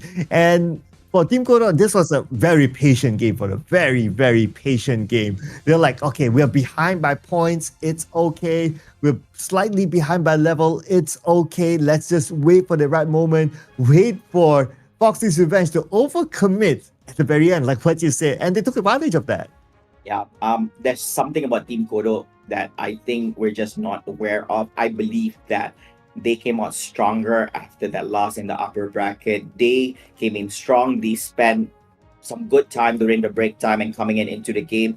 And you know, this game, I think they understood that they are behind. I mean, they kind of knew that Foxy's Revenge was just having a good time from the start till almost the end, right? But they never gave up. They remained focused. They came composed, and they had strong belief in all the directions they received in their comms that they are able to turn this around on the last minute, and it did work out for them really, really well, as what we just witnessed on that game number one. Now, of course, have to talk a little bit about this, Cloud. Well, that has got to hurt for Fox's Revenge, right? I don't know how they're going to recover from this, but having that kind of a loss must have hurt. And I think that they have to be careful here for this game number two. Oh man, whatever it is, in game number two's draft, Foxy's Revenge will still retain their respect ban against the Machamp. So that's going to be out.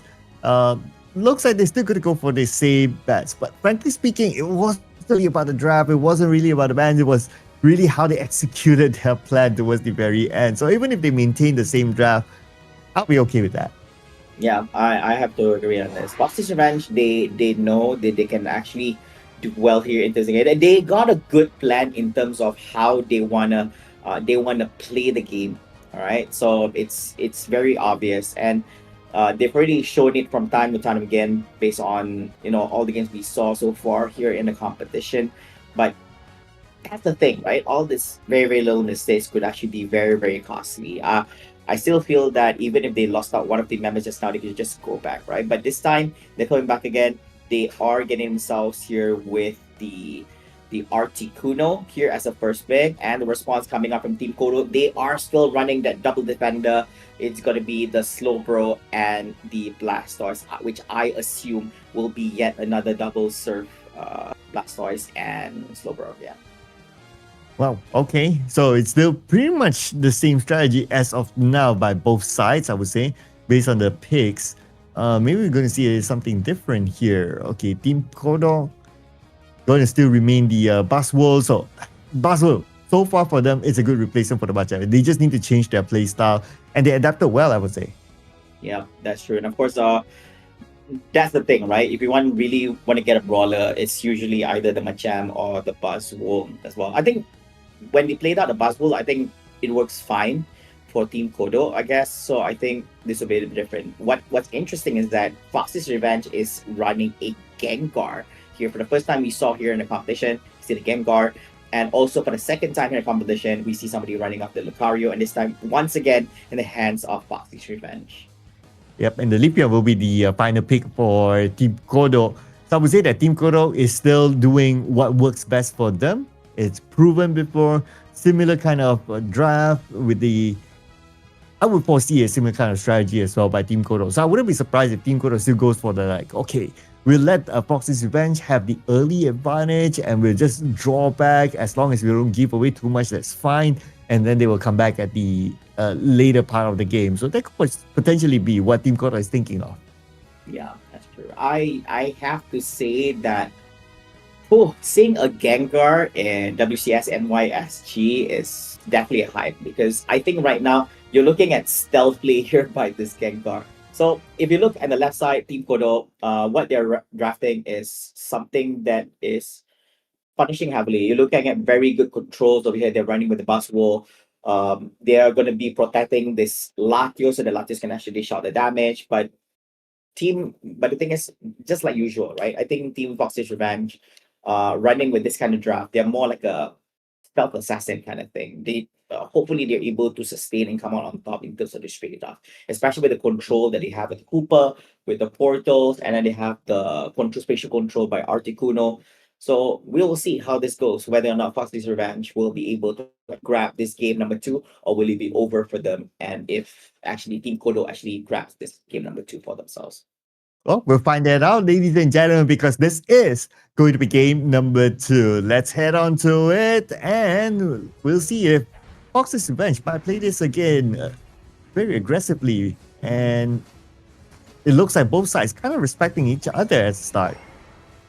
Yeah, Oh. I think they're just letting out a little bit of scoring here on the Moltres, and that is it. So, yeah, so the game is underway here at this present moment. We're looking at some of the laning phase. As usual, they are running the EV Leafeon into the central area so that he can actually get more experience. They are giving that opportunity for the Ghastly on the side of Fox's Revenge as he goes central area to get experience so he can actually get to that Gengar real fast through the Haunter. Meanwhile, here at the top is going to be Koopa, Lucario on the side of Fox's Revenge up against the Buzzwole.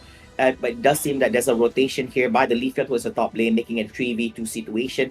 And the Squirtle and Latios here at the bottom up against the Articuno and the Moltres, two Kanto birds here from the side of Foxy's Revenge. Okay, both sides really playing this very, very actively early on. Well, 9 points already scored by Fox's Revenge, but we can see brawl after brawl after brawl here. Wow, both central Pokemons on both sides actually got traded off in between each other. So I guess that's fair. I think that's fair. Yeah, the Leafeon for the Haunter. But right now the Haunter is already at level 6, so I assume that he actually got even together with Leafeon here at this point in the game. But Fox's Revenge having a much higher level here between all their Mons. Right now, all of them are at minimum level 5. Meanwhile, level 4s plus 1 level 7 here by Leafeon does seem that the pressure from Fox's Revenge is working out for them. But we can see the pressure by Foxy's Revenge right now. With them doing this, they're playing mostly on Team Kodo's half right now. And that's not good news for Team Kodo. But what we have learned from the previous round is that Team Kodo is able to soak up the pressure. Yeah, that's true. Of course, right now it's going to be the Squirtle, not even a Wartortle yet. Let's go. Draco Meteor being dropped, but that's not going to be enough here by the Latios from the back line. There's loads and loads of opportunities for some micro goal scoring here from the side of Fox's Revenge at the bottom goal post. And if they're low in HP, Hoopa is going to send them back to the Pokemon Center and they're going to return back healthily here. Not very concerned for the Squirtle. He is the only Mon here in the Sun Team Moto who has not gone through the evolution. Although there's only basically him and the Slowbro anyways. But yeah, so a little bit of opening here for the Fox's Revenge. The Moltres gets himself with the Reggie, and the Haunter gets the Squirtle. Another bad news here for the Squirtle, not giving him the opportunity to even go into a Wartortle at this point into the game. Not a good start at all. I would not want to be the Squirtle at all. Well, Fox's Revenge, they seem to be fired up this round. Look at this, they're still playing this really aggressively. Waiting behind at the tall grass, here they come.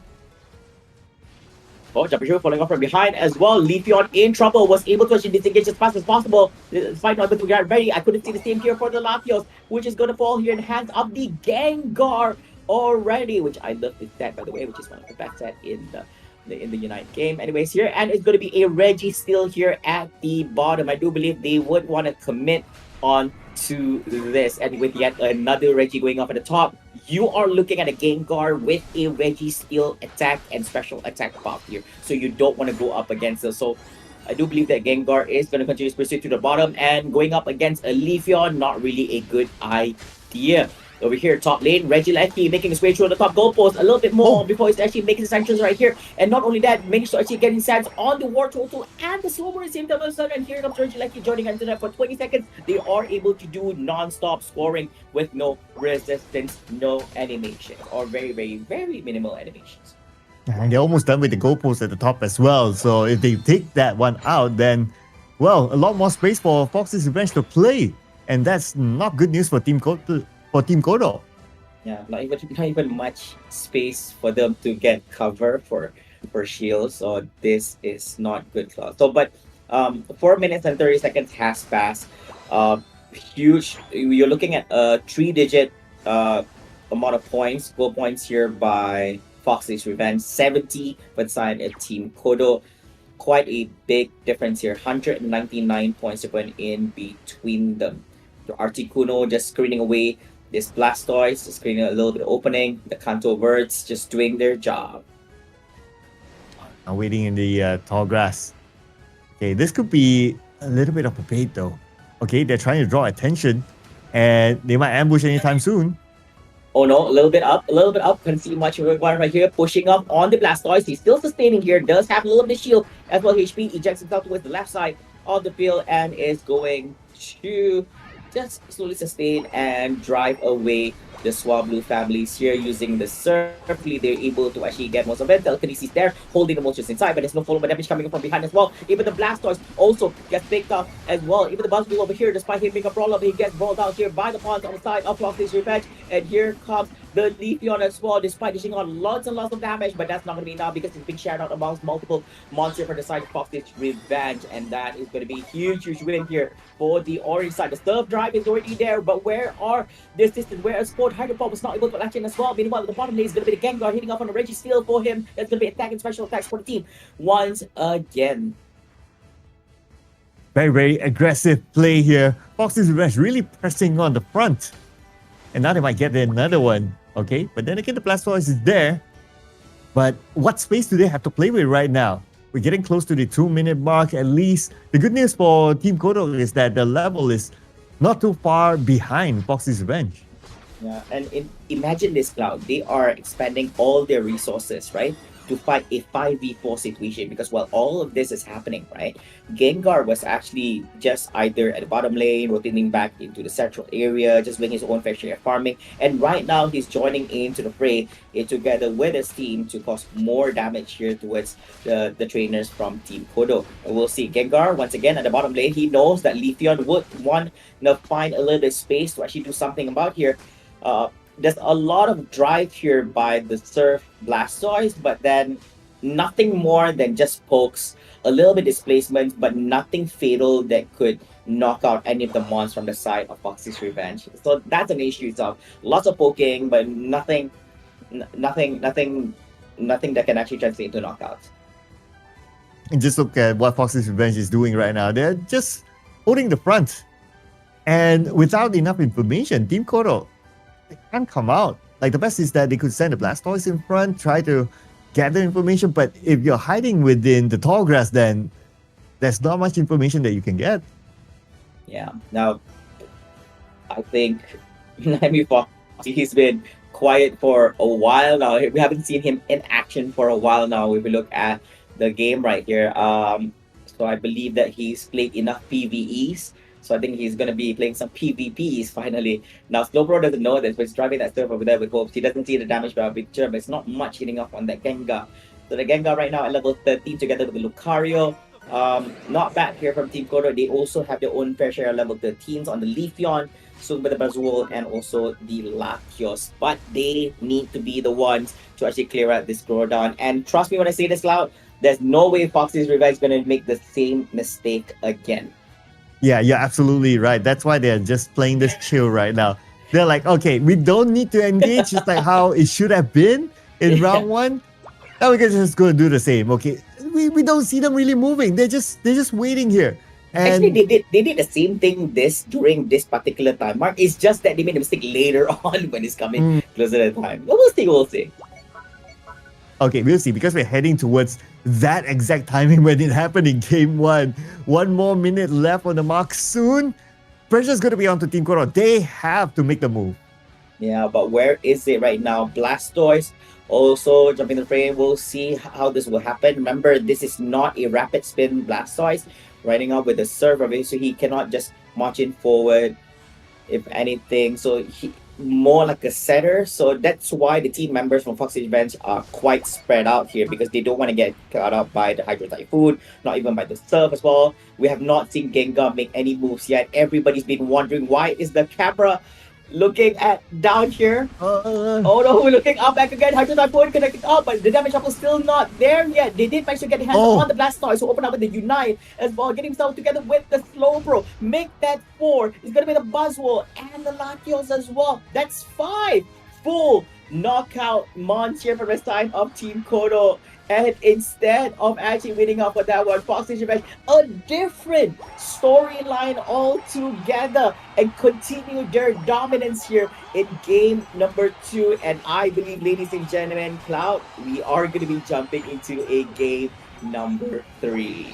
Yes, and it's definitely going to be the case now that the game number 2 won by Fox's Revenge, and they've shown a lot more better discipline as compared to the first game this time, and that brought them not only just a win, but a huge win here. 723 points versus 102 points, and Fox's Revenge, one more game to go for them to be in the grand finals. Now, the tables have turned towards Team Kodo. Can they come back from this? Now, it could be anyone's game here, Cloud. Both teams have already tasted victory and both teams have tasted defeat. But only another team here in the series will have another fair taste of victory while the other tasting defeat once more. Of course, with Team Kodo winning game number 1 and Fox's Revenge winning game number 2, game number 3 will be happening later on, which will be the deciding match for this series. And of course, we're very curious to see what will happen here for game number 3, either in terms of draft or even just playstyle.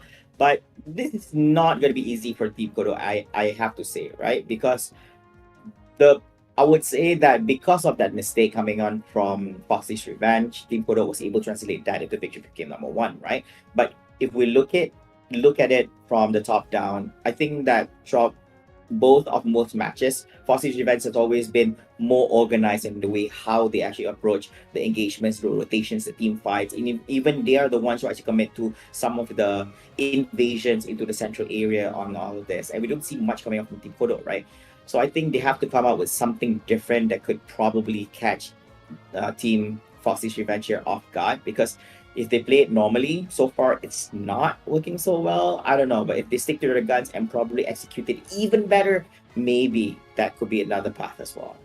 I don't know. It's kind of hard to tell, right? I'm just like thinking in my head, like, okay, what kind of gameplay should Team Kodo play for game number 3? Should they play it faster? Should they play it like, okay, we just rotate everywhere and play it that kind of quick? Or should they just do an invasion early on?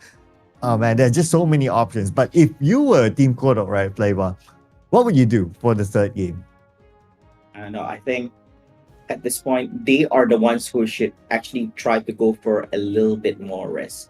That's why I laid down those two options, right? It's either I want to do something that's totally out of the box, which Fox's Revenge is not able to actually respond with, or they just play with whatever they're comfortable with, which is a much more safer route. But at the same time as well, is it enough? The question is it enough to actually give them the victory that they need here up against Fox's Revenge? But anyways, it does seem that our drafting stage here, our draft phase for the third and final game in this lower bracket series is underway.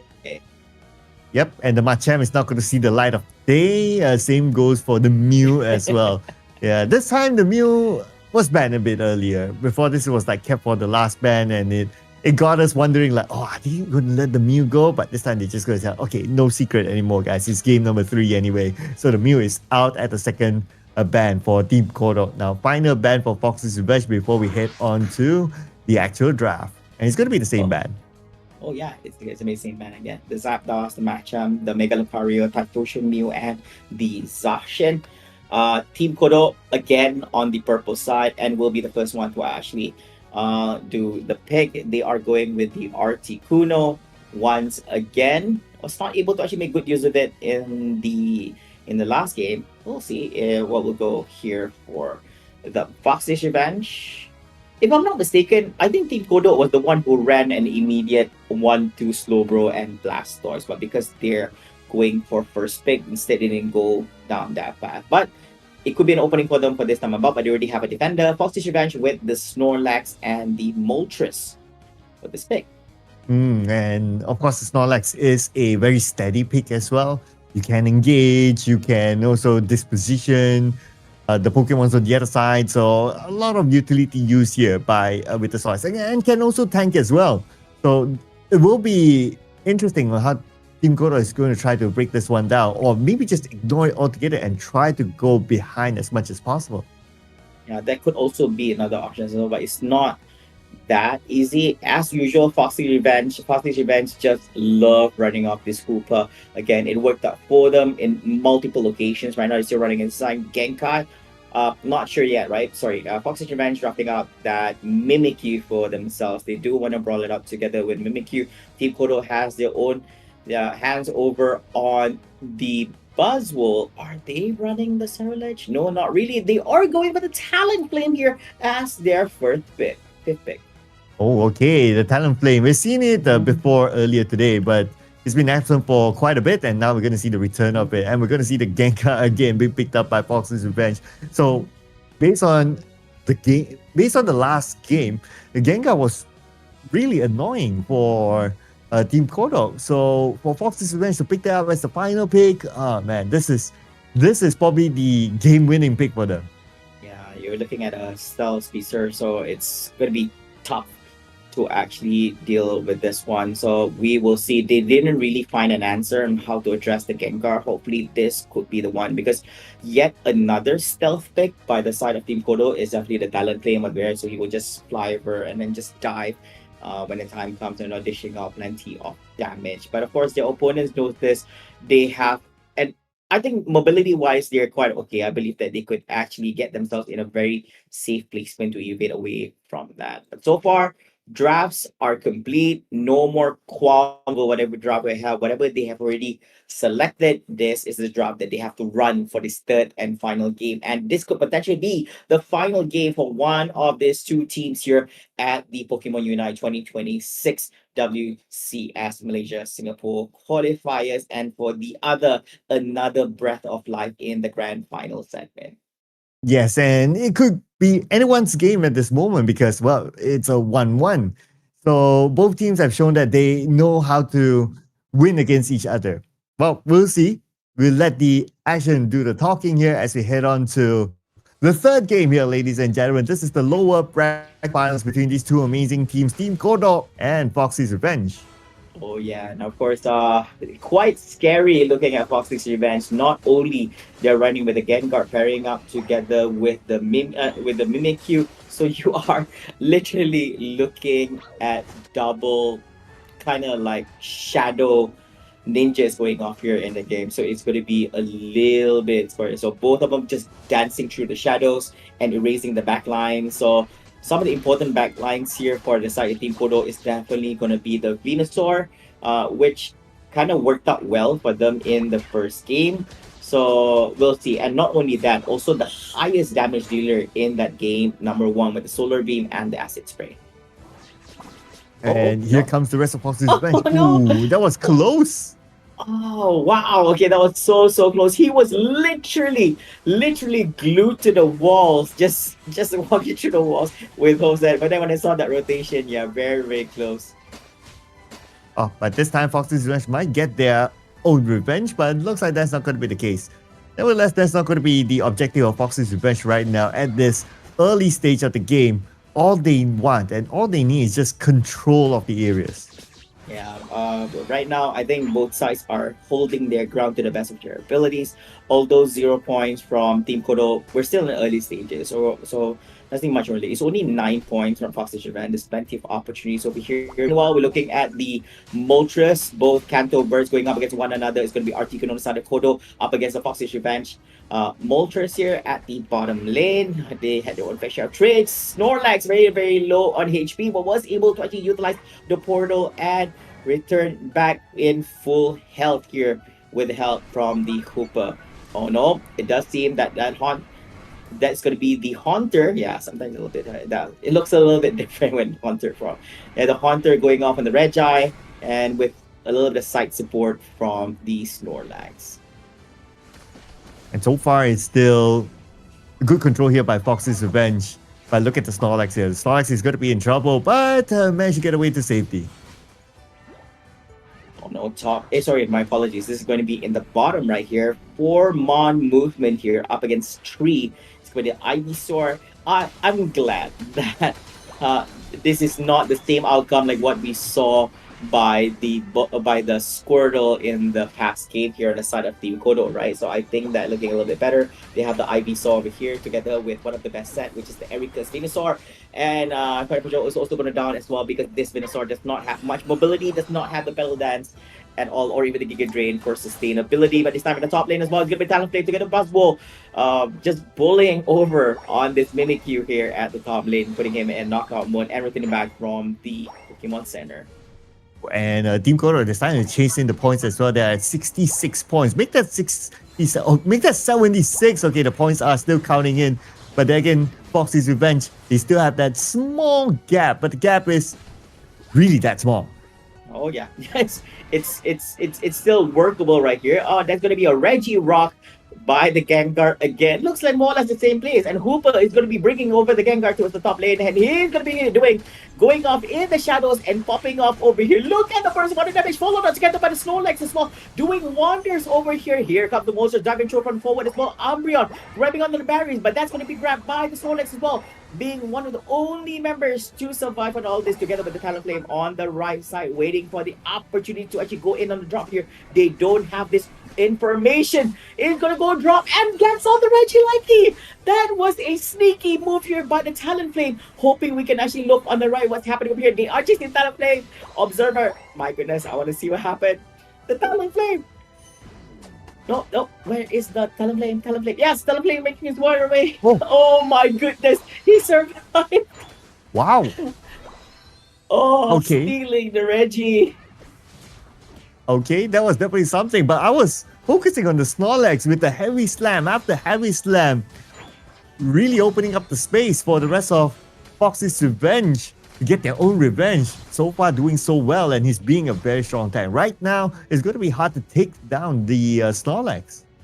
Yeah, very, very tough as well. I really love the timing that he went with when he went actually together with the Gengar just now. So he went into the shadows when he popped off. The body slam followed up, which enabled the Gengar to actually do more because Gengar is very fragile. So if you can actually create an opponent where you have control and you can actually lock down on the opponents, so which will be great. So it does not require the Gengar to actually make an exit, but instead continue on the onslaught. Look at that, Venusaur is about the solar beam. Gengar knows this. Oh, Venusaur does not have the mobility, so it's going to be a very easy target here for them. And yet another, that's going to be 4 months down chasing. Yet another is going to be the Talonflame, who is coming up from behind and made to safety. Yeah, we saw it happen, but it's just going to be a measly 6 points only from the Talonflame. That is nothing compared to this onslaught by the members of Foxy's Revenge here at the bottom lane, chasing on Red. No way. That's going to be Moltres down in the hands of the Venusaur. At least a trade I'm looking for, which comes together with the Gengar, finally, at level 12. Looking at how things are, this could go down to the wire here, down to the last minute, but nevertheless, looks like Foxy's Revenge is able to get one revenge, one knockout onto Team Kodo. This is still not enough. Although points-wise, looks okay. I think even in terms of levels-wise, both sides still looks quite fine. The gap is not that huge, I would say. I think probably like a 2 level gap in between them. And then in terms of points, speaking of which, Gengar with the Reggie Steel for the side of Foxy's Revenge. Yet another Reggie here for the orange side. Look at all this rotation. It seems chaotic, but it's also coordinated at the same time as well. This could be a small opening for the side of Team Kodo to actually get their own fair share of Reggie here at the central area. Meanwhile, here at the top lane, uncontested Regieleki by the Moltres. But bottom lane, this push coming out from the side of Team Kodo. You have to be very, very... Look at Gengar, despite dishing out all that damage, but you're also very, very fragile. So only focusing on damage, and damage non-stop. We're getting close to the 2-minute mark here. With the different points, Team Kodo, they still have a chance. And Foxy's Revenge, they must remember to play this in a very disciplined manner, just like how they did in game number 2, and not do the same mistake just like how it was in game 1. Yeah, because the gap is not that big, Cloud. So, yeah, so I think probably just another gentle reminder to them. It's only 100 points separating them. And the thing is, there's no draw, which means that if let's assume a scenario, right? The point is 316 and 316. The team that gets 316 first will win because the other team didn't manage to overtake their points. So they need to get 317 to win. And then the opponent needs to get over that 318 and all that. Yeah, so there's no such thing as a draw, so they have to get 1 point over. And now it's time. And looks like Fox's Revenge. Okay, pretty similar strategy. They're the ones holding. And of course, this is the discipline shown by Foxy's Revenge, knowing that they have to lead. So the cards now is on to Team Kodo. What kind of cards are they going to play? Yeah. See, this Gengar is just waiting here at the Pokemon Center. He's just waiting to actually just go in for a jump. There's a lot of poking here by the Venusaur from the back line. He can't go forward because all he has to do right now is just go for Solar Beams, not some. That's why he has very high attacking damage right here. Going for the jump, he's going to be the boss wall, but that is not going to be a positive outcome for Fox's Revenge. That's going to be 1-1 down, creating a 5v4 situation. The Moltres, the Gengar, even the Mimikyu is coming in from the top left side, and they are going towards the ground. That could be possibly be a battle over here because the team members on the opposite side is waiting for this opportunity. If did you expand your skills up upon the ground down, they are going to be capitalizing on that situation. That is exactly what happened. It is, yeah, it's the moment they spend one ability together. Basically, it's already a huge advantage for the opponents because they can expand one extra ability on top of their opponent. So that was an easy decision being made here by the side of Foxy's Revenge. And right now, the Groudon is still available, which means that things are not over yet for Team Kodo, but time is not of the essence. 22 more seconds here on the clock. Even though it's available, but then again, I don't think there'll be enough time though. This is going to be their final push here. It's going to be all in here for Team Kodo by Fox's Revenge. Oh, that was a very close one. But that should be enough. That's it. 5 more seconds. Not going to be enough time for Team Kodo. And Fox's Revenge, ladies and gentlemen, will be your second grand finalist. Yeah, I just want to see if in any way we might have missed out on anything up here. No, we did not. So I believe that, yep, Fox's Revenge is the winner of this game, number 3, as well as the winner of the lower bracket final series with a score of 2-1 against Team Kodo. So congratulations to Fox's Revenge for making it to the grand finals, where they will be going up against Team MYS for the ticket for the WCS, the World Championships series here for Pokemon Unite, representing Malaysia, Singapore. But nevertheless, ladies and gentlemen, a big round of applause. Kudos over to Team Kodo. They played really well. And I believe that this is such a great feat for them getting on. And not only that, they actually showed some great gameplays over here and brought some really good fights against the opponents here from Team Fox's Revenge. Oh, absolutely good showing by Team Kodo. But at the end of the day, there can only be one team that moves on to the grand finals, and that's Foxy's Revenge. And you gotta think about it. Foxy's Revenge, they played at least 1 game more, or was it 2 games more than Team Kodo, because they went down to the lower bracket earlier than Team Kodo. So they had to play a couple more games as compared to Team Kodo. So it has been a really long day for them. Yeah, I have to agree as well. Now, of course, we did talk a little bit about this as well. It could be a good thing that they played a lot of matches, which means that right now their engines are warm, meaning that they are battle ready for the next match instead of being like tired or anything like that. Possibly, but I think that in terms of mental strength and resilience, they are in top form right now, and will be the best case scenario for them to actually go up against their opponents in the grand final, which is Team MYS, which hails from the upper bracket semifinals. And we are definitely going to watch that grand finals, but not yet, ladies and gentlemen, because we got to give time for Fox's Revenge for them to reset themselves and prepare for the grand finals against Team MYS. Before we head on to that, of course, we're going to take this break. We'll see you guys after this for the grand finals.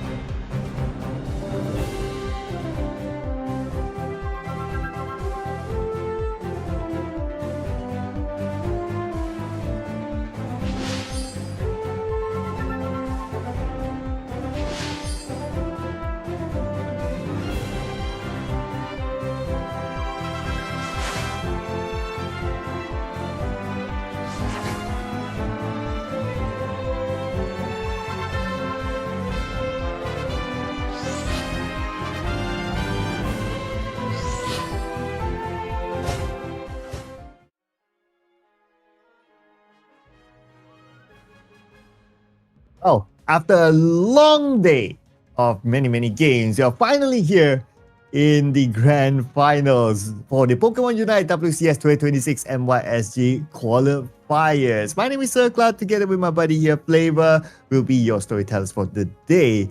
And in the grand finals, it will not be a best of 3 series, but instead it's going to be a best of 5 series instead.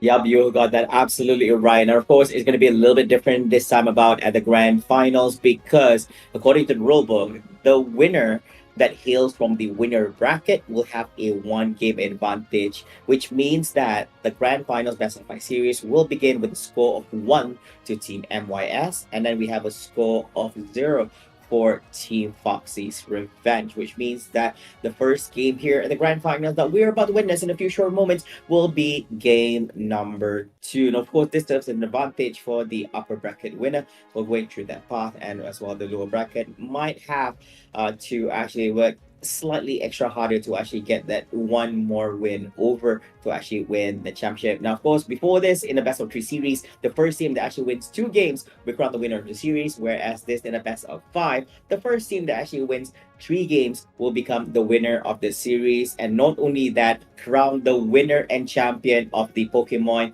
UNITE World Championship Series 2026 Malaysia Singapore qualifiers, and represent the Malaysian Singapore region to the upcoming Pokémon UNITE World Championship Series here for that one slot, including the lion's share of a 25,000 US dollars prize pool, which the champion will be bringing back home 15,000 US dollars. Now, I'm excited, Cloud. I don't know about you, Cloud. What is going through your mind right now before we jump into the grand finals? Well, what's going through my mind is a lot of sounds from behind the scene. So, but besides what's going through my ear, just to let our important people know, it's also that I look forward to seeing whether there will be, well, do you want to call it an upset? Maybe, because if a team actually comes in from the lower bracket and they actually come out with a win, it is a good story to tell. I look forward to good stories. Yeah, I have to agree with you on that, especially knowing that the opponent for Team MYS this time is going to be Foxy's Revenge. And this also happens to be one of the team members in Foxy's Revenge, so happen to be Nightmare Foxy, which is an ex-team member of Team MYS. So still at this point in the competition, we're still not sure whether Foxy's Revenge, the name of the team, is actually somewhat like a revenge here from Nightmare Foxy to his MYS. But ladies and gentlemen, this is the updated bracket of the Pokémon UNITE Championship Series here for 2026 Malaysia Singapore qualifiers. As you can see here, we have Team MYS, who have had a clean run through the upper brackets. They went up against teams such as Amor Laksa Chobus. They also got a 2-0 victory against Foxy's Revenge, against 2-0 win against Team Kodo, and right now they are in the grand finals. Whereas Team Foxy's Revenge, the team that was sent to the lower bracket by the grand finals team here, Team MYS here, the lower bracket, they fought a number of extra matches over here where they had to get dropped down and fought against Team Kata. They also fought against Apa Tumundur and also Team Kodok just a while ago.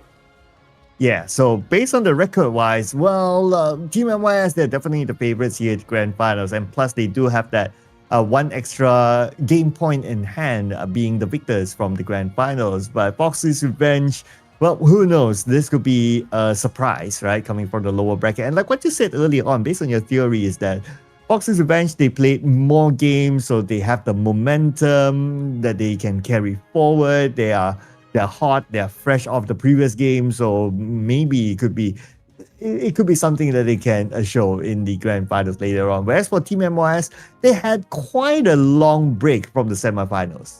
Oh yes, and of course they've already somewhat, I'm very sure at this point they know each other well enough to know what each other can bring to the table. And we're not going to waste any more time, ladies and gentlemen, as we're going to be jumping into the draft here, into the first game in a few short moments here for this best of 5 series. And curious to see what both teams has to offer, because they know themselves well enough, as usual. So Team MYS versus Foxy Revenge is going to be the grand finals here. One team will be crowned the champion and the other will be in second place.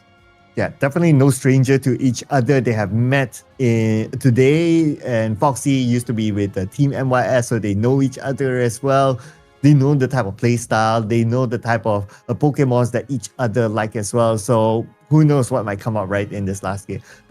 And also just to add on that, both Team MYS and Foxy's Revenge, they have shown the versatility of their draft as well. They are able to play with different kinds of Pokemon and still able to bring in the win for themselves. So it's really hard to tell, like, especially coming into the first game here, what kind of draft will both sides put out? Now, this opening game, I really love that question, because this opening game is definitely going to be a test for both sides to see, because if you're looking at two teams who somewhat kind of know like how they play, how aggressive, how defensive they can actually play right here, what kind of draft they bring here will set the stage for what the other matches will have to follow. And trust me when I say that this is going to be a very highly technical, a lot of micro and macro plays going on here from start to finish. Oh yeah, definitely. Well, of course, we're going to start off with the bands first. And yes, it looks like Team MYS, they also have the same level of respect for Foxy's Mew. So that's going to be their first ban. They're not going to hide that fact, it seems. And that's going to be their first one. But anyway, coming into the ban phase, looks like we're going to see the Gengar being banned out as well. So I believe that this is based on what they saw in the previous match. Oh yeah, Fox's Revenge have been too comfortable with that Gengar run in the lower bracket finals, so they are not gonna allow Fox's Revenge to actually run that this time about. Interesting enough, for the first time we do see that Zorwar ban, other than together with the Koopa as well as the Blastoise from the side of Fox's Revenge. And Fox's Revenge starts off with the Moltres pick here in this battle, and without wasting any time over here, you let us have the opportunity and you let out that Machamp we're going to be grabbing out for ourselves together with the Typhlosion. Yes, so the Machamp is going to be locked in by Team MYS, and that's going to be a big one. We're seeing at least two kinds of Machamps play, right? One kind of Machamp that likes to just roam around and be anywhere across, or the type of Machamp that just likes to stay on the lane and try to draw attention towards him and just keep the lane nice and safe. So I wonder which kind of gameplay that Team MYS will play with the Machamp. Yeah, of course, knowing it's a brawler as well, so this is going to be very, very interesting. So Asian Nabe, they also picked up one of the evolution that is going to be the Espeon here for their side. Really taking the time. It is the grand final, so the stakes are definitely very high here. The Cinderace will be locked in by Fox's Revenge, so this will give them a little bit more mobility to play. Oh, this is for the first time ever we do see a Del Mines here being picked up on the side of any of the teams or even any trainers so far. And does look like MISS will be leaning towards having that side up for themselves here as the last pick, but still not being locked on here for their side, and that it is. Ooh, I do like the level of mobility that Fox's Revenge have, but I also like the fact that there is a Machamp on the side of Team MYS. So, I mean, both sides have their own advantages based on the draft, right? It's going to be pretty hard for me to tell, but do you have an opinion on which draft you like more? Oh, wow. I think this one, they are also allowing not only a Lucario, but a Mega Lucario for the side of Fox's Revenge. We've seen how comfortable they play together with the Lucario twice already before. So curious to see them running this Mega Lucario for themselves, probably pairing that is either the Blissey babysitting together. I think the Blissey is more likely to actually go and babysit on the Lucario here for most of the fights. But I think I'm still with MYS on this one. I think draft-wise, they look more balanced from their side, and it's more towards their kind of style of playing the game. Yeah, and they have a 1 point advantage coming into the grand final, so that will relieve a little bit more pressure on their side. But of course, if possible, they don't want to drag on the game, right? They want to just finish it off as smoothly as possible. So we'll see. But I believe that will be their motivation. The 1 point advantage is not for them to relax, but it's for them to keep their heads together even better. Whatever it is, there will be an extra game advantage for them. But looking at Team MYS and their run, so far they have not dropped a single game. So that's something that they probably want to bring a momentum towards the grand finals here. Oh yeah, grabbing a game here over from Team MYS is definitely going to be something, because it's still not. Basically, their scoreboard has not been tainted yet. Probably it is going to be Team Fox's Revenge, the ones to actually be doing that. But of course, ladies and gentlemen, I present to you game number 1 in this best of 5 series in between Team MYS on the purple side versus with Team Fox's Revenge. But Team MYS has that 1 game advantage here in this best of 5 series. Oh, but both sides within the span of less than a minute having scored points. So we can see that based on this, they're very equal in terms of capability, and they definitely know how to try to overcome each other. Yeah, that's true. Of course, all eyes are going to be a little bit on this Delmise, because the anchor shot is going to be a very important ability over here. If you're able to actually literally hook a high value target, right? You're looking at like a Lucario, if you manage to hook on the Cinder Ace, which should be a top value because he's going to be on the back line, right? Playing on range. So that is be insane. So you follow that together with the Machamp. You also have the Espeon for damage dealing and all this. So that's going to be very, very insane. But here at the early stages of the game, so far, there are a few trade-offs in between them. No knockouts yet, but a little bit of goal score from that side. Just a little bit of poke, I guess, from time to time from them. So top here, the Delmice together with the Cider up against the Blissey and the Lucario. So Blissey has to sustain as usual, just pairing out together with the Lucario just to ensure that Lucario is able to dish out all the damage without getting any form of interruption and getting all this protection from Blissey. A slight advantage for Team MYS, but of course the difference right now is still negligible. And we can see that both sides, they are playing at the same level of pace, both of them playing really fast and aggressive. It's as if like we're watching a mirror match here. Almost somewhat actually. You're actually almost right on this one. Yeah, but this time they might just go for this fight on this radar for the Reggie, but while in the midst of doing that as well, they are able to actually get their hands on this Machoke. So a little bit off position, and also they're able to secure also the Reggie here. Here comes the chase on the Articuno. He does not have any form of mobility. There's nothing much you can actually do right now. Also going up for the chase and blocking his path toward the goalpost is gonna be that Cyndaquil. So yeah, so that's gonna be a 2-mon down here from the side of Positive Band team. Just taking full-blown snowballing here and all the advantage they're having. But of course, this small opening here giving an opportunity for the scoring by the Lucario. Yeah, especially at the bottom lane here, we can see that Team MYS, they're just not letting it go. In fact, they're going all the way behind to get that knockout. Yeah, and all of that, they also got a high value target right here. That is going to be the Typhlosion in the hands of the Moltres here in the game. And Moltres also fitting back into the game from the Pokémon Center into the central area for a little bit of farming as well. Cinder Ace do it together with Blissey doing a little bit of rotations. So the Blissey is either going to go either with Cinder Ace or the Lucario depending on the full situation of things. And while all this is happening, East Aspeon as well got his hands on the Articuno, knocking him out, returning back into the Pokémon Center. And top lane, Reggie Steal here by the Lucario. Lots and lots of dunks here by multiple mons from the side of Fox's Revenge, and that's going to be a goal post down on the side of Team MYS at the top lane. Meanwhile, Regieleki making his way through the bottom lane here with 4 of the team members of Team MYS with hope that they're able to get this Regieleki over. Look at the hook shot! Managed to connect on over to the Blissey, and they are able to follow up with an abundant amount of damage to secure that knockout up upon him. Regieleki still stands at half HP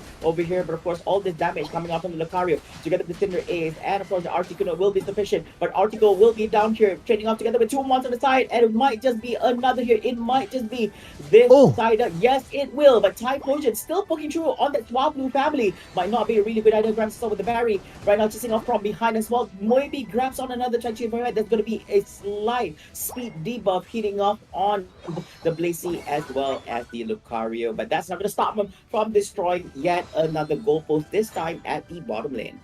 And with that dunk from Foxy's Revenge, now they are having this lead against Team MYS. Nice counter though by Foxy's Revenge. So that's a really good move that they made at the bottom. Now they're starting to gain momentum again. Oh yeah, now Nightmare Foxy on the Cinder Ace. Feels very nostalgic to actually see ex-team members of the opposing team going up against another right here. Only difference is that now Team MYS knows how it feels like when they are the ones on the other side of the stick, which has to bend the Mew here because the opponent is so good at it. But right now, this time, once again, Articuno was able to sustain all that onslaught over here, and this time it does look like Foxy's Revenge turn to actually bring on the heat. Probably a slight overextension. No, Articuno able to actually make his sweet escape towards the right side of the field. The Delmice together with the Espeon here very low in HP, so they have to be very, very careful. Just waiting for the hook shot to actually connect right here. Jumping off forward, it's going to be the Mega Lucario hitting off on the Reggie still. That's going to be application, attack, and special attack for the whole team right here, and they might just be benefiting in it, but instead it is going to be the other side. It is going to be Team MYS coming on top over here. Despite not getting the Reggie for themselves, they managed to do a full-on 5-man knockout up upon Foxy's Revenge. Ooh, and now the momentum has shifted back onto Team MYS. I mean, this is why I see this like a mirror match here. Both teams are very equal in terms of capability. And now Fox's Revenge, they're trying to get their revenge, they're trying to chase them back, but Team MYS, they backed out just in time. Yep, despite losing out on that particular team fight, that does not stop them from continuing back with their push here through that 5-man movement through the central area and pushing back the team members from Team MYS to back on their side of the field. But Cloud, look at this, only a 10-point difference in between them. 207 here for Team MYS and 197 for Fox's Revenge. This could be anyone's game as we're drawing near to that 2-minute mark, which is happening in the next 1 minute and 20 seconds. There are 3 months gathered up here at the top. They are just waiting for a slight overextension here by these team members from Fox's Revenge, which will give them an opening to actually go for a little bit scoring. Once this Articuno actually jumps over, oh no, they're not going to do that, but instead they are gonna commit and try to rotate to the bottom if they can or go for a little bit, but no, instead they're going to actually just clear out their own wild Pokemon area. Yeah, they're getting prepared right now, gain as much levels as possible in preparation for the 2-minute mark. Both sides pretty much doing the same. They're not gonna commit to any big moves at this moment because you don't want to just have that bad moment at the wrong timing, right? At most, we're going to see the Psyduck here just opening up the space, but they saw him. They're going to go for a chase now. A backup is there behind them, but they're not able to reach him in time. Oh yeah, that's quite unfortunate over here. That is a little bit too much to find. So they have to make do without the Psyduck, which is coming back in the next 2 more seconds right here. Despite the dive here coming from Articuno, they are able to secure on the Aspeon. The hook shot is there, but the Snowfall coming up from behind. That will not make up anytime here. Articuno will get traded off here together with the Lucario as well. But that is a 2v3 trade-off, siding more towards the side of Team MYS, but things are not over yet. The rumble is going on. Delmice here on the top will be in the hands of Cinder Ace, getting knocked out here. Of course, it's being sandwiched between 3 of the mons. It's going to be Psyduck once again after returning back from the Pokemon Center, and right on time it's going to be brought on area over here, holding the Moltres in place, and of course secured here by the Aspeon. All this damage was not fun, and Cinder Ace is able to secure it for the team Fox's Revenge, and this could be their opportunity to do a little bit of dunking here towards the bottom side and the central area. If they're able to actually do so, they are trying to actually stop them from doing any form of scoring, as they do have a slight upper hand over here. So far no scoring yet, but there is the opening. 100 points here by the Articuno, and that is the opening that Fox's Revenge was looking for. So close yet so far. If they were able to stop the Articuno, this could have been shifted back into that positive on the side of Team MYS. Okay, nice hook shot there all the way to the back. And Team MYS, they could have that opening, but we can see that Fox's Revenge, they're trying to buy as much time as possible. 1 more minute on the clock. That hook shot did not connect, unfortunately. Whoa, not only that, they managed to get their hands on the matchup as well, and he wasted so much time from Team MYS, dragging them over to actually go on going on for the catch. But right now, they don't have much time. But it is currently a 4v4 situation. In the next 5 more seconds, matchup's going to return to the fray. Not sure if he's able to actually make his way towards the other side of the mat. They want to actually go in for scoring. They are able to do so, but it is not enough. 50 more point gaps right here. They need roughly around 26 points to score over, double that up, and actually making it into them having more points over. Delmice does have 50 points over here, but it does not have the opening to actually go for any more scoring, and he's going to go down here in the hands of the Blissey as well. Do they have the time to do anything right now? 40 points here in the back, and getting knocked out at the same time as well. Getting 4 men now. Fox's Revenge, it does look like they have enough, and we will get to clarify in a few short moments. Well, the buy time worked for Fox's Revenge, the defense worked for Fox's Revenge, and towards the end, they defended their lead, and they will take home game number 1. Now, equalizing the score, that 1 extra point that Team MYS had walking into the grand finals is no longer negligible. It's negligible now. It is a 1-1 flavor. Right now, in the finals, oh man, Fox's Revenge showing that, hey, don't write us off yet, even though we came from the lower bracket. Yes, you are totally right on this. And not only that, they managed to tame that clean slate that Team MYS has had since the start of the day, running the way towards the grand finals. And here is the first game loss for Team MYS. I don't know what Foxy's Revenge is, but it does look like revenge is served on a golden platter over here first game victory, making it an equalizer in terms of points. One for Team MYS and one for Foxy's Revenge.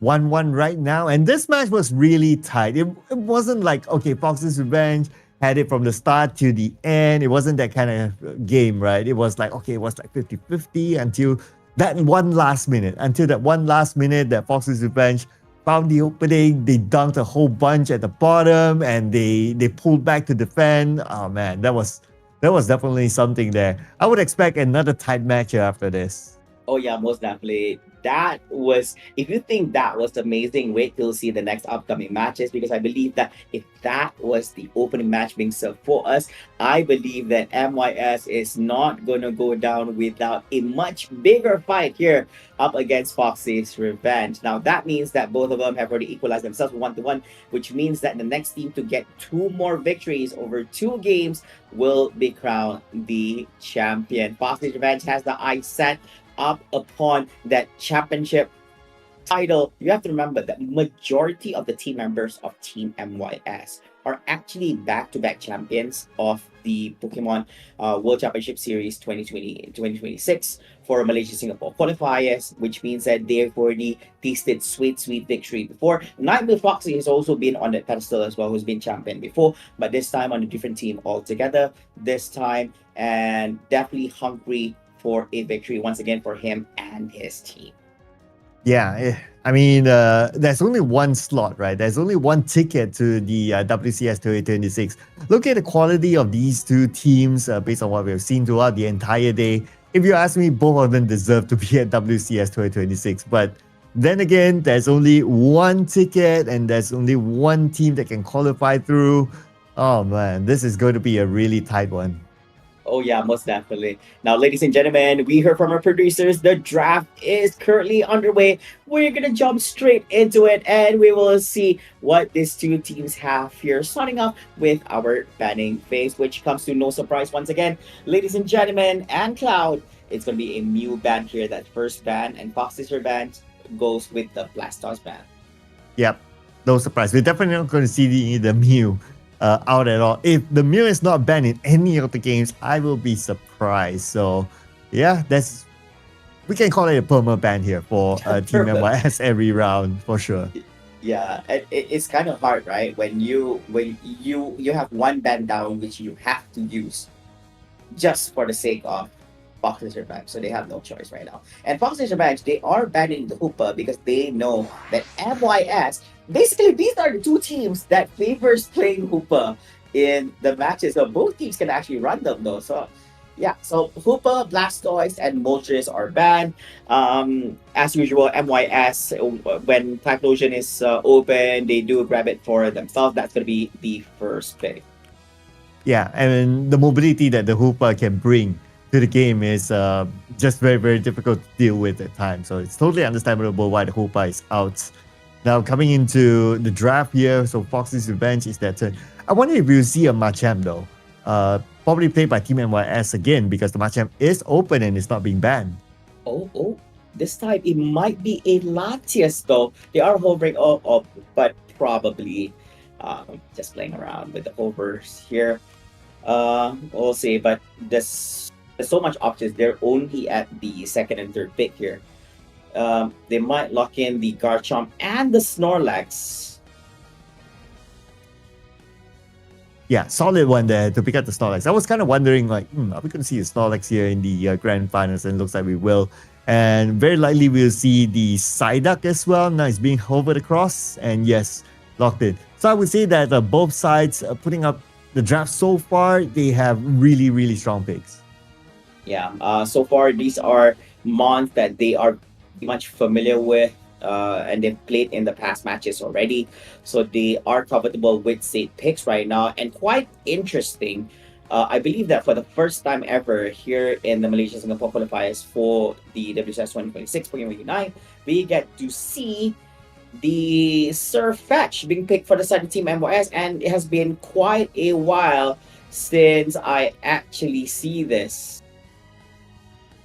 Yeah, I almost forgot about the Gengar. It's not banned this time, and it will be happily be picked up by Foxy's Revenge. And the Gengar, they have a very strong win rate with the Gengar, right? In the previous matches that we've seen, whenever they play the Gengar, they win, and the Gengar was pinnacle in those wins as well. So by having the Gengar here at Fox's Revenge, winning their first game, I don't know. This could be them bringing the momentum from not only game one, but also from the rounds before.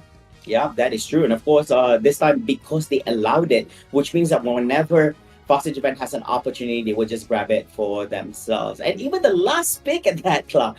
So, this is going to be quite an interesting one. Not only that, finally somebody rents a Comfey. It used to be somewhat like a meta run. You want to look at all this. Curious to see how the Comfey is being run. You can Comfey Typhlosion, you can Comfey Garchomp. I think highly likely it's going to be Garchomp. Or even if you would just want to make the Snorlax more sustainable in any situations, right? You can also Comfey together with the Snorlax as well, just latching on here and give that burst amount of heal towards that mon. So a different kind of gameplay here coming on from the side of Team MYS. This side Fox's Revenge running that. So you have running that Espeon, you have that Mimikyu. We also have that Gengar as well. So a lot of firepower going on for their side of here, and curious to see how things will happen here for this next game. Yep, and this is going to be game number 2, ladies and gentlemen.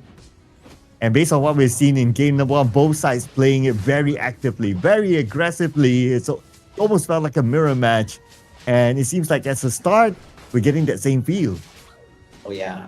Right now, if I was Team Foxy's Revenge, if there is an opportunity for me to actually punish this Gible, would be great, because they are definitely going to be running this Comfey and this Comfey Gible into Garchomp anytime soon. All right. If you think that's a problem, they also have the Surfetch at the same time as well. Remember that, but the opponents, of course, they are running that Psyduck with the Disable, so we will see. So here at the top lane, the Gible together with the Comfey here at the top, up against together with the Psyduck and the Mimikyu, I believe. Here in the center area, as usual, they ran off the Ghastly, and right now currently at Haunter together with the Zen. But right now, the Comfey is lashing out together with the Surfetch, and you would want to get Slice and Dice together with him and get Brawling together with him. You imagine he's already a force to be reckoned with, and add on together with a Comfey to ensure that he sustains as long as possible.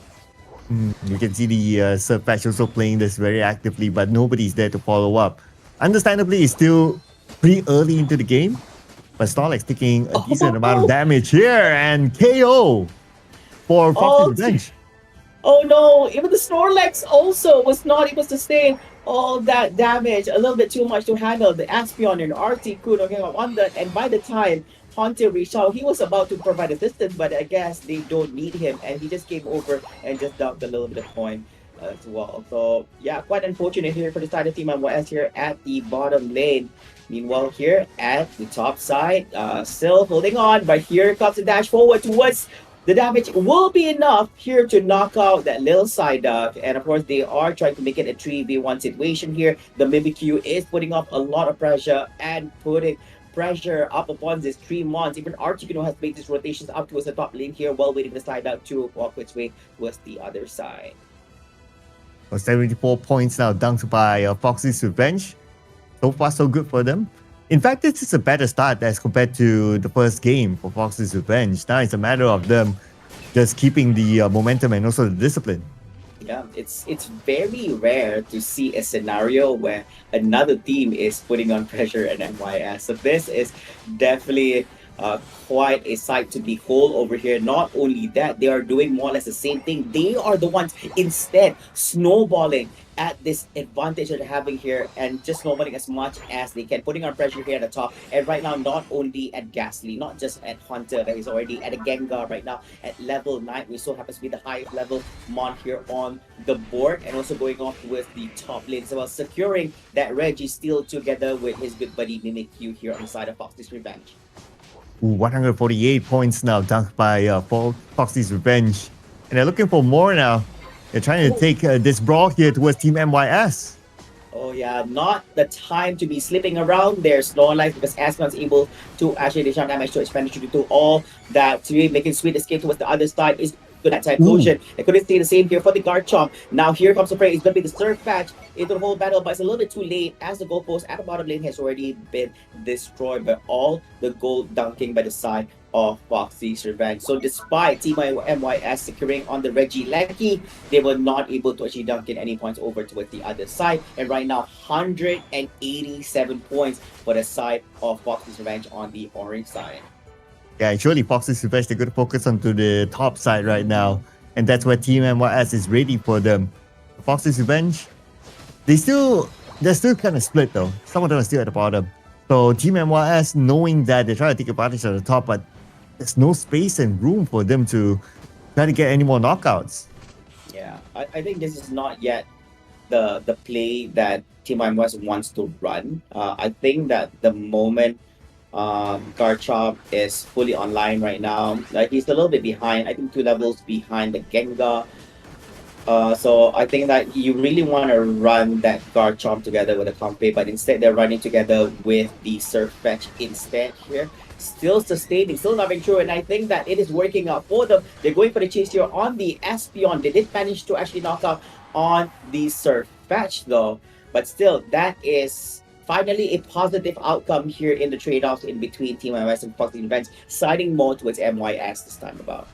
Yeah, not all is lost yet for Team MYS, although it kind of looks like they are at a huge deficit right now. But then again, we still have the 2-minute mark that we look forward to, and that's going to be a big game changer when the time comes. At this moment, Foxy's Revenge, they just need to keep up their momentum in this game. Oh yeah, most definitely. Of course, as usual, playing out with the darkness. It's going to be the Gengar here, waiting for the right time.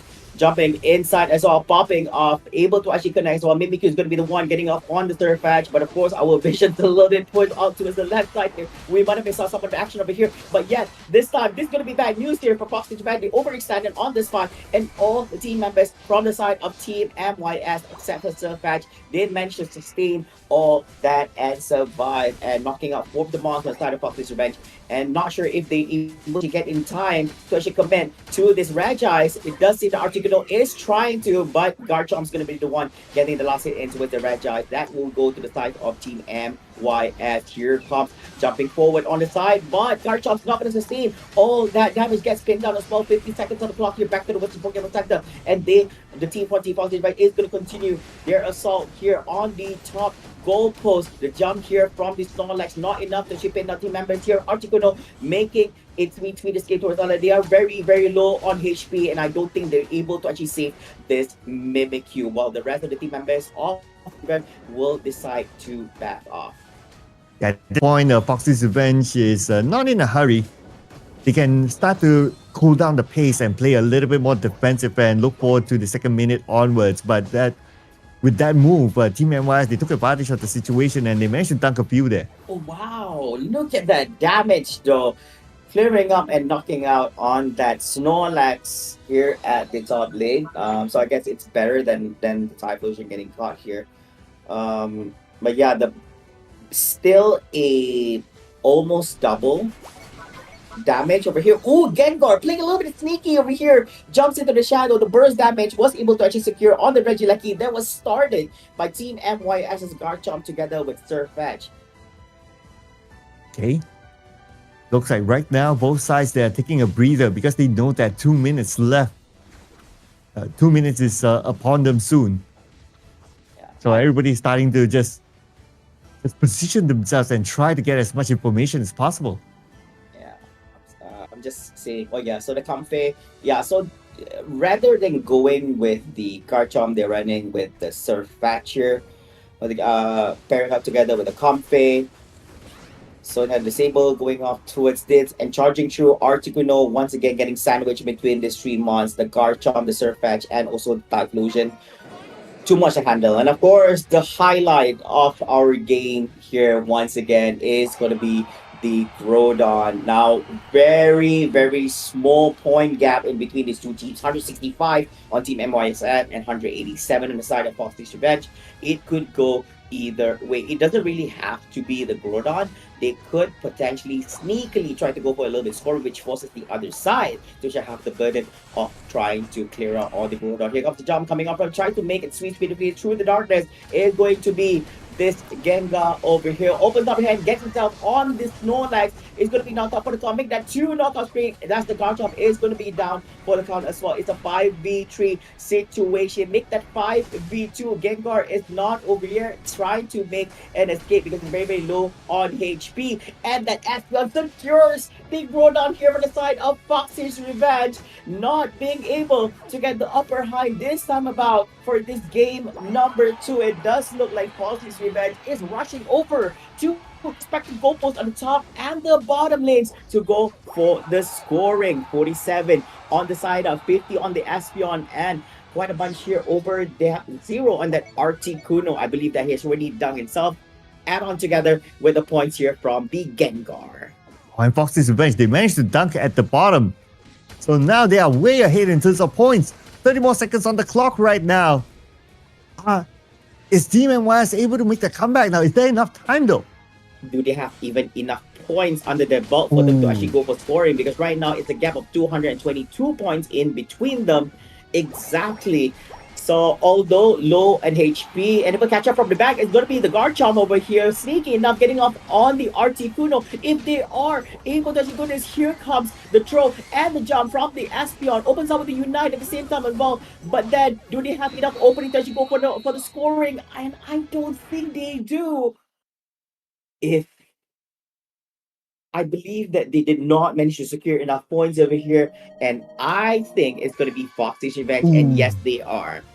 487 here, Cloud, up against 213, and just as you mentioned, just because they hail from the lower bracket, that does not mean it's too early to call it that it's a wrap for them. They not only grabbed the first game, but also the second game. What is going on over here?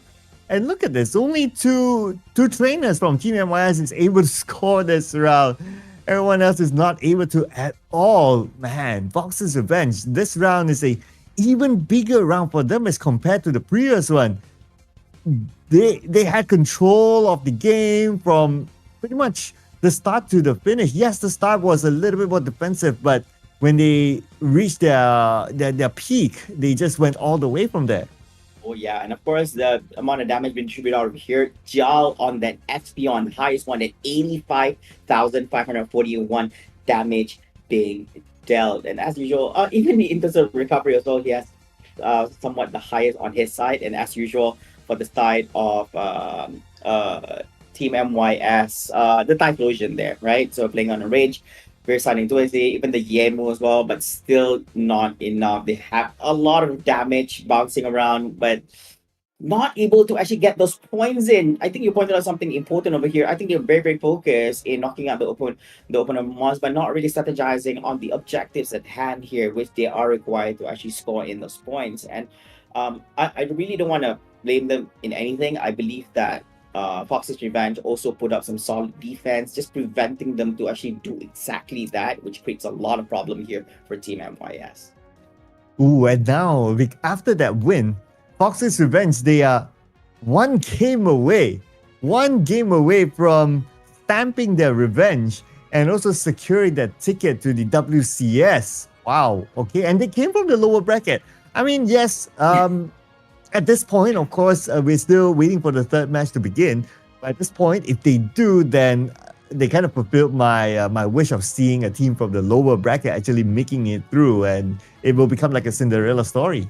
Yeah, not only making it through, Cloud, but at the same time as well, if they do grab this next game and make it a 3-1 victory, they will be, I think, in the history of Pokemon UNITE World Championship Series 20 in any year, right, for Malaysia Singapore qualifiers, for the first team ever in the lower bracket to actually win a clean victory here through the lower bracket, all right, and not giving an opportunity for the upper bracket team to actually grab even a single game over, which is not usually the normal kind of outcome we would see, all right. But Team MYS, I think, I don't know, man. I think in terms of experience, they are experienced trainers, meaning that these 2 game losses would not affect them too much. I think that they are still set on just focus on the next game and then winning that game and forcing that somewhat fourth and final game here that we're about to see, right? So if you guys haven't followed through in regards to what's happening over here in the grand finals,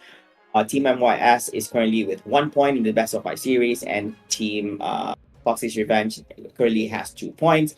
Foxy's Revenge needs to win this. My apologies. If they win one more game, they are champions. But basically, Team MYS needs to win this next game to force upon a game number 4, which would serve as the final game here in this best of 5 series. Yeah, and also to note that Foxy's Revenge actually went down to the lower bracket on round 2. Yeah. So they have played a lot of games here to reach these grand finals, and right now they're putting themselves in pole position to actually get this win. But of course, as long as there's still games, anything can happen. And like what you said, right? TMYs, they are an experienced team. They know how to play games. They know how to make comebacks here. They know how to just overcome their opponent. So I don't know what else. They might have something up their sleeves here. Now that they are at a 2-point deficit, it's all in. It's all hands on deck here for Team MYS. Yeah. I think the thing about MYS and also both for Team Foxy's Revenge, right? The great thing about them is that when it comes to draft, they're not just limited to whatever we see thus far. There are other months that they're also very, very comfortable in running, right? We're not just talking about the whole Nightmare Foxy and the Mew thing, right? Even when running the drafts, if you look at MYS, we've seen them played with different mons before as well and still able to translate victory. It's not just based on the opponents, it's just that they're just that good and having a big pool of mons to choose from in Unite. And I could dare say the same for Team Foxy's Revenge, because based on what we see so far, they are not scared to just shuffle things over and play with something different so that the opponents will not be able to anticipate what they bring forth towards the table. So for example, MYS bring on that Comfey into the play, which was very, very interesting. It didn't work out for them. I have to say it didn't work out for them for that particular game that we just saw. But this is something they've run before. It has worked for them before. So this is not just a mishmash of a draft kind of thing. They can actually make it work because they've done it multiple times before in the past. Yes, they've done it before, so they know how to do it again. But well, it's a different circumstances this time, right? I mean, you're going up against different teams, and you might or might not have that level of information. So I don't know if that's is that not a good thing. But then again, if you kind of think about it, because for Foxy's Revenge, they played a lot of games today. If you're on like Team MYS side, you would think to yourself that, hey, we actually have a lot of information, and those informations are up to date because they are games played today itself. But I guess information is one, right? It's how you decide on how you want to overcome that situation. So for example, like the Gengar pick towards in the previous round, it was kind of let go. So I'm not sure, was that they forgot about that, or they kind of had an idea of how to counter it, but clearly the result didn't go their way. Yeah, but of course, with the amount of limits that you have on the bans also becomes an issue. They already have a perma ban going on the Mew. If they actually go for a perma ban on a Gengar, then they're only limited to one more open ban on their 3-1 ban. Whereas if you look at their opponents, they can play around with so many things over here. They have 3 open bans, and there's a lot of things they can actually play around with that. So I think that a little bit of a bottleneck going on here for Team MYS when it comes to the ban side. That's the thing, right? There are mons which you have to let go, you have to allow. The thing is either we allow them to actually play this, or we allow them to actually play that. And then it all boils down to how we handle that situation with our own draft beyond the ban. So I think this is a slight advantage, I would say, for Foxy's Revenge situation for this. Wow, and you kind of called it as well, right? Okay, you play more games, that means you have like the momentum that you carry forward and so on and so forth, and they are carrying the momentum so far. But then again, we still have the next game to look at to see whether they can actually bring that momentum to this game or not. Let's head on to the draft phase for the third match tonight in the grand finals, ladies and gentlemen, and let's see if there will be any changes in the draft for both sides. And looks like the Gengar is given the respect ban. Yeah, this time too, they are not allowing the Gengar. What are the odds of the third ban not being new? Oh, it is okay. Mm. All right, call it too soon. So they are, but they are banning the Blissey though. So they are not allowing Foxy's Revenge, including themselves, also running this whole Blissey babysitter towards the hyper carry for the side of for Foxy's Revenge, right? So the Moltres, the Hooper, and the Blastoise are not going to be allowed here, and those are the bans from the side of Foxy's Revenge. And no Gengar means that Foxy's Revenge will need to find a substitute for that. But they played the first game without the Gengar. It wasn't a big issue for them. So I'm pretty sure they have something up their sleeves coming into this game as well. And for Team MYS, looks like they're going to kickstart their pick by taking the Zacian in. Yeah, so they are the ones who's grabbing the Typhlosion instead of MYS, and they are comfortable with having the Articuno under their draft over here. So that's going to be the 1-2 opening coming from the side of Team Foxy's Revenge. Team MYS might just be responding back with this side up play on his side. And this time, because they allowed it, so they are gonna be allowing the Zorwar to actually be played, and this is a mon that has been played by there's a lot of attackers that there's a lot of mons here that the MYS can play, right? Zorwar so happens to be one of those scary mons, to be given. So there's a truly understand this pick here. Yeah, so Psyduck and the Zorwar. And the Machamp will be picked up by Foxy's Revenge. Team MYS hovering around the Snorlax, but looks like they kind of decided not to. Yes, no Snorlax here for Team MYS, but Foxy's Revenge with the Machamp. Okay, this will be a big one here for Foxy's Revenge. So far, I just kind of like Team MYS's draft though. I think both drafts are quite solid, and this time MYS is banking in on this old Decidueye kind of draft. It's very, very risky because Foxy's Revenge knows how to play around and knows how to deal with this, but can they do it? It's not easy. So a lot of frontliners, Zacian, you're playing with the Zorwar, you're playing with the Psyduck, you're also playing out together with the Garchomp over here. So these are your frontliners, whereas giving this opportunity for the Decidueye to additional damage from behind, which is very, very scary because it's a very, very long range sniper. Meanwhile, I think Foxy's Revenge, if we're looking in terms of mobility, probably I guess they do have the Greninja over here to actually get in position to catch that Decidueye. But of course, it's not going to be that simple. You have to be a little bit creative of how you approach this because your opponents knows will try to actually protect this Decidueye to the best of their abilities. Like, can they catch this Decidueye? Can they? If they can't, then that's going to be a very big problem. Yeah, and the Machamp pick as well by Fox's Revenge, able to engage, able to open up a brawl. So that's going to be something that for a Team MYS to be careful of too. They cannot overly focus onto the Machamp for obvious reasons. So they must be able to find a way to go around him instead. But let's see what kind of strategy will they deploy here. Will both teams play as aggressive as we have seen in the previous matches? Let's go, Game 3, the finals.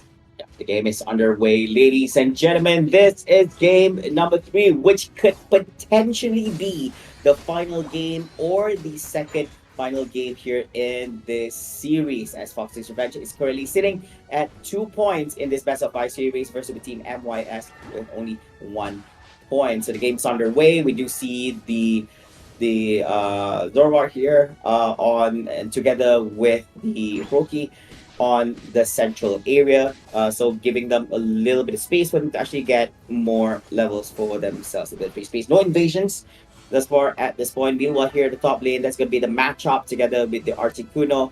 Should be, let's say, so Zorwar is already in action here towards the center. And for both sides, I would say that very respectful of each other. They're not really going in for an early dunk. Instead, they're going to go for control. Waiting in the tall grass here. Okay, it's a little bit of a bait, but now Team MYS, they're going to put more focus onto the bottom, whereas for Fox's Revenge, they're going to go to the top. So looks like both sides going to do the 50-50, but the first few points scored by Team MYS. Yeah, very smart move here by Fox League's Revenge. They know they cannot commit the duo of a Slowbro together with a Cyndaquil. You might just lose out the Cyndaquil, and you might lose on a Slowbro as well, because I think him alone being the defender here at the bottom lane, there's nothing much that Cyndaquil can actually do. And especially going up against the 3 months here, we have the Zorwart, you have the Garchomp, and even together with the Psyduck over there just now in the previous encounter. So just be safe. When you are playing with double evolutions like Cyndaquil, like Squirtle, like Bulbasaur, like Charmander, and all this, you have to play it a little bit safely, because if you get picked off too early, the opponents will just snowball over you and just punish you as much as possible to ensure that you're not able to actually get the levels you need towards your next evolution. Just like how we saw the Squirtle in some of the previous games. And looking at the current situation, looks like Team MYS, they have better control of the current space. And that's reflective of their 56 points. But then again, 56 points at the very beginning, yeah, it's nice, it's okay. It gives you a bit of motivation, but towards the end, it might be negligible. So they just need to keep up the discipline and momentum now. Yeah, I have to bring this. Oh no, putting up in position, but the damage, the follow-up is not going to be enough over there to actually clear him up. Is able to actually make it safe escape here towards the right side of the field, and again it's done with some barriers to just regenerate bug and return back into the shield from the goalpost. So meanwhile here, we are looking a little bit here at the top side as the next Reggie will appear, and this time it will be a Reggie Rock Zacian together with Zorwart has already made its first moves up opponent. That's like half HP going off for the Skewer as well, and no commitment, so basically no response here from the side of Fox League, or should I say they were not able to actually respond to that because they have their hands a little bit tight. Full holding the Articuno in position and going off for the clear knockout here by the side of Team MYS, and that 39 dunk here by the Zorwart at the top school field. Meanwhile here at the bottom, it's going to be the Garchomp having the solo went together, jumping off on the Slowbro, but the damage output is not enough to actually knock him out here, especially knowing that Greninja has already made his way towards the bottom lane, so can't afford for any form of overextensions because none of the members were actually there. But right now, we have the Zacian, we have the Psyduck, and together with the Zorwart, trying to actually go in and take it out here on this Reggie Lefty, and once again, no response here from the side of Foxy's Revenge. 118 points now to 0, and 6 more minutes to go. Still a lot of room for Fox's Revenge to claw back those points, and they're doing exactly that right now at the top, dunking in a lot of points, making it 88. Oh, so close. Very good timing. And look at that. That Snipe hitting up on the Articuno. They did lift out on the goalpost, but they are going to continue on this assault over here to the top right now. Despite having low HP, the Pseudo Eye pushes forward and probably going to do a little bit of cover himself. Was not able to grab the berry before the goalpost actually breaks out. And here we go. Articuno fending off here at the second tier goalpost here for the side of Foxy's Revenge. And TMYS, they managed to dunk a few more at the top. 196 right now, Fox's Revenge 88, and we are at our halfway point of this game so far. And of course, it's quite clear that Team MYS, they are in control, not only in terms of points, but in terms of level as well. But the big breaker here will be at the 2nd minute, and I believe that Fox's Revenge is looking at that timer. Oh yeah, and so far they've come out on top twice here in the past 3 games that we had so far. Will they be able to actually get yet another for themselves, or will Team MYS be able to hold on to this lead for this game number 3 that we have seen so far here in the grand final segment? They are able to actually get their hands here on the Slowbro as well, but in position not be able to actually sustain all that damage and make it yet another will be the Greninja from the side of Team Foxy's Revenge. It's still 5-man out. Spoke a little too soon because that's going to be down here for the Decidueye, which is supposed to be on the back line of things here. Make that a 2 knockout streak here for the hands of Zorwart here up upon the Typhlosion. Okay. 4 minutes right now. And Foxy's Revenge, they're gathered at the bottom lane. They want to try to push this one. 3 Pokemons there. 2 left at the top just to keep things in check.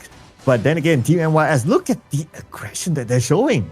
Yep, that goal coming off from the Psyduck as well is helping a lot in picking up single mons from the opponent's side, so creating that slight advantage in terms of numbers when you're creating a 5v4. So I think just take up on it. Decidueye also securing on that Regieleki here at the bottom side, which means that the team members from Foxy's Revenge would have to fend this off and not allow it to actually make its way into the goalpost. While all that is happening, team members and team members are just spreading out and getting a little bit of fouls, making it before they reach that 2-minute mark so that they can get an upper hand in terms of stats as well as levels up against Foxy's Revenge, because they are not looking so good, because they've just reached a point where all the team members have just reached a double-digit number in terms of levels. Yeah, not looking that good right now. They don't have much ground to cover. And they're being zoned off by Team MYS. Look at Team MYS in their position right now. It makes Fox's Revenge hard to come out. But this is a great position for the CDY to be on, because they don't need to clear out the Groudon, meaning that he has to be in a very long range position. If you try to actually get near, I'll just chip on you and just push you as much HP as possible. And then my teammates, the Garchomp. We also have the Zoroark as well to actually punish you on these close-up battles. Right, we're edging towards the 2-minute mark. We have about 35 more seconds to go, and both sides not wanting to make any mistakes. Everybody's starting to slow down the pace right now just to try to gather as much information as possible. But he revealed himself. Yep, just knocking out the Slowbro a little bit, and then disengage back towards the other end for the side. And this time they are going straight for the Reggie, not giving a single ounce of opportunity, not even a single opening window here for the side of Fox's Revenge to actually get their own fair share of hits up upon that Reggie's field here at the top. So slight attack and special attack amplifications there for the teams of Team MYS. They look ready to defend this Groudon, right, to ensure that it does not get picked up from here. Even that pole hitting off once again. Articuno here. The lockdown is a little bit too much to handle as well. And here comes the Garchomp, slicing and dicing through here. This is why Malaysia Qualifier sent here on the matchup and make that yet another as Cyclone actually go down for the prey as well. Together with the 2 knockout straight, and not just by anyone, it's going to be by the side out here. That's going to be 4 months down. And Springer returns a little bit too late as the Groudon has fallen in the hands of Team MYS. I do believe that they are ready to translate this into a free. Here comes the jump here by the Machamp, stopping them from going for goal scoring here at the top side. But cute little side out was able to actually score in a huge amount of chunk of points here at the bottom goalpost. Ooh, Team MYS want to extend the night here. And so far, so good. 1 more minute to go. All they need to do is now play this defensively. They just need to fall back. They just need to run the timer down, and they will bring us to our next game. Oh man, and the next game, if Team MYS wins this one, the next game will be the finale, will be the game that decides who will be the champion. Yeah, of course, time is still there. 47 more seconds to go. Fox's Revenge, not only getting towards the goalpost, but also they need to get some points for themselves. And it doesn't help the situation knowing that Zora here at the top lane managed to score yet another 100 points. That's going to be Zacian scoring yet another at the central goalpost in front of the base. And that's going to be Garchomp also doing the same as well. Here comes Zoroark also just ignoring the goalpost. It's okay. My team members can actually do that. That's going to be another 80. Huge amount chunk and dunk going on right here. 726 points for Team MYS and 246, and I believe that it is over. Even with this 30, I think this 30 plus 1 more points here by Machamp is not going to be enough to actually do anything about it. Time's up, ladies and gentlemen.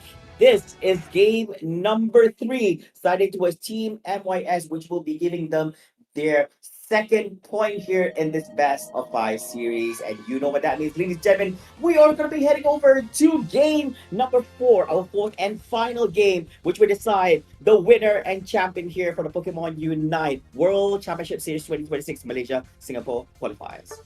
Well, as they say, the night is still young, and we will get our grand finale game right after this. And what a round this was for Team MYS. This is a round that they had very good control from the start to the finish. And look at the gap that they have. This is like what? Almost a 500-ish point gap here between the two teams. When Fox's Revenge, they had 2 good games back to back. And all of a sudden, Team MYS, they supercharged themselves because they know that, okay, if they don't do anything this round, that's it. But they found a way to do it, and they did it big. Oh yeah, I think right now Fox has another issue at hand because they don't really have a solution for Ice, because Ice has created a lot of problems here. There were only very little instances when the DCDY gets picked off, so that's also an issue, meaning that they didn't really had something, they didn't had any months in their draft that was able to constantly put pressure up upon this Sigewai. So Ice was able to actually dish out constant damage from time to time over here up upon the team members, which results in that very high damage output and damage being dished out up upon team members of Foxy Street fans. So probably we'll see it's either they have to address this particular situation, or they would just through the draft, either through the ban or through the pick. Because if through the ban, meaning that you're giving way to one of the mons that you've been banning this whole time to ensure that Team iOS doesn't get their hands upon it to be in their hands, or you can just address it through your draft where you have more mons who are more agile who can actually try to target this CGY. Yeah. Well, frankly speaking, did you expect us to go the 5th game or the last game tonight for the grand finals, Lewa?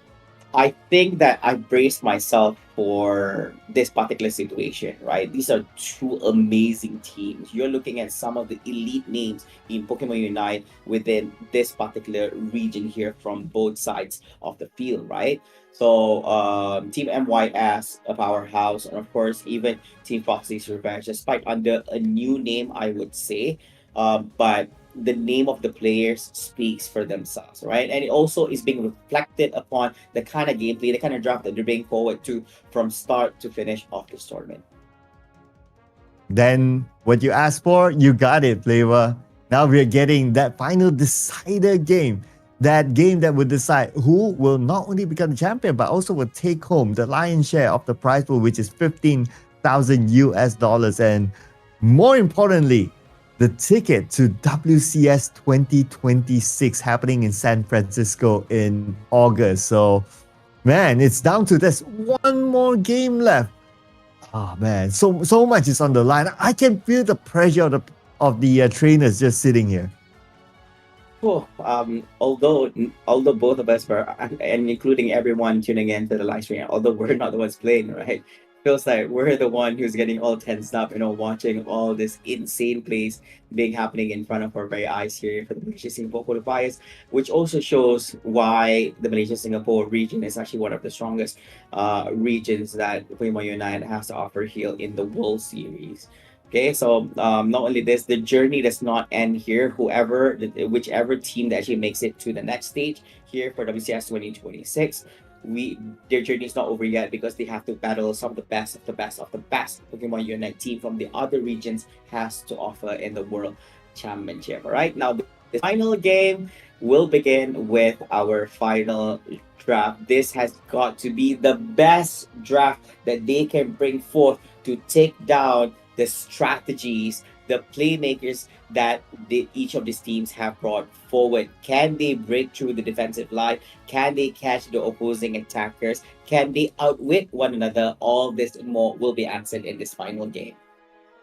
Well, it all comes down to the final game, and that means that everything is on the line right now, right? Okay, what kind of bans, what kind of draft will they put out? It's gonna be crazy. I would expect the Gengar to be banned out. Yeah, besides the Mew that we know is a perma ban, we can see that the moment they ban out the Gengar, it's like, all of a sudden Team MYS, they have a better chance of playing that. So I would expect the Gengar to be out again as well. Yeah, I think better the Gengar also addresses two things. Number one is not only on the part of not allowing Foxy's Revenge to actually get their hands on them, but also Gengar is actually playing exceptionally well. Very high plus damage going off here, but at the same time as well, if they actually allow the Gengar and they also want to play with the Decidueye as well, there's a very, very high chance Gengar's going straight for that Decidueye here on that play. So they don't want to allow that. So I think that if they still want to run the whole Decidueye plan, they will just ban off the Gengar, that perma ban on the Mew, and yet another ban. I believe that they did ban on the Blissey on the previous game, whereas the team members from the opposing side, they could try to actually open up one of the bans just for the Rowlet to Decidueye kind of thing situation, or can they just or like I said, they could just stick around with the same bans and then just address the whole solution to DCY through their mix. Yeah, so man, the final one is going to be pretty tricky, right? Like the bans is going to be something, the kind of picks, and also what kind of strategy are they going to put in, right? So far, the type of strategies that worked well in the finals is you have to play this really, really fast, and you have to be like everywhere, basically. You have to gain momentum, you have to gain space, you have to try to win your respective lanes and also move around to try to win lanes on either side as well. So in essence, games have to move really fast. And we're not talking about like timer fast. We're talking about the movement kind of fast from the team. Yeah, and it's always clear that when we see these two teams fight, right? The first team that actually gets an upper hand and can snowball from there would actually end up winning the game. That's exactly what Fox's Revenge did for the first and the second game. So they snowball from there. They didn't give any opportunity for Team MYS to take any form of breathers. Whereas we saw on the recent game number 3, Team MYS, this time they got the upper hand at the early stages and it's just snowball over on Team Fox's Revenge. So both of them have more or less almost the same kind of play style over here.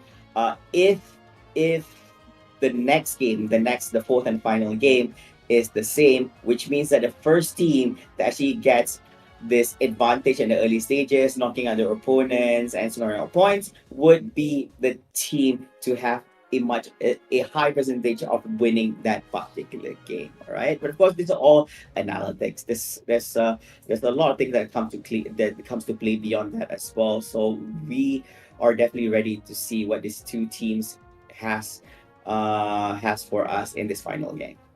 Well, speaking about analytics, right? So we have not seen the draft yet, obviously. But if you were to put your finger onto one team that actually win the finals, which team will you be going for? Oh, I've always been a fan of the underdogs on this. So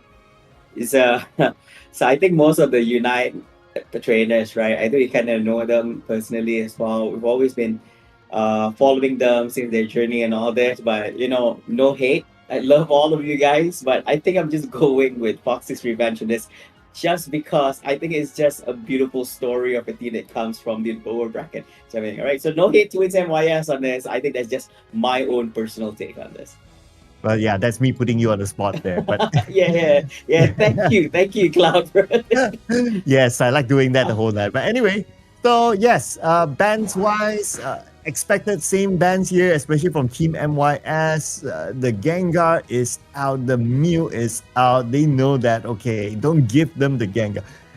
Probably it used to be like, okay, don't give Foxy the Gengar, but don't give Foxy the Mew before this, but now it's don't give Foxy's Revenge the Gengar. That's going to be the theme. Yeah, so I think they might just be running another fragile backline again. I mean, it worked for MYS, right? It worked for them, that's why I'm in a position to assume that they might just be running more or less the same as well. They've already fought with this before. So Zacian, Typhlosion, and the Articuno for side of Foxy's Revenge. Think a think. Oh no, it's Mimikyu. Okay, all right. Okay. They were teasing you there. Yeah. Yeah, but Team MYS, they do have a good win rate with the Psyduck. So for them to pick up the Psyduck again, especially when it was their first pick, that's kind of cool. Mewtwo though, could be picked by Foxy's Revenge, and there you go, locking it in. Why? All right, that's going to be interesting on this. Lucario, not going the path of Mega Lucario, so they're going to Lucario, Typhlosion, Articuno, and Zacian. Right, so there you go. Yeah. You seem to have a thought there, Flavor. I am not surprised. Like I said, right? I'm so suspecting the DCUI because I don't see it being banned. And they've always been comfortable running it before, so why not, right? It worked once, worked twice, worked 3 times. I mean, 4 times is no longer like a charm, right? It's a sure thing already, I assume.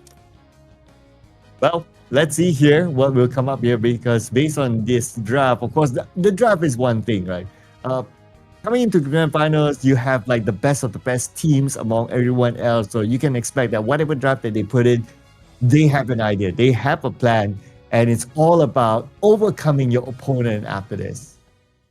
Oh yeah. Now, ladies and gentlemen, this is going to be quite a clash in between these two teams. You're looking at an explosive clash of range versus with dive, all right? So if you look at Team MYS, looking at their team composition here, they have assembled quite a terrifying high sustain triple all-rounder. So we're looking at aggression cost and paired together with a sniper. But then you look at uh I think if you look at Foxy's Revenge over here, they responded back with a literal range siege fortress anchored by a terrifying U2Y we have not seen in a while. It did appear in the early stages in the upper bracket, but this time being run, I believe that we have not seen a U2Y being run by Fox's Revenge. So I'm very curious to see this circle. I hope you're ready because right now we're going to be jumping into our fourth and final game here. This is the grand finals deciding matchup between Team MYS on the purple side and Fox's Revenge on the orange side.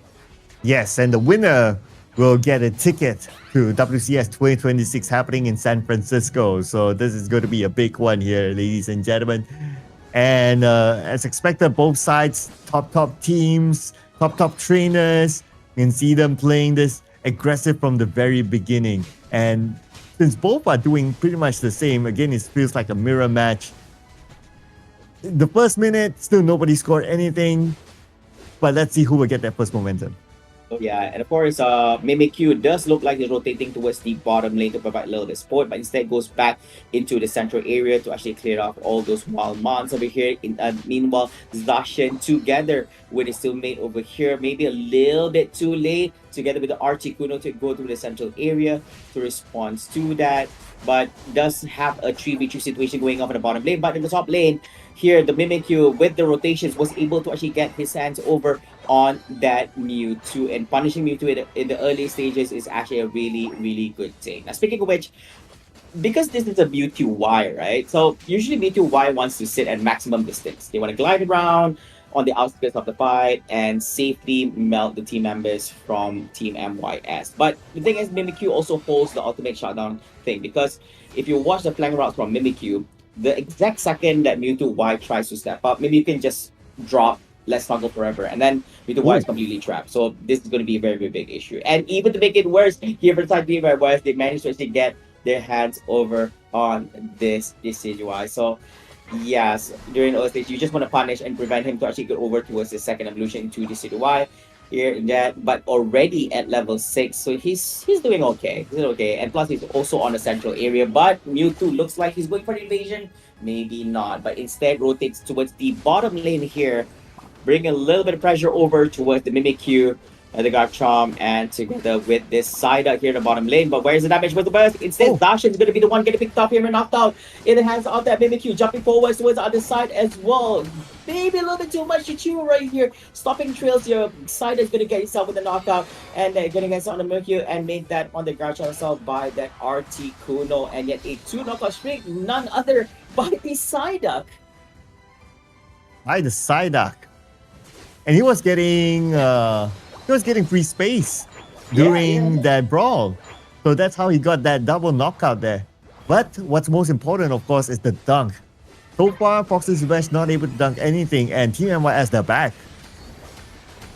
Yeah, so I think slightly better on the side of Team MYS, but spoke a little bit too soon here because the Typhlosion and the Zacian managed to knock out the Mons on the other side. The Decidueye picking off on that Mewtwo Y from the other side, together with the Articuno, making it a 2 knockout streak here for the Decidueye. Letting this Decidueye running free, especially in the hands of Ice, is not a good idea. Look at that long range sniping, even further than what Mewtwo Y has to offer. If you want to talk about long range, Decidueye has it better, but of course Mewtwo Y has a much better mobility compared to what Decidueye has to offer. Wow, and look at this. Look at the control that Team MYS has.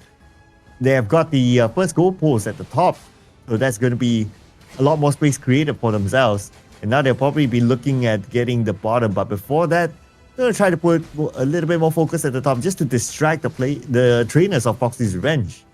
Yeah.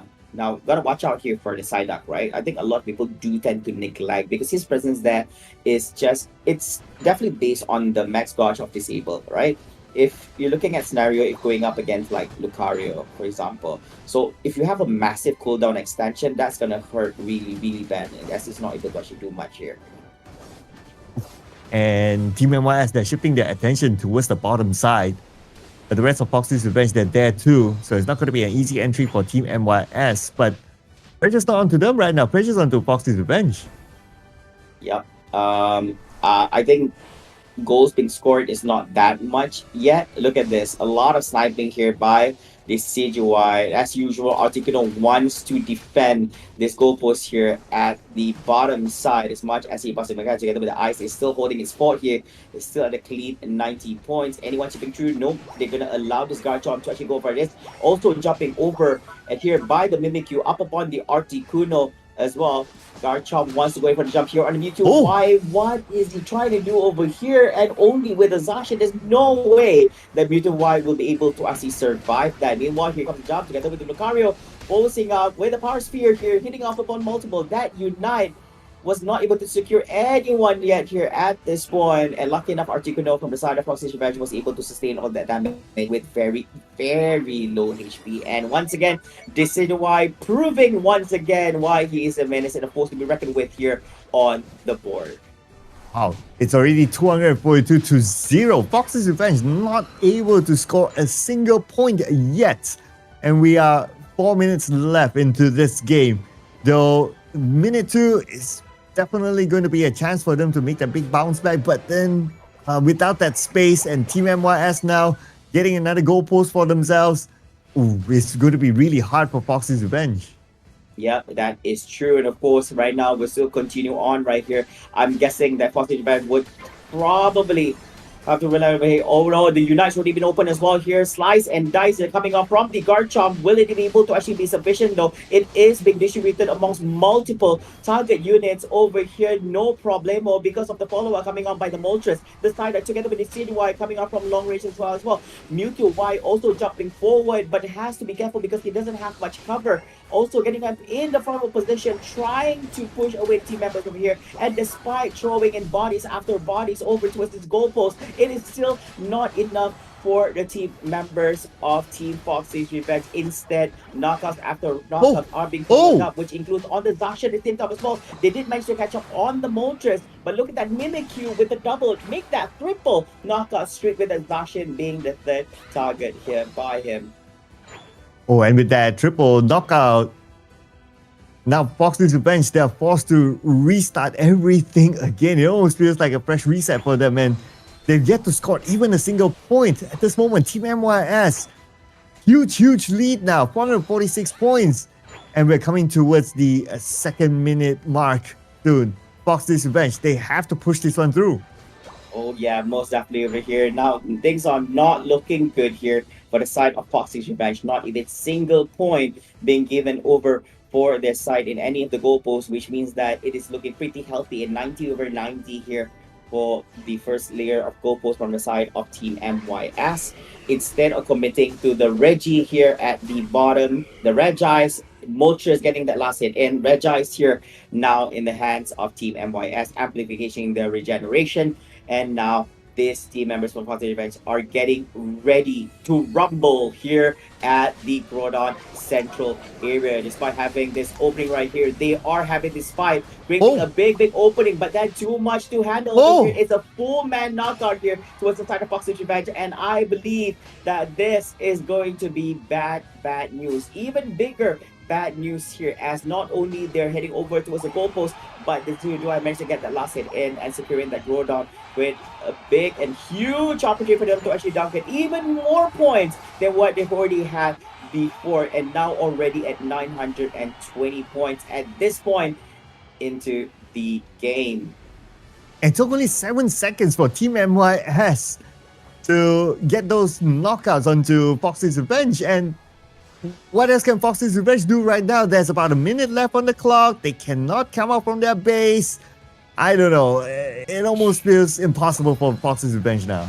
where am I going to find 460 points somewhere in this map and dunk it over towards the other side? That is, even if you have everyone with 50 points, they're gonna make almost double the trip of a full belt of points to actually go in for scoring to actually win over. Look at that. Even the Bolshevik managed to get himself with a double knockout streak here up upon the Mons on the side of Team Fox's Revenge. A 5v3 situation in front of the base of the orange side. They are trying to defend this. They still have the Typhlosion. They still have the RT Kuno. And I spoke a little too soon. They did lose out here on the Mewtwo Y at the same time as well. Although knocking out on the side out together with the Garchomp, but they don't have enough time to get enough points to score on themselves and to make things even worse. And that is going to be yet an additional 64 points being dunked in by this naughty little Mimikyu. Yeah, now Team MYS, they're like, okay, they know they got it in the bag. They know they already won this one, so they're just chilling here. And officially, ladies and gentlemen, Team MYS crowned champions and also the ticket to WCS 2026. What a match is, and what a series has been here in the grand final segment. Team MYS hailing from the upper brackets with that one game advantage, not on the right foot on the first and the second match as they give way for Team Foxy's Revenge to get ahead in terms of points, but the comeback here from Team MYS on that game number 3 and forcing upon the game number 4, the final match that we just witnessed just a while ago with a full score in a full series in the best of 5 series with a score of 3 for Team MYS and 2 for Foxy's Revenge. So congratulations to Team MYS representing the Malaysia Singapore qualifiers here for the Pokémon UNITE World Championship Series 2026 for this region. Also going to the next stage with the World Championship. Also winning the lion's share of the 25,000 prize pool, getting some 15,000 USD prize pool. And not only that, ladies and gentlemen, they are your winner and champion. And Foxy's Revenge, they came close. They came super duper close. So at second place, they will take back 4,000 US dollars for themselves, which is a good amount of money as well. But man, Fox's Revenge, so close. After getting that momentum of winning 2 games back to back, all of a sudden, the story flipped towards Team MYS when they found their own pattern. Maybe they took the first few games as kind of like those kind of games to bring back your momentum or some sort of like a warm-up game, right? Because they kind of cooled off for a while coming from the upper bracket, and to a certain extent we can say that they kind of took those games as a restart for them. Oh yeah, I think those are great choice of words, especially when you talk about them being cooled off, right? They had a lot of break ever since they've already made it to the grand finals after winning the upper bracket finals over here. But of course, ladies and gentlemen, I believe that our production team here for the championship have prepared a special segment together with us later on after this. But here we have Team MYS qualifying themselves to WCS 2026, and none of the mons here actually represents what their draft is. These are just for placement points. but yeah, what a draft we have seen from both teams. Also, we have to say kudos to Team Foxy's Revenge. What an amazing game they have served for us throughout the championship. Oh yeah, absolutely. Very entertaining. We've seen a lot of them from their lower bracket runs. And yes, they came out with a lot of different kind of strategies. They came out with good drafts as well. Yeah, all I can say is that kudos to them. No doubt. But Team MYS, of course, they're no stranger to the WCS, and we'll be seeing them more again in the future. And it will be happening in San Francisco later in August. So that's where I can't wait to see how they will perform and match up against all the other amazing trainers within the world of Pokemon Unite. Oh yeah, most definitely. Of course, ladies and gentlemen, do continue to support Team MYS and their journey into the World Championship that will be happening soon enough. They are going to be representing the Malaysia Singapore qualifiers over here. And of course, as you can see, if you were to compare with the previous one, usually you would see that we have 2 tickets. Usually don't want to make it the grand finals, but this time I believe that we reduced to only one Malaysia team. And once again, congratulations for presenting us with just an amazing grand finals over here. And I do hope that in the near future, we're able to actually have some conversations together with team about how they feel after winning off this and of course becoming the best of the best of the best in the Malaysia-Singapore region. Yeah, absolutely right, man. But we got to recap their journey, right? And here is the updated bracket that tells the entire story for today, ladies and gentlemen. Especially for our champion, Team MYS. They did not drop a single game before the grand finals. And the one that actually put a little bit of a dent to their record is Foxy's Revenge after winning their first two games, just for Team MYS to win the final game. Whereas for Foxy's Revenge, they actually met with Team MYS during round number 2, where they lost 2-0 towards Team MYS, and they were sent down to the lower bracket. And they had to play up against Team Qatar. They won 2-0 there. They meet up with Aperto Mundo in the losers round 3, and they won 2-0 again. And then it became a tight match against Team Kodor during the lower bracket finals against Team Kodor, where they had to claw back a win here to win 2-1 to meet Team MYS again in the grand finals. Oh yeah, so Team Foxy's Revenge actually played the most amount of series here. 5 best of 3s and 1 best of 5, which was the grand finals, which is 2 series more than what MYS had to go through here, as they found the shortest route through the upper brackets. What a grand finals it has been. Some really close matches, some amazing drafts, by the way. Really love the kind of drafts that both teams has to offer. I think it's very active kind of draft. I would say we barely see any passive kind of gameplays coming up from both sides, I would say. And of course, since both sides of the spectrum, both Team Foxy's Revenge and Team MYS knows each other well enough, they kind of know that the only way to win over each other is to just play hyper aggressively against one another. But of course, at the end of the day, there can only be one champion. But for today, it'll be Team MYS. Yeah, so that is the conclusion of this updated bracket. And kudos once again to all the teams who have made it to the top 8 playoffs here for today. It has been truly a pleasure and honor to be doing commentaries for all the matches that's played here on the broadcast. Yes, but I believe that we have more to come. We have a special segment with one of our trainers from Team MYS. Now, who could it be? But Flavor, we will have a chance to chat with one of them. What curious questions you might have?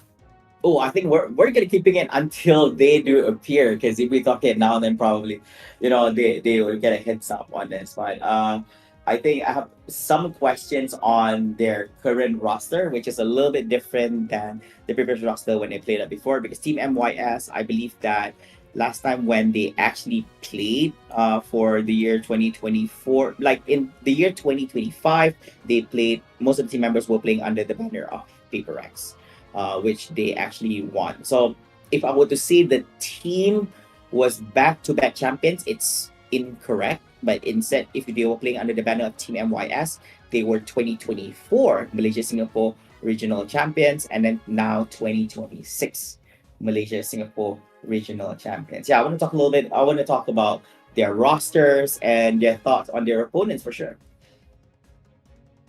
Okay. So yeah, that's a really good question to ask as well. I'll be curious about that too. So yeah, we'll definitely get the chance to get more insight later on.